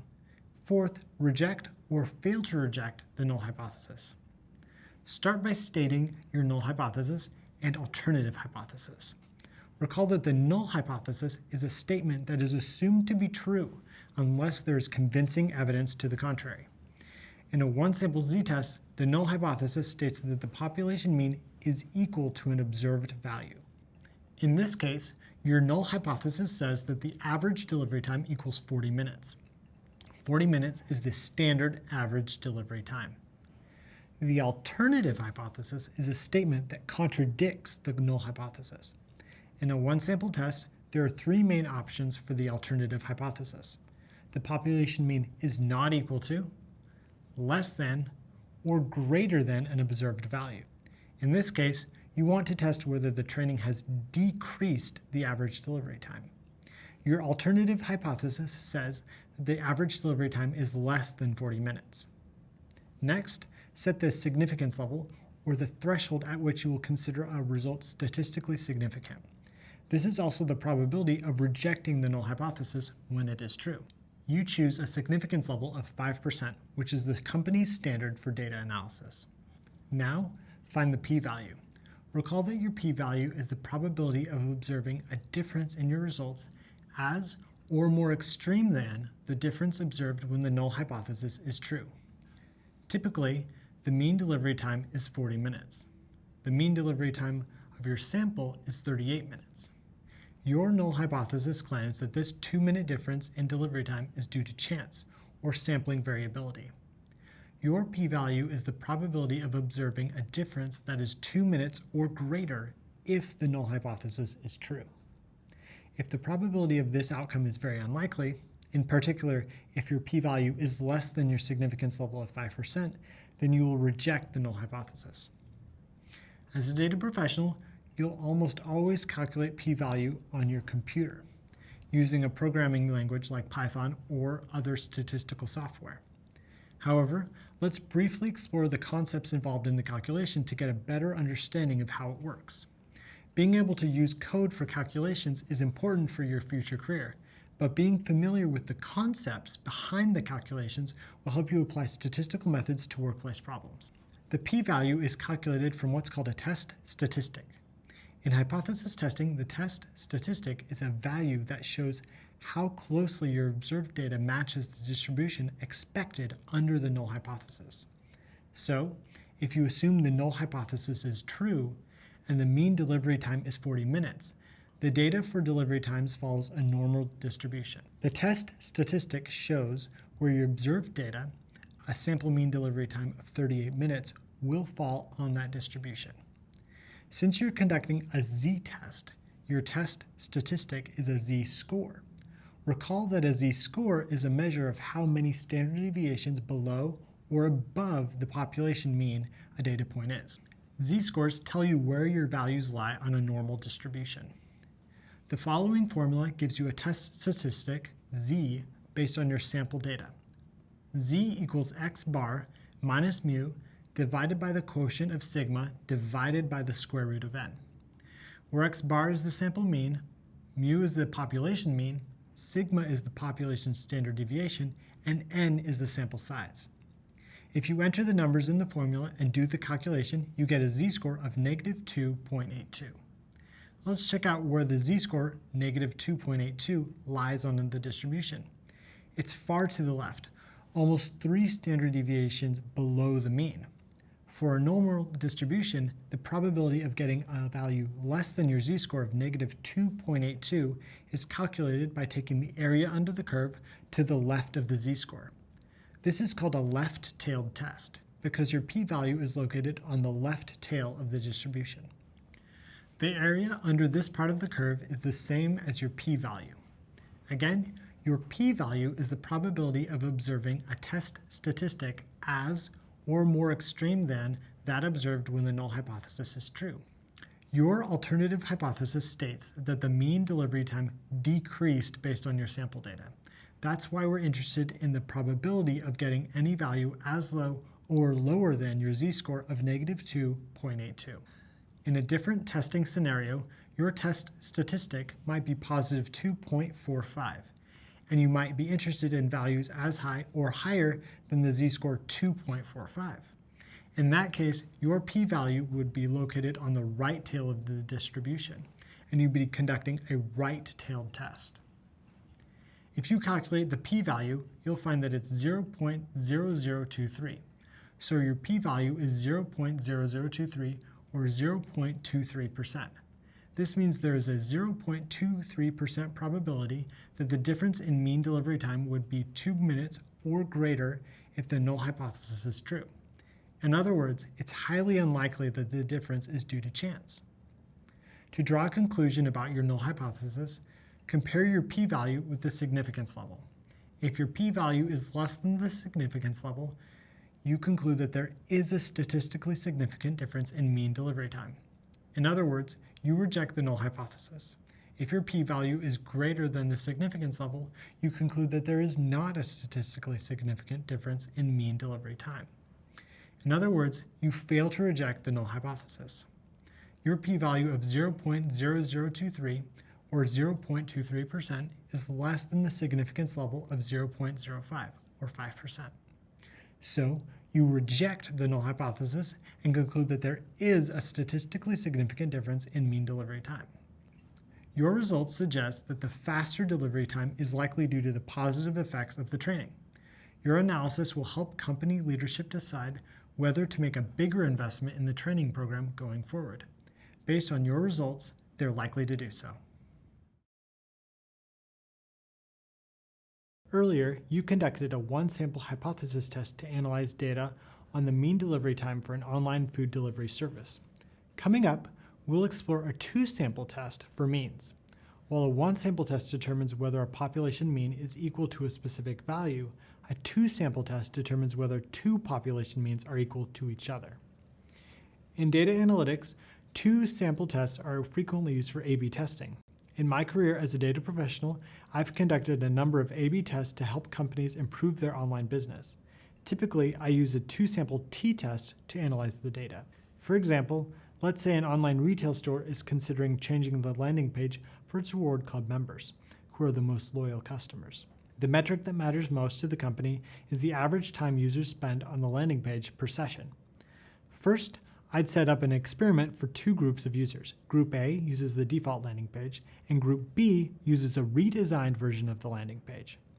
Then I'd use a t-test to compare the average time spent on each landing page and determine if the difference between the two sample means is statistically significant.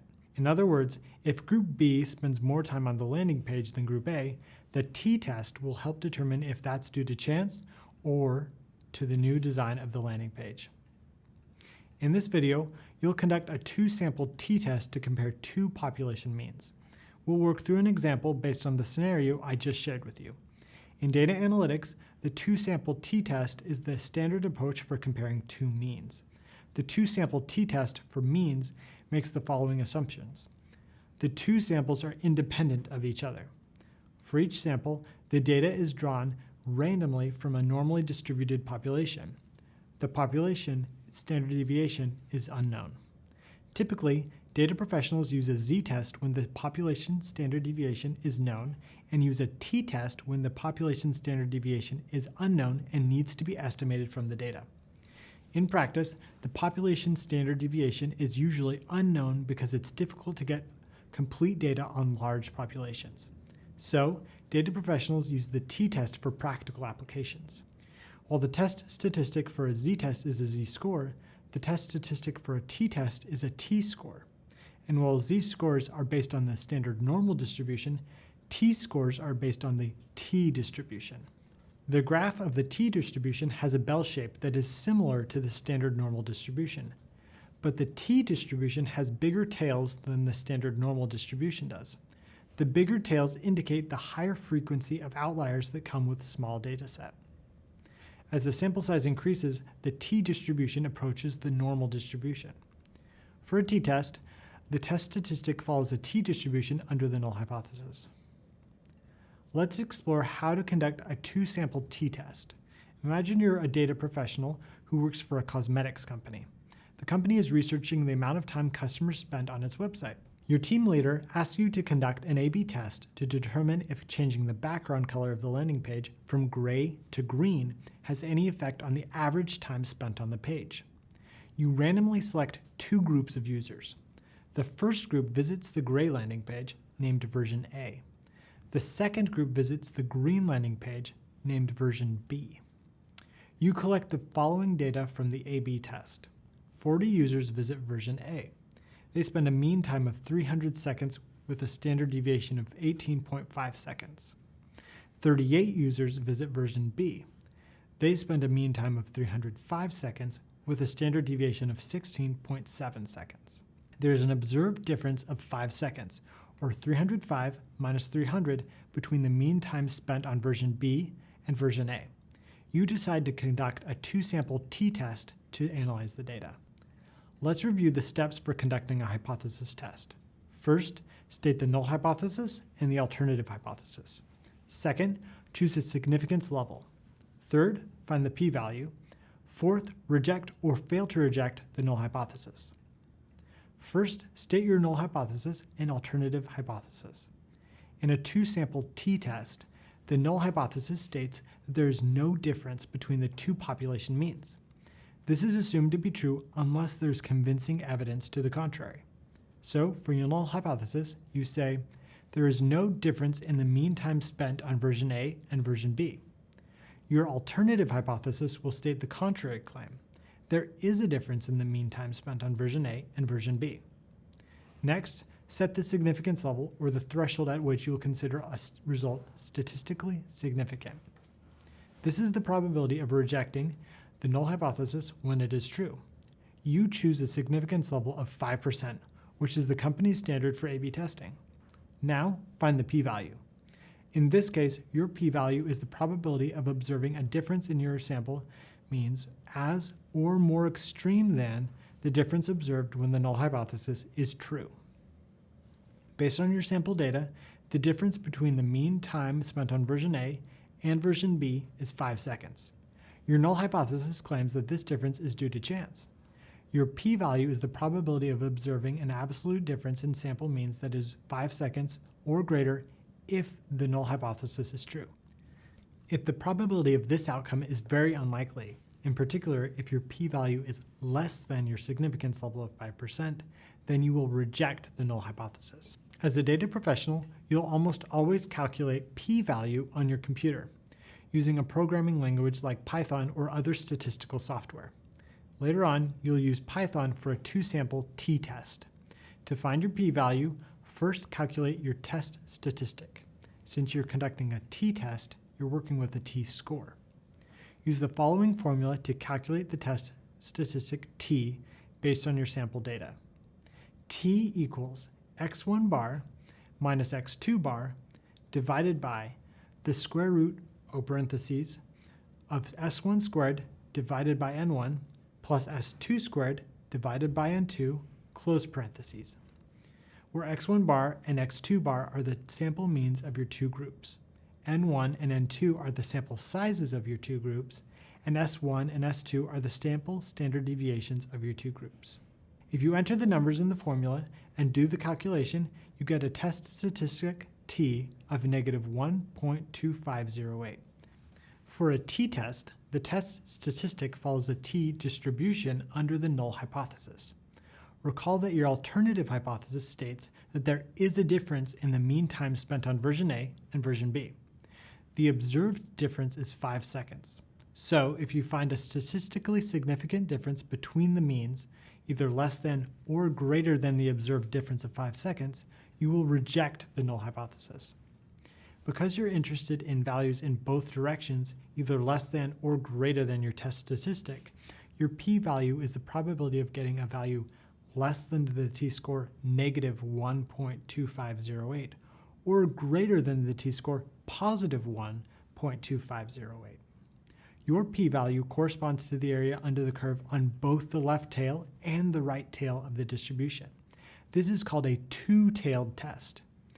If you calculate the p-value, you'll find that it's 0.2148 or 21.48%. This means that there's a 21.48% probability that the absolute difference between this mean time spent on version A and version B would be 5 seconds or greater if the null hypothesis is true. To draw a conclusion, compare your p-value with the significance level. If your p-value is less than the significance level, you conclude that there is a statistically significant difference in the means between the two versions. In other words, you reject the null hypothesis that there is no difference in the mean time spent on version A and version B. If your p-value is greater than the significance level, you conclude that there is not a statistically significant difference between the two versions.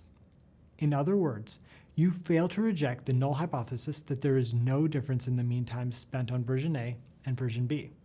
Your p-value of 0.2148 or 21.48% is greater than the significance level of 0.05 or 5%.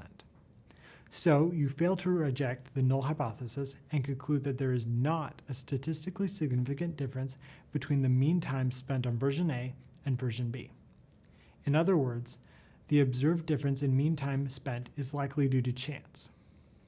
Your analysis will help the company decide how to redesign their website. Since there is not a statistically significant difference in mean time spent based on the background colors of gray and green, you can recommend the company either test for a different color, such as blue or yellow, or test for a different design feature, such as text size or button shape. Perhaps a different design change will have an impact on the mean time spent by customers on the landing page. Recently, you learned that data professionals use a two-sample t-test to compare two population means.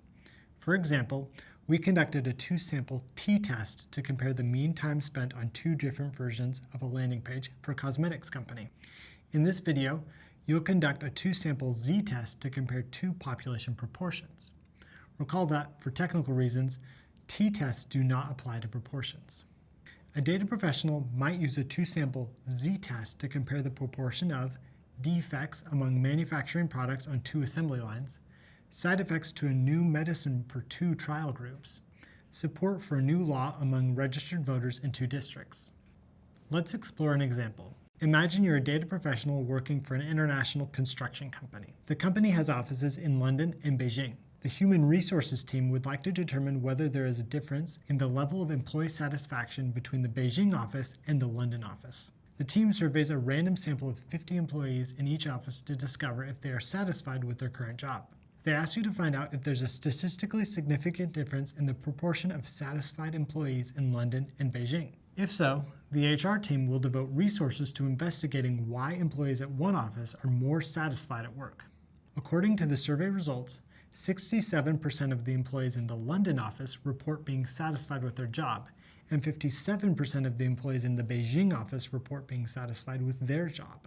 There's an observed difference of 10 percentage points, or 67 minus 57, between the proportion of satisfied employees in London and Beijing. You decide to conduct a two-sample z-test to analyze the data. Let's review the steps for conducting a hypothesis test. First, state the null hypothesis and the alternative hypothesis. Second, choose a significance level. Third, find the p-value. Fourth, reject or fail to reject the null hypothesis. First, state your null hypothesis and alternative hypothesis. In a two-sample z-test, the null hypothesis states that there is no difference between the proportions of your two groups. This is assumed to be true unless there is convincing evidence to the contrary. So, for your null hypothesis, you say there is no difference in the proportion of satisfied employees in London and Beijing. Your alternative hypothesis will state the opposite claim. For your alternative hypothesis, you say there is a difference in the proportion of satisfied employees in London and Beijing. Next, set the significance level, or the threshold at which you will consider a result statistically significant. This is the probability of rejecting the null hypothesis when it is true. You choose a significance level of 5%, which is the company's standard for employee surveys. Now, find the p-value. In this case, your p-value is the probability of observing a difference in your sample proportions as or more extreme than the difference observed when the null hypothesis is true. Based on your sample data, the difference between the proportion of satisfied employees in London and Beijing is 10 percentage points. Your null hypothesis claims that this difference is due to chance. Your p-value is the probability of observing an absolute difference in sample proportions that is 10 percentage points or greater if the null hypothesis is true. If the probability of this outcome is very unlikely, in particular if your p-value is less than your significance level of 5%, then you will reject the null hypothesis. As a data professional, you'll almost always calculate p-value on your computer, using a programming language like Python or other statistical software. To find your p-value, First, calculate your test statistic, z. Use the following formula to calculate the z statistic based on your sample data. Z equals p1 hat minus p2 hat divided by the square root of p0 hat times, open parentheses, 1 minus p0 hat, close parentheses, times, open parentheses, 1 divided by n1 plus 1 divided by n2, close parentheses, where p1 hat and p2 hat are the sample proportions for your first and second group.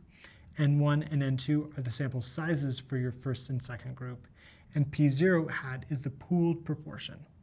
The pooled proportion is a weighted average of the proportions from your two samples. This has a separate formula that you don't need to worry about right now. If you enter the numbers in the formula and do the calculation, you get a z-score of 1.03. For a z-test, the test statistic follows a normal distribution under the null hypothesis. Recall that your alternative hypothesis states that there is a difference in the proportion of satisfied employees in London and Beijing.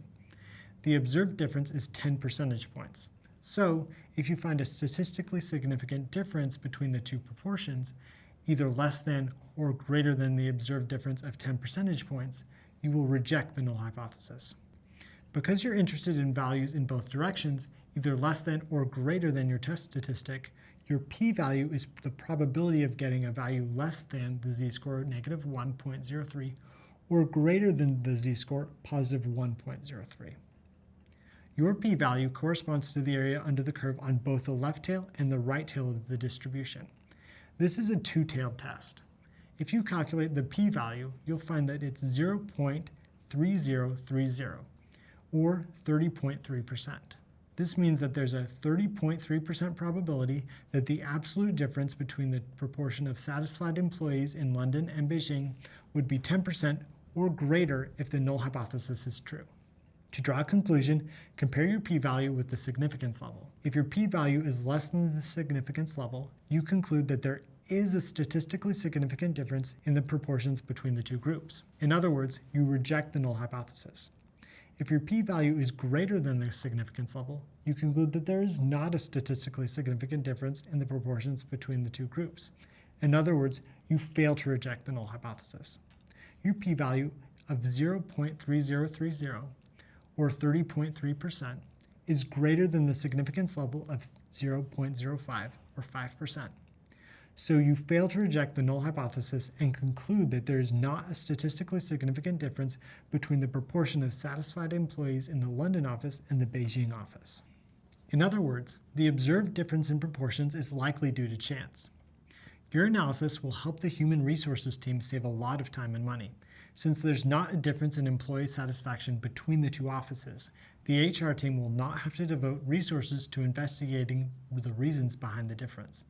However, they may want to find out how to make the employee satisfaction level a bit higher. Recently, we talked about how data professionals use two sample hypothesis tests to determine whether the difference between two sample means is statistically significant or due to chance. Two sample tests are especially useful for A/B tests, which often sample two groups of users to compare how they respond to different versions of a product or a website.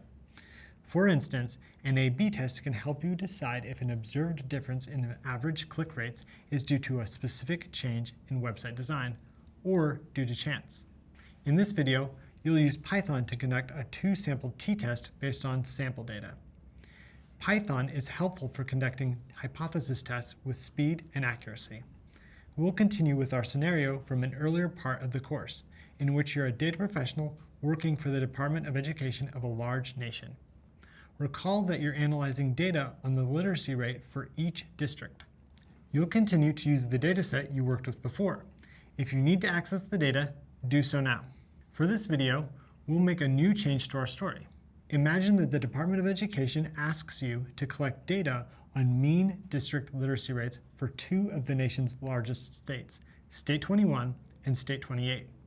State 28 has almost 40 districts, and State 21 has more than 70. Due to limited time and resources, you are only able to survey 20 randomly chosen districts in each state. The department asks you to determine if the difference between the two mean district literacy rates is statistically significant or due to chance. This will help the department decide how to distribute government funding to improve literacy. If there is a statistically significant difference, the state with a lower literacy rate may receive more funding. You can use Python to simulate taking a random sample of 20 districts in each state and conduct a two-sample t-test based on the sample data.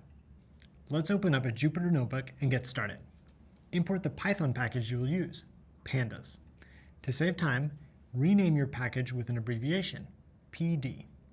To load the SciPy stats module, write from SciPy import stats. To start, filter your data frame for the district literacy rate data from the states State 28 and State 21. First, name a new variable, State 21. Then, use the relational operator for equals to get the relevant data from the state name column. Now, name another variable, State 28. Follow the same procedure to get the relevant data from the state name column. Now that you've organized your data, use Python to simulate random sampling. Use the sample function to take a random sample of 20 districts from each state. First, name a variable called sampled_state21. Then enter the arguments of the sample function. N, the sample size, equals 20. Replace equals true because you're sampling with replacement. For random_state, choose an arbitrary number for the random seed to start the computer's random number generator. How about 13,490? Recall that using the same random seed lets you generate the same set of random numbers, in case you want to return to this sample data in the future. Now, name another variable, sampled_state28. Follow the same procedure, but this time choose a different number for the random seed. How about 39,103? You now have two random samples of 20 districts, one sample for each state. Next, use the mean function to compute the mean district literacy rate for both State 21 and State 28. State 21 has a mean district literacy rate of about 70.8%, while State 28 has a mean district literacy rate of about 64.6%. Based on your sample data, the observed difference between the mean district literacy rates of State 21 and State 28 is 6.2 percentage points, or 70.8 minus 64.6. At this point, you might want to conclude that State 21 has a higher overall literacy rate than State 28. However, you don't want to assume the results of your hypothesis test ahead of time. The observed difference in your sample might be due to chance or sampling variability. In other words, the difference might not be due to an actual difference in the corresponding population means. Is the observed difference statistically significant or due to chance? Your hypothesis test will help you determine the answer. Now that you've organized your data and simulated random sampling, you're ready to conduct your hypothesis test. Recall that the two-sample t-test is the standard approach for comparing the means of two independent samples. Let's review the steps for conducting a hypothesis test.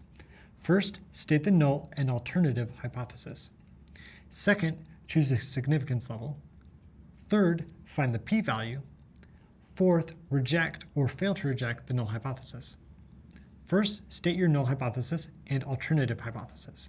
In a two-sample t-test, the null hypothesis states that there's no difference between the means of your two groups.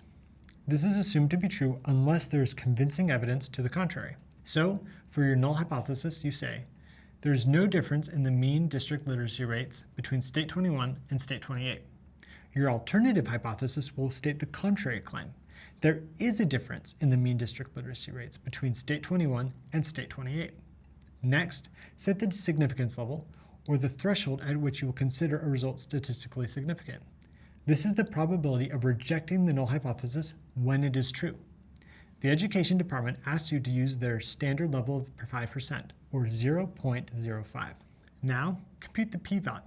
In this case, your p-value is the probability of observing a difference in your sample means as or more extreme than the difference observed when the null hypothesis is true. Based on your sample data, the difference between the mean district literacy rates of State 21 and State 28 is 6.2 percentage points. Your null hypothesis claims that this difference is due to chance. Your p-value is the probability of observing an absolute difference in sample means that is 6.2 or greater if the null hypothesis is true. If the probability of this outcome is very unlikely, in particular if your p-value is less than your significance level of 5%, then you will reject the null hypothesis.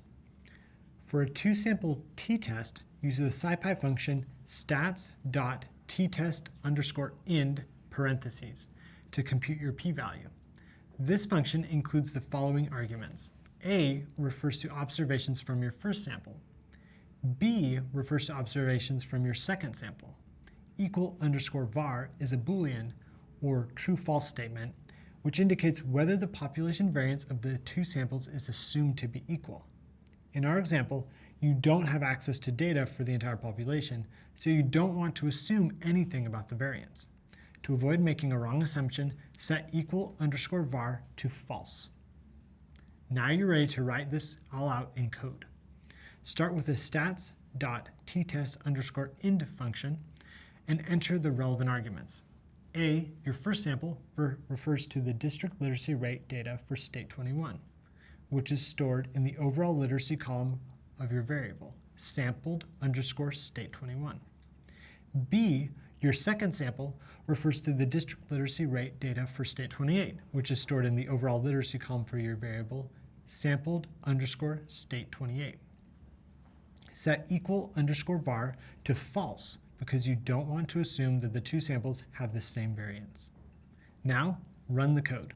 The output confirms your p-value is about 0.0064, or 0.64%. This means there's only a 0.64% probability that the absolute difference between the two mean district literacy rates would be 6.2 percentage points or greater if the null hypothesis is true. In other words, it's highly unlikely that the difference in the two means is due to chance. To draw a conclusion, compare your p-value with the significance level. Remember, if your p-value is less than the significance level, you conclude that there is a statistically significant difference in the mean district literacy rates between state 21 and state 28. In other words, you reject the null hypothesis. If your p-value is greater than the significance level, you conclude that there is not a statistically significant difference in the mean district literacy rates between state 21 and state 28. In other words, you fail to reject the null hypothesis. Your p-value of 0.0064 or 0.64% is less than the significance level of 0.05 or 5%. So you reject the null hypothesis and conclude that there is a statistically significant difference between the mean district literacy rates of the two states, state 21 and state 28. Your analysis will help the department decide how to distribute government resources. Since there is a statistically significant difference in mean district literacy rates, the state with the lower literacy rate, state 28, will likely receive more resources to improve literacy. The two-sample t-test is a powerful tool for investigating the differences between two sample means, and data professionals often use t-tests to help stakeholders make data-driven decisions.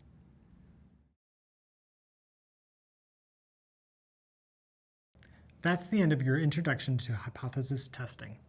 In your future career as a data professional, you'll conduct hypothesis tests to help determine the statistical significance of your results.